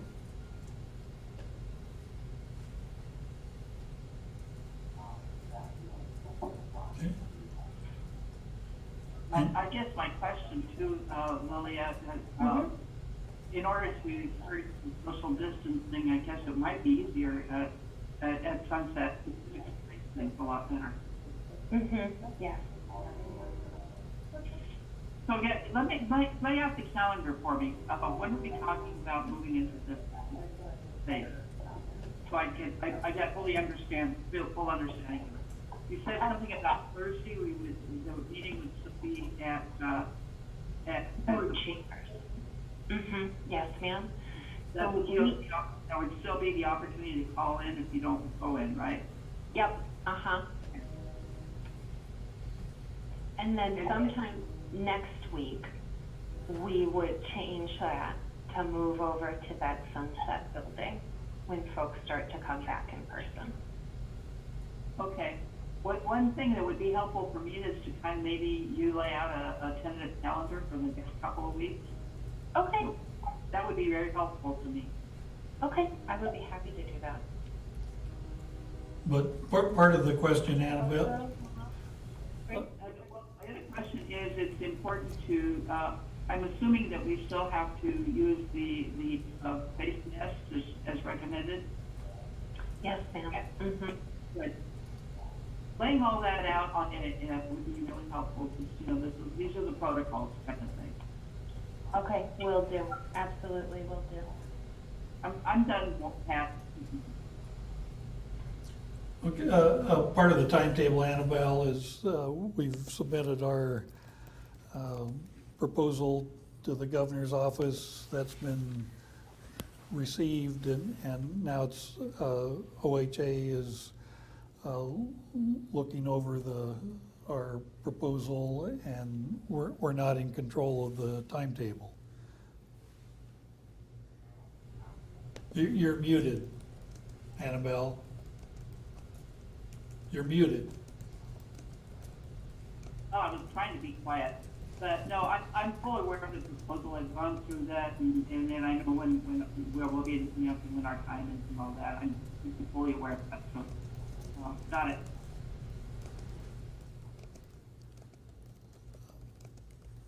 Lilia, does that give you what you need? That absolutely gives me what I need. Yep, if that concludes feedback, I have what I need. Thank you all very much. Oh, thank you. Joe, is there anything else that you would like for me to brief the board on? Lilia, did you talk specifically about which commissioners would be coming into the office once we migrate to the Sunset in terms of coming in for the board meetings? So in terms of the board meetings at Sunset, yes, all three of the commissioners. Okay, so that's a little bit, that's a little, They did stay in their offices. I didn't talk about that at all. Sorry, go ahead, Joe. gotcha. My understanding earlier was that you were, when we moved to Sunset, you were going to have two of the commissioners come in and one still remain at home. Has that plan changed since we spoke? Yes, I certainly would understand if any commissioner chooses to continue to telework when we open to phase one, because during phase one, vulnerable populations are still under a stay-at-home order. So, yes. Okay, and I think that's really for each one of the commissioners to decide as to how they'd like to handle that. I just wanted to bring up that possibility while we do want to reopen in terms of our board meetings. If commissioners feel as though you're unnecessarily taking a risk, then we can certainly work around it with the utilization of GoToMeeting still. Joe, this is Annabelle. That's why I kind of asked kind of like a schedule of scenario, so that then we could make that decision and know what to do. Yeah. So Lilia will. I'll include. Go ahead, I'll Lilia. include the guidance. Yep, I'll include the guidance for OHA for individuals in phase 1 and phase 2 in terms of mass, distance, vulnerable populations, etc. Right. Yep, got it.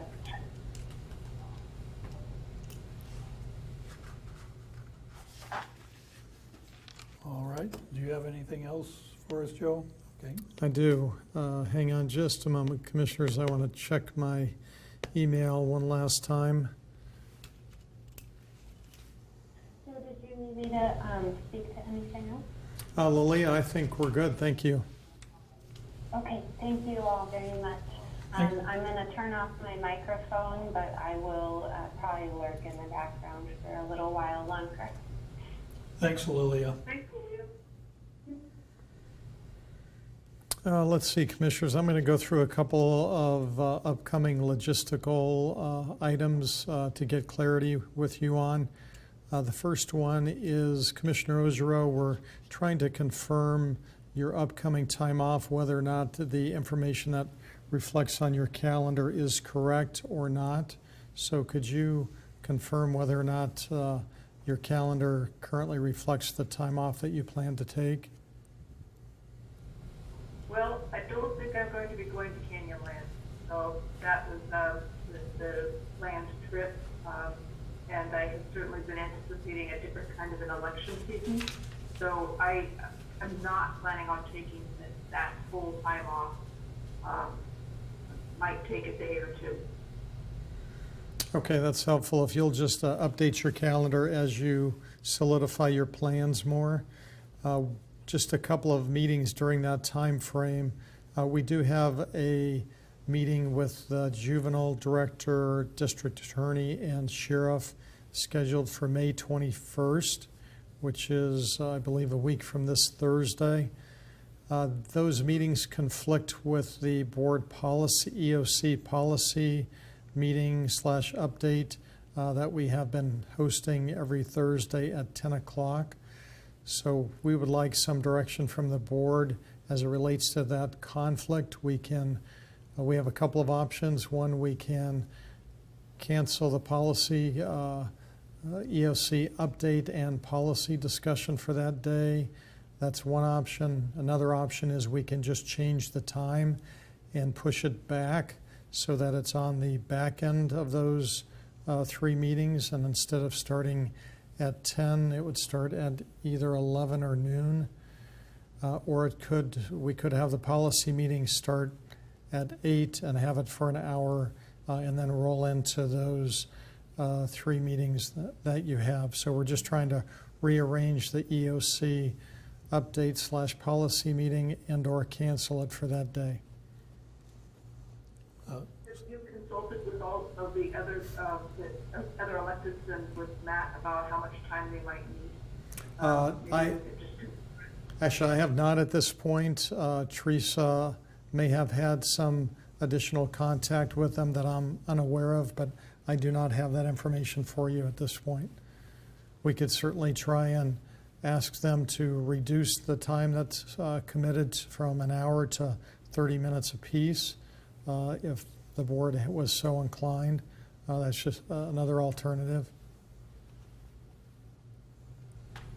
I guess my thought, that's only a week and a half from now.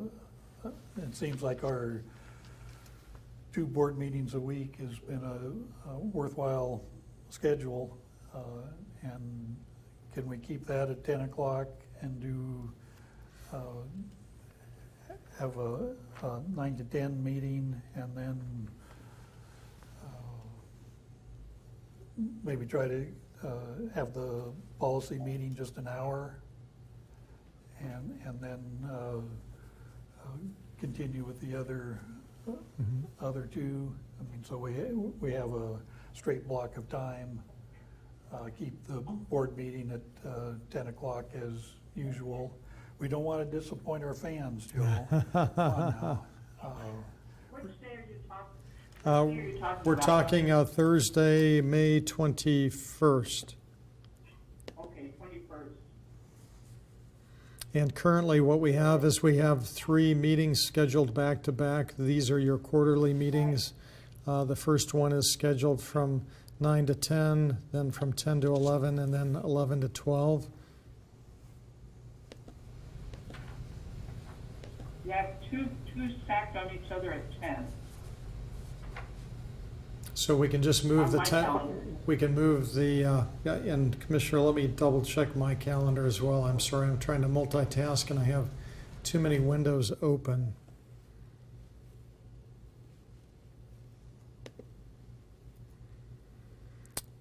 Let's see. So you have the juvenile director from 9 to 10. You have the, where did it go?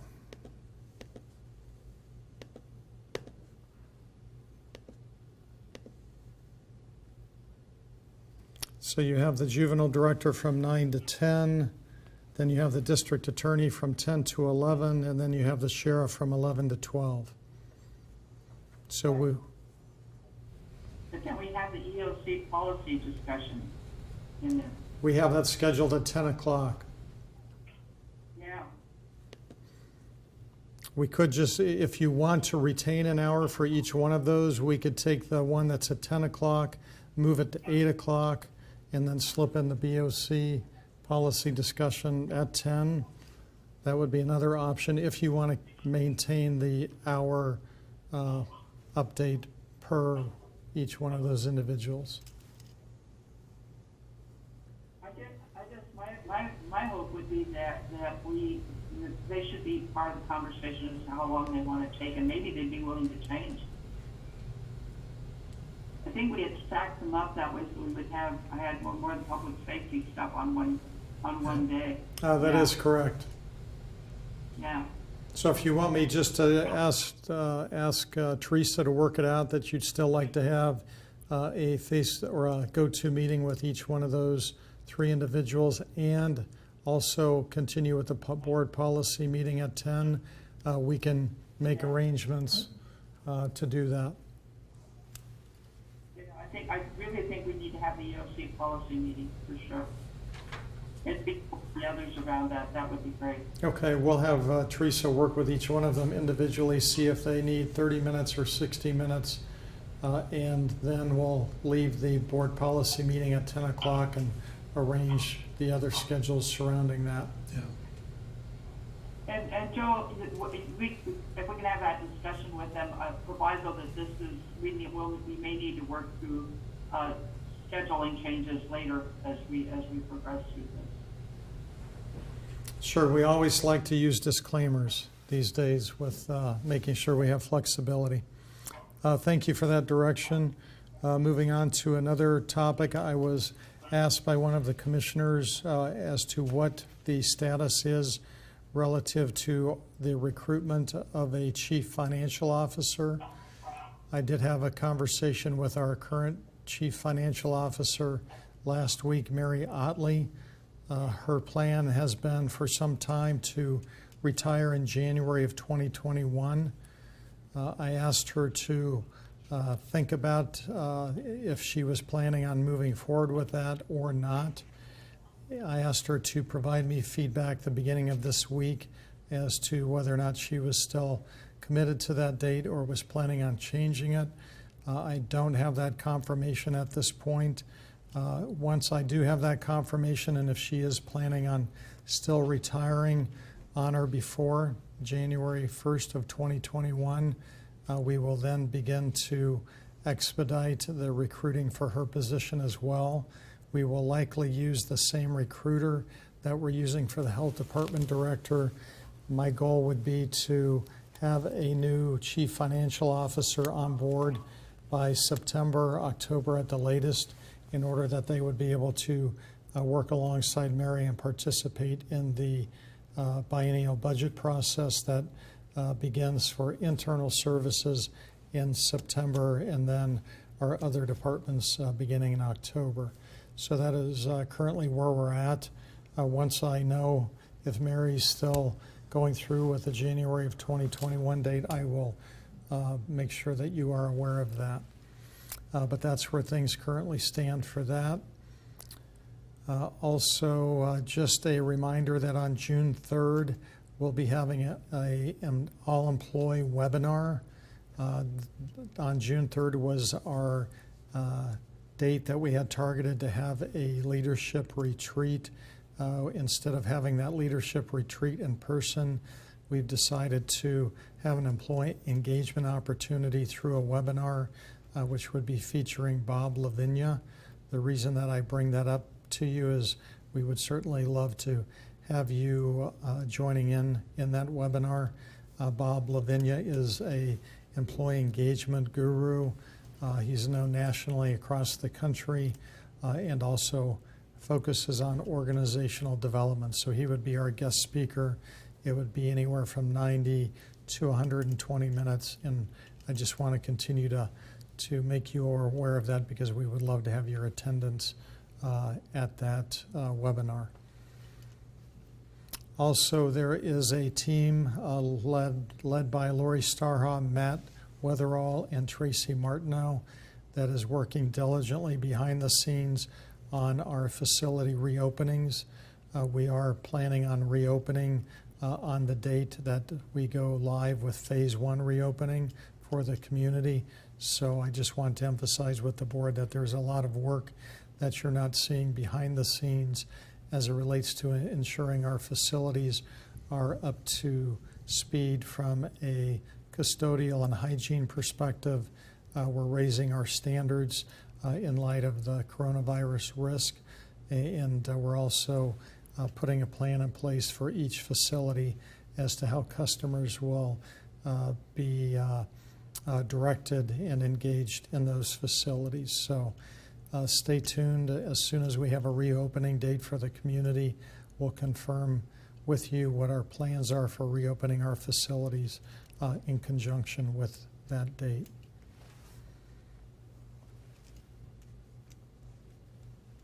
And Commissioners, I think that ends my comments for this afternoon. Also, just acknowledging that at 3 p.m., myself and several other staff members and one of our commissioners has a meeting with DLR.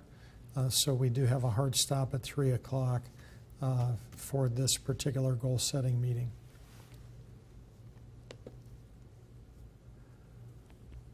All right, as long as we're talking about schedules, I've had this on mine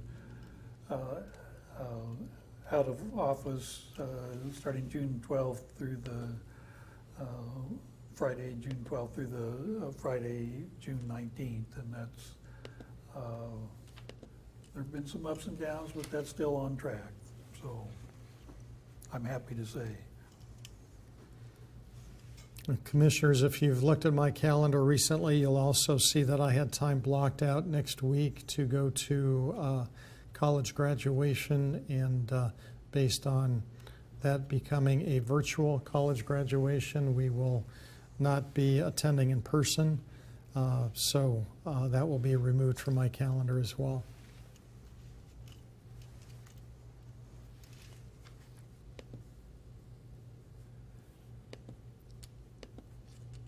Anything else? I don't have anything decided on my calendar. Okay. Oh, I may have to buy some new clothes. I'm losing weight. Anything else, Joe? No, Commissioners, that's all I have for you. Okay. Well, last up is 3.9 Commissioner updates. And we have about a half hour for that if we need it. I don't have anything more that I haven't shared with you all before, so I'm fine. Okay. Zan?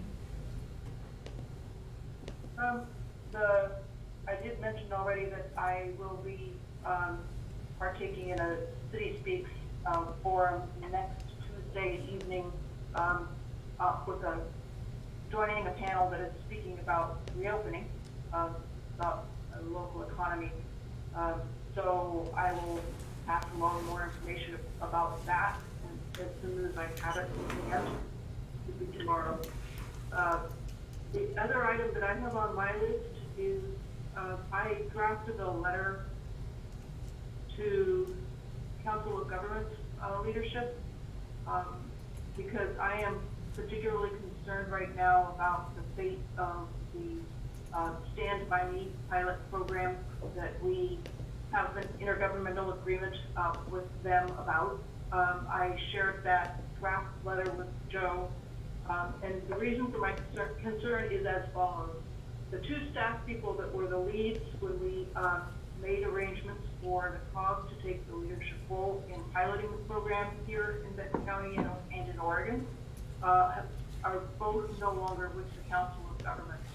The first was Rachel Matthews and the second is Jennifer Moore. His last day was last Friday. So there is no one left that was on that initial trip out to Delaware that helped negotiate the arrangements. And the only people still working on that project are some part-time contractors. I'm proposing to send a letter that I have not shared with all of you, but I can email to you right now. Commissioner Ozero, I did email that to the commissioners earlier today as an FYI. Thank you. Okay, so you do have it in your email. And basically it just voices my concern about the program and about the lack of staff continuity, the fact that they're basically 2 quarters behind in terms of their what they're supposed to have done. They'll invoice us only for the first phase of the work, and they should be in basically the phase 3 at this point in time according to their schedule. So I'm disappointed to say the least.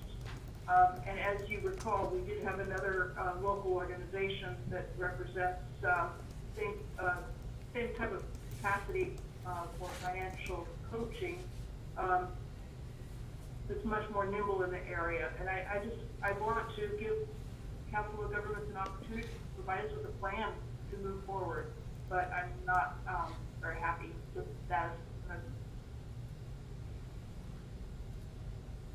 Okay, I have a couple thoughts on that. I was surprised to hear about your letter. We had Randy Moore and Jennifer Moore at a board meeting about a week and a half ago, and there was no concern expressed then that I remember. And we had 2 board meetings last week where we could have talked about this. As the Benton County representative to the COG, I would have appreciated a heads up of your concerns so that we could, I know there's been turnover and looking for a executive director, and so things, I mean, I don't disagree with you. I guess I question the approach to not get the current situation there before sending the letter. I have not sent the letter. This is a draft letter. I did not find out about the fact that Jen had been let go until immediately after the last board meeting that she presented to us. She asked me if she could speak to me one-on-one, and that's when she informed me that she only had a week and a half remaining at the COG. And one of the concerns she expressed in that conversation was about the Stand By Me program. I am equally concerned. Again, as I expressed, Rachel and Jennifer were the 2 primary people that were moving this program forward. I have not done anything else other than to check with Joe before I even put pen to paper to draft this letter. And this was the next board meeting after that discussion when I could bring it up with the two of you in order to consult. I would hope that we would send a unified letter and that it would not just be from me. But if you are not, if we're not as a board in complete agreement, I would still like to send a letter, even if it's a little bit softer in tone than this, because I'm very concerned. And I'm more interested in having a program like Stand By Me available for our constituents than I am that a particular organization runs this program. So that's just what I wanted to put forth. I have to say that I wanted to make sure that I had your input, Commissioner Malone, because you are the liaison to the COG, but I did not want to call you one-on-one because that would not have been a legit practice right now. You know, the two of us are at forum, so this was the first opportunity to raise the issue. I do have some insight into the dynamics there because I am still, as the board chair of Community Services Consortium, meeting with the leadership at the Council of Governments about potential merger and collaboration. So I have that window into the dynamics of what's going on now. And I know that this time of great change and turmoil, it's not, turmoil is too strong a word, but great change over at the Council of Governments. Annabelle, do you have any thoughts? Not really. I've been still trying to muddle through that information, and I don't have anything to offer on this issue. Zan, would it be acceptable to continue this discussion at our Thursday meeting? And that would give me a little chance to try to get some background information on the COG's status.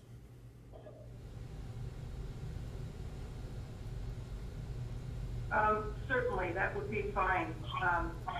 I just want to express to the Council of Governments my level of concern about this program, especially since I feel very responsible for it, having come and made the introduction to the Delaware program and the person that wanted so strongly to introduce it here. Well, and I remember a long time ago, before COVID, that I had concerns that they had a couple grant writers that were part of this program, and both of them left, and then they got replaced, and I had not heard much about that situation since then. So I'm somewhat aware of the situation, but not, I haven't heard anything at all lately. So I would appreciate a couple days for me to take a look at what you sent, and I share the same concerns. I think my main concern here is just the approach. Commissioners, I'd like to share with you a little bit about the process, just so the board is fully aware. Commissioner Osro did contact me last week indicating that she had a concern. We made an arrangement for her and I to discuss that via telephone. We did so. During that conversation, she asked me for my opinion as to the best way to handle this. As normal with the board, each commissioner has the ability to independently share their own personal view on an issue. So Commissioner Osro does have the ability to author a letter herself if she chooses. However, after her and I discussed the various alternatives, we both agreed that the best option would be to bring this to the goal-setting meeting, brief the board. I did ask Commissioner Osro at that point to draft a letter so that the other board members could see how she was feeling. And so she did draft that letter, and that's the letter that I forwarded on to you today. So just be aware that I was providing input to Commissioner Ozero how to best handle this situation. If the board is concerned with my involvement and the direction that I gave, I'm certainly open for feedback, but Commissioner Ozero and I felt that this was the best and soonest alternative, was to redirect it to this goal-setting meeting. I appreciate that, Joe, and I think that this is, again, an important when we're all involved with an entity like COG, or even with Community Services Consortium, that we've got to be consistent in our message. I think, at least as representatives of our county, we've got to at least be all together on it somehow. Definitely, there are different opinions at times, but I think that in order to help those organizations really work together, we've got to at least be in some in concert somehow in terms of the response. I just saw the letter on an attachment, and I had not read it yet. I have no comment on the letter. Okay. But you get the gist of it's just important to be cognizant of it. Zan? I would completely agree. These are important relationships, and we need to tend them well. I was asked by one of our staff whether I was concerned about some of our other programs with the Council of Governments right now, and my response was that the Veterans Service Office is being very capably run by Curtis Nelson, and so I don't have a concern there. Jen Moore had no concern there. So that is on stable footing. But the other programs that we are dependent on there, although it's not ours per se, is the aging and disability programs that they run, ADRC dollars from the federal government. And I have no questions about some of that programmatic work and the degree of collaboration with our public health department, or the lack thereof. And I have asked that question a couple of times and have still not gotten any answer. So I'm looking forward to having that conversation with folks at the COG. In this case, I guess it would be Randy Moore, about those programs and the level of collaboration and forward thinking as our population ages. All right. So we will revisit this topic Thursday at our 10 o'clock board meeting. Commissioners, is this something you would like me to draft a formal agenda item on for that meeting, or what direction would you like to provide? Sure, I think it's worth a line item on the agenda. Joe, I think that just say, since we do ask people to provide something for each agenda item at a formal board meeting, a brief explanation in a paragraph form, and then what the decision point might be, or the choice of decision points might be helpful. You bet. We'll tee that up. Okay.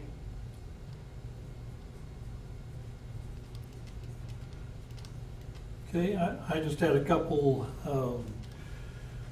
with the reopening, and I did not know we were currently in pre-phase one, but a lot of interest and concern. I think I've been getting more emails, not many phone calls, I don't think, but over, seem like two main areas, bowling and licensed massage therapists.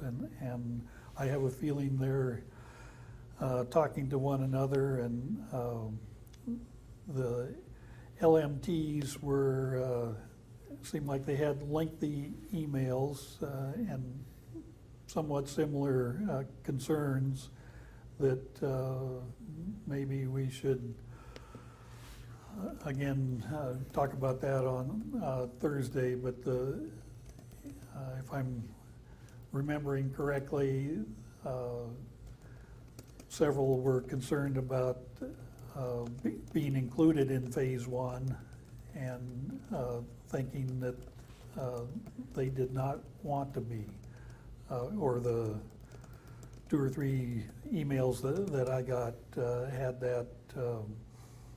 that tone, and apparently that's something the county commissioners can do, is take somebody that was in phase one and put them in phase two if we are so inclined. We can't go the other way. We can't open up more than the governor has opened up. But any thoughts on that, Zan or Annabelle? No, I think that you're right on. I think part of the controversy around the bowling alley is how come the bowling alley owned by a county commissioner in Lynn County got to go ahead. Do you know for sure that that is open? I don't know how accurate that is. Okay. But that's part of the complaint that I got. Because that is. Why couldn't we move as fast as Lynn County kind of thing, and then it came out. Yep, and that is one of my concerns, is being consistent and coordinated throughout the county, and especially with neighboring counties, especially Lynn County, because we share North Albany, and that could potentially be a little sticky if the two counties aren't pretty well coordinated as far as what's open and what's not open. So I think Lilia mentioned earlier about talking points and getting so that we are consistent in our communications with constituents. Zan? Perhaps the bowling alley point is one that Joe could raise tomorrow when he meets with our colleagues. That would be, and you're meeting with them also. We could get confirmation so we know directly from them rather than through the rumor mill. I can certainly understand Scott Yarrow's point about having his restaurant open but not allowing anyone to bowl. It's a challenging situation. The massage therapists, I understand what they're saying, and I think they have some very valid concerns. My understanding is the CDC did not recommend this kind of enterprise be open in phase one.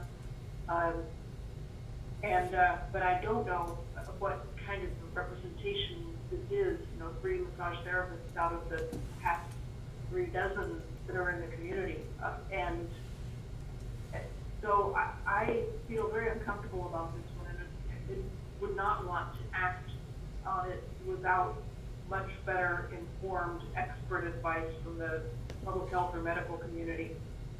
Okay. One of the letters, and I'm glad I reread it because I had missed the sentence about didn't want to be included in phase one opening, and their concern was that might impact their unemployment benefits, and so I hadn't thought of that wrinkle, but I think I'm in agreement, Zan, that just because we can do something doesn't mean we should, and I don't feel. I'm hoping the governor's staff has had time to do a nice thorough review on who's in and who's not in phase one, and I'm sure there'll be some adjustments as we go along. But my point of consistent message and coordinating with other entities, I think, is critical. There's, I think you could tell from some of the emails yesterday that there's plenty of confusion and why can't I, and they're doing it, and having a good, consistent message is more important than ever. So, anything else?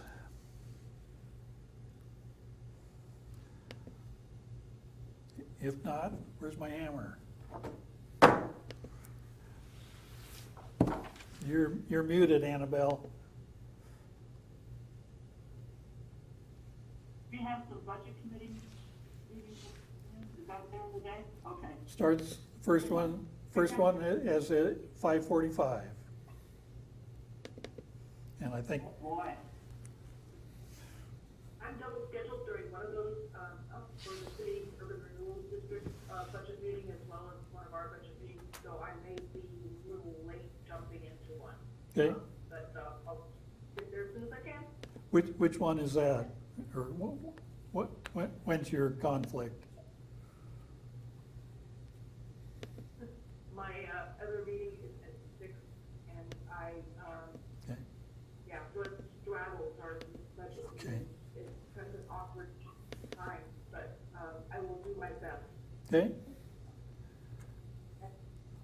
Well, I will do my best to get home and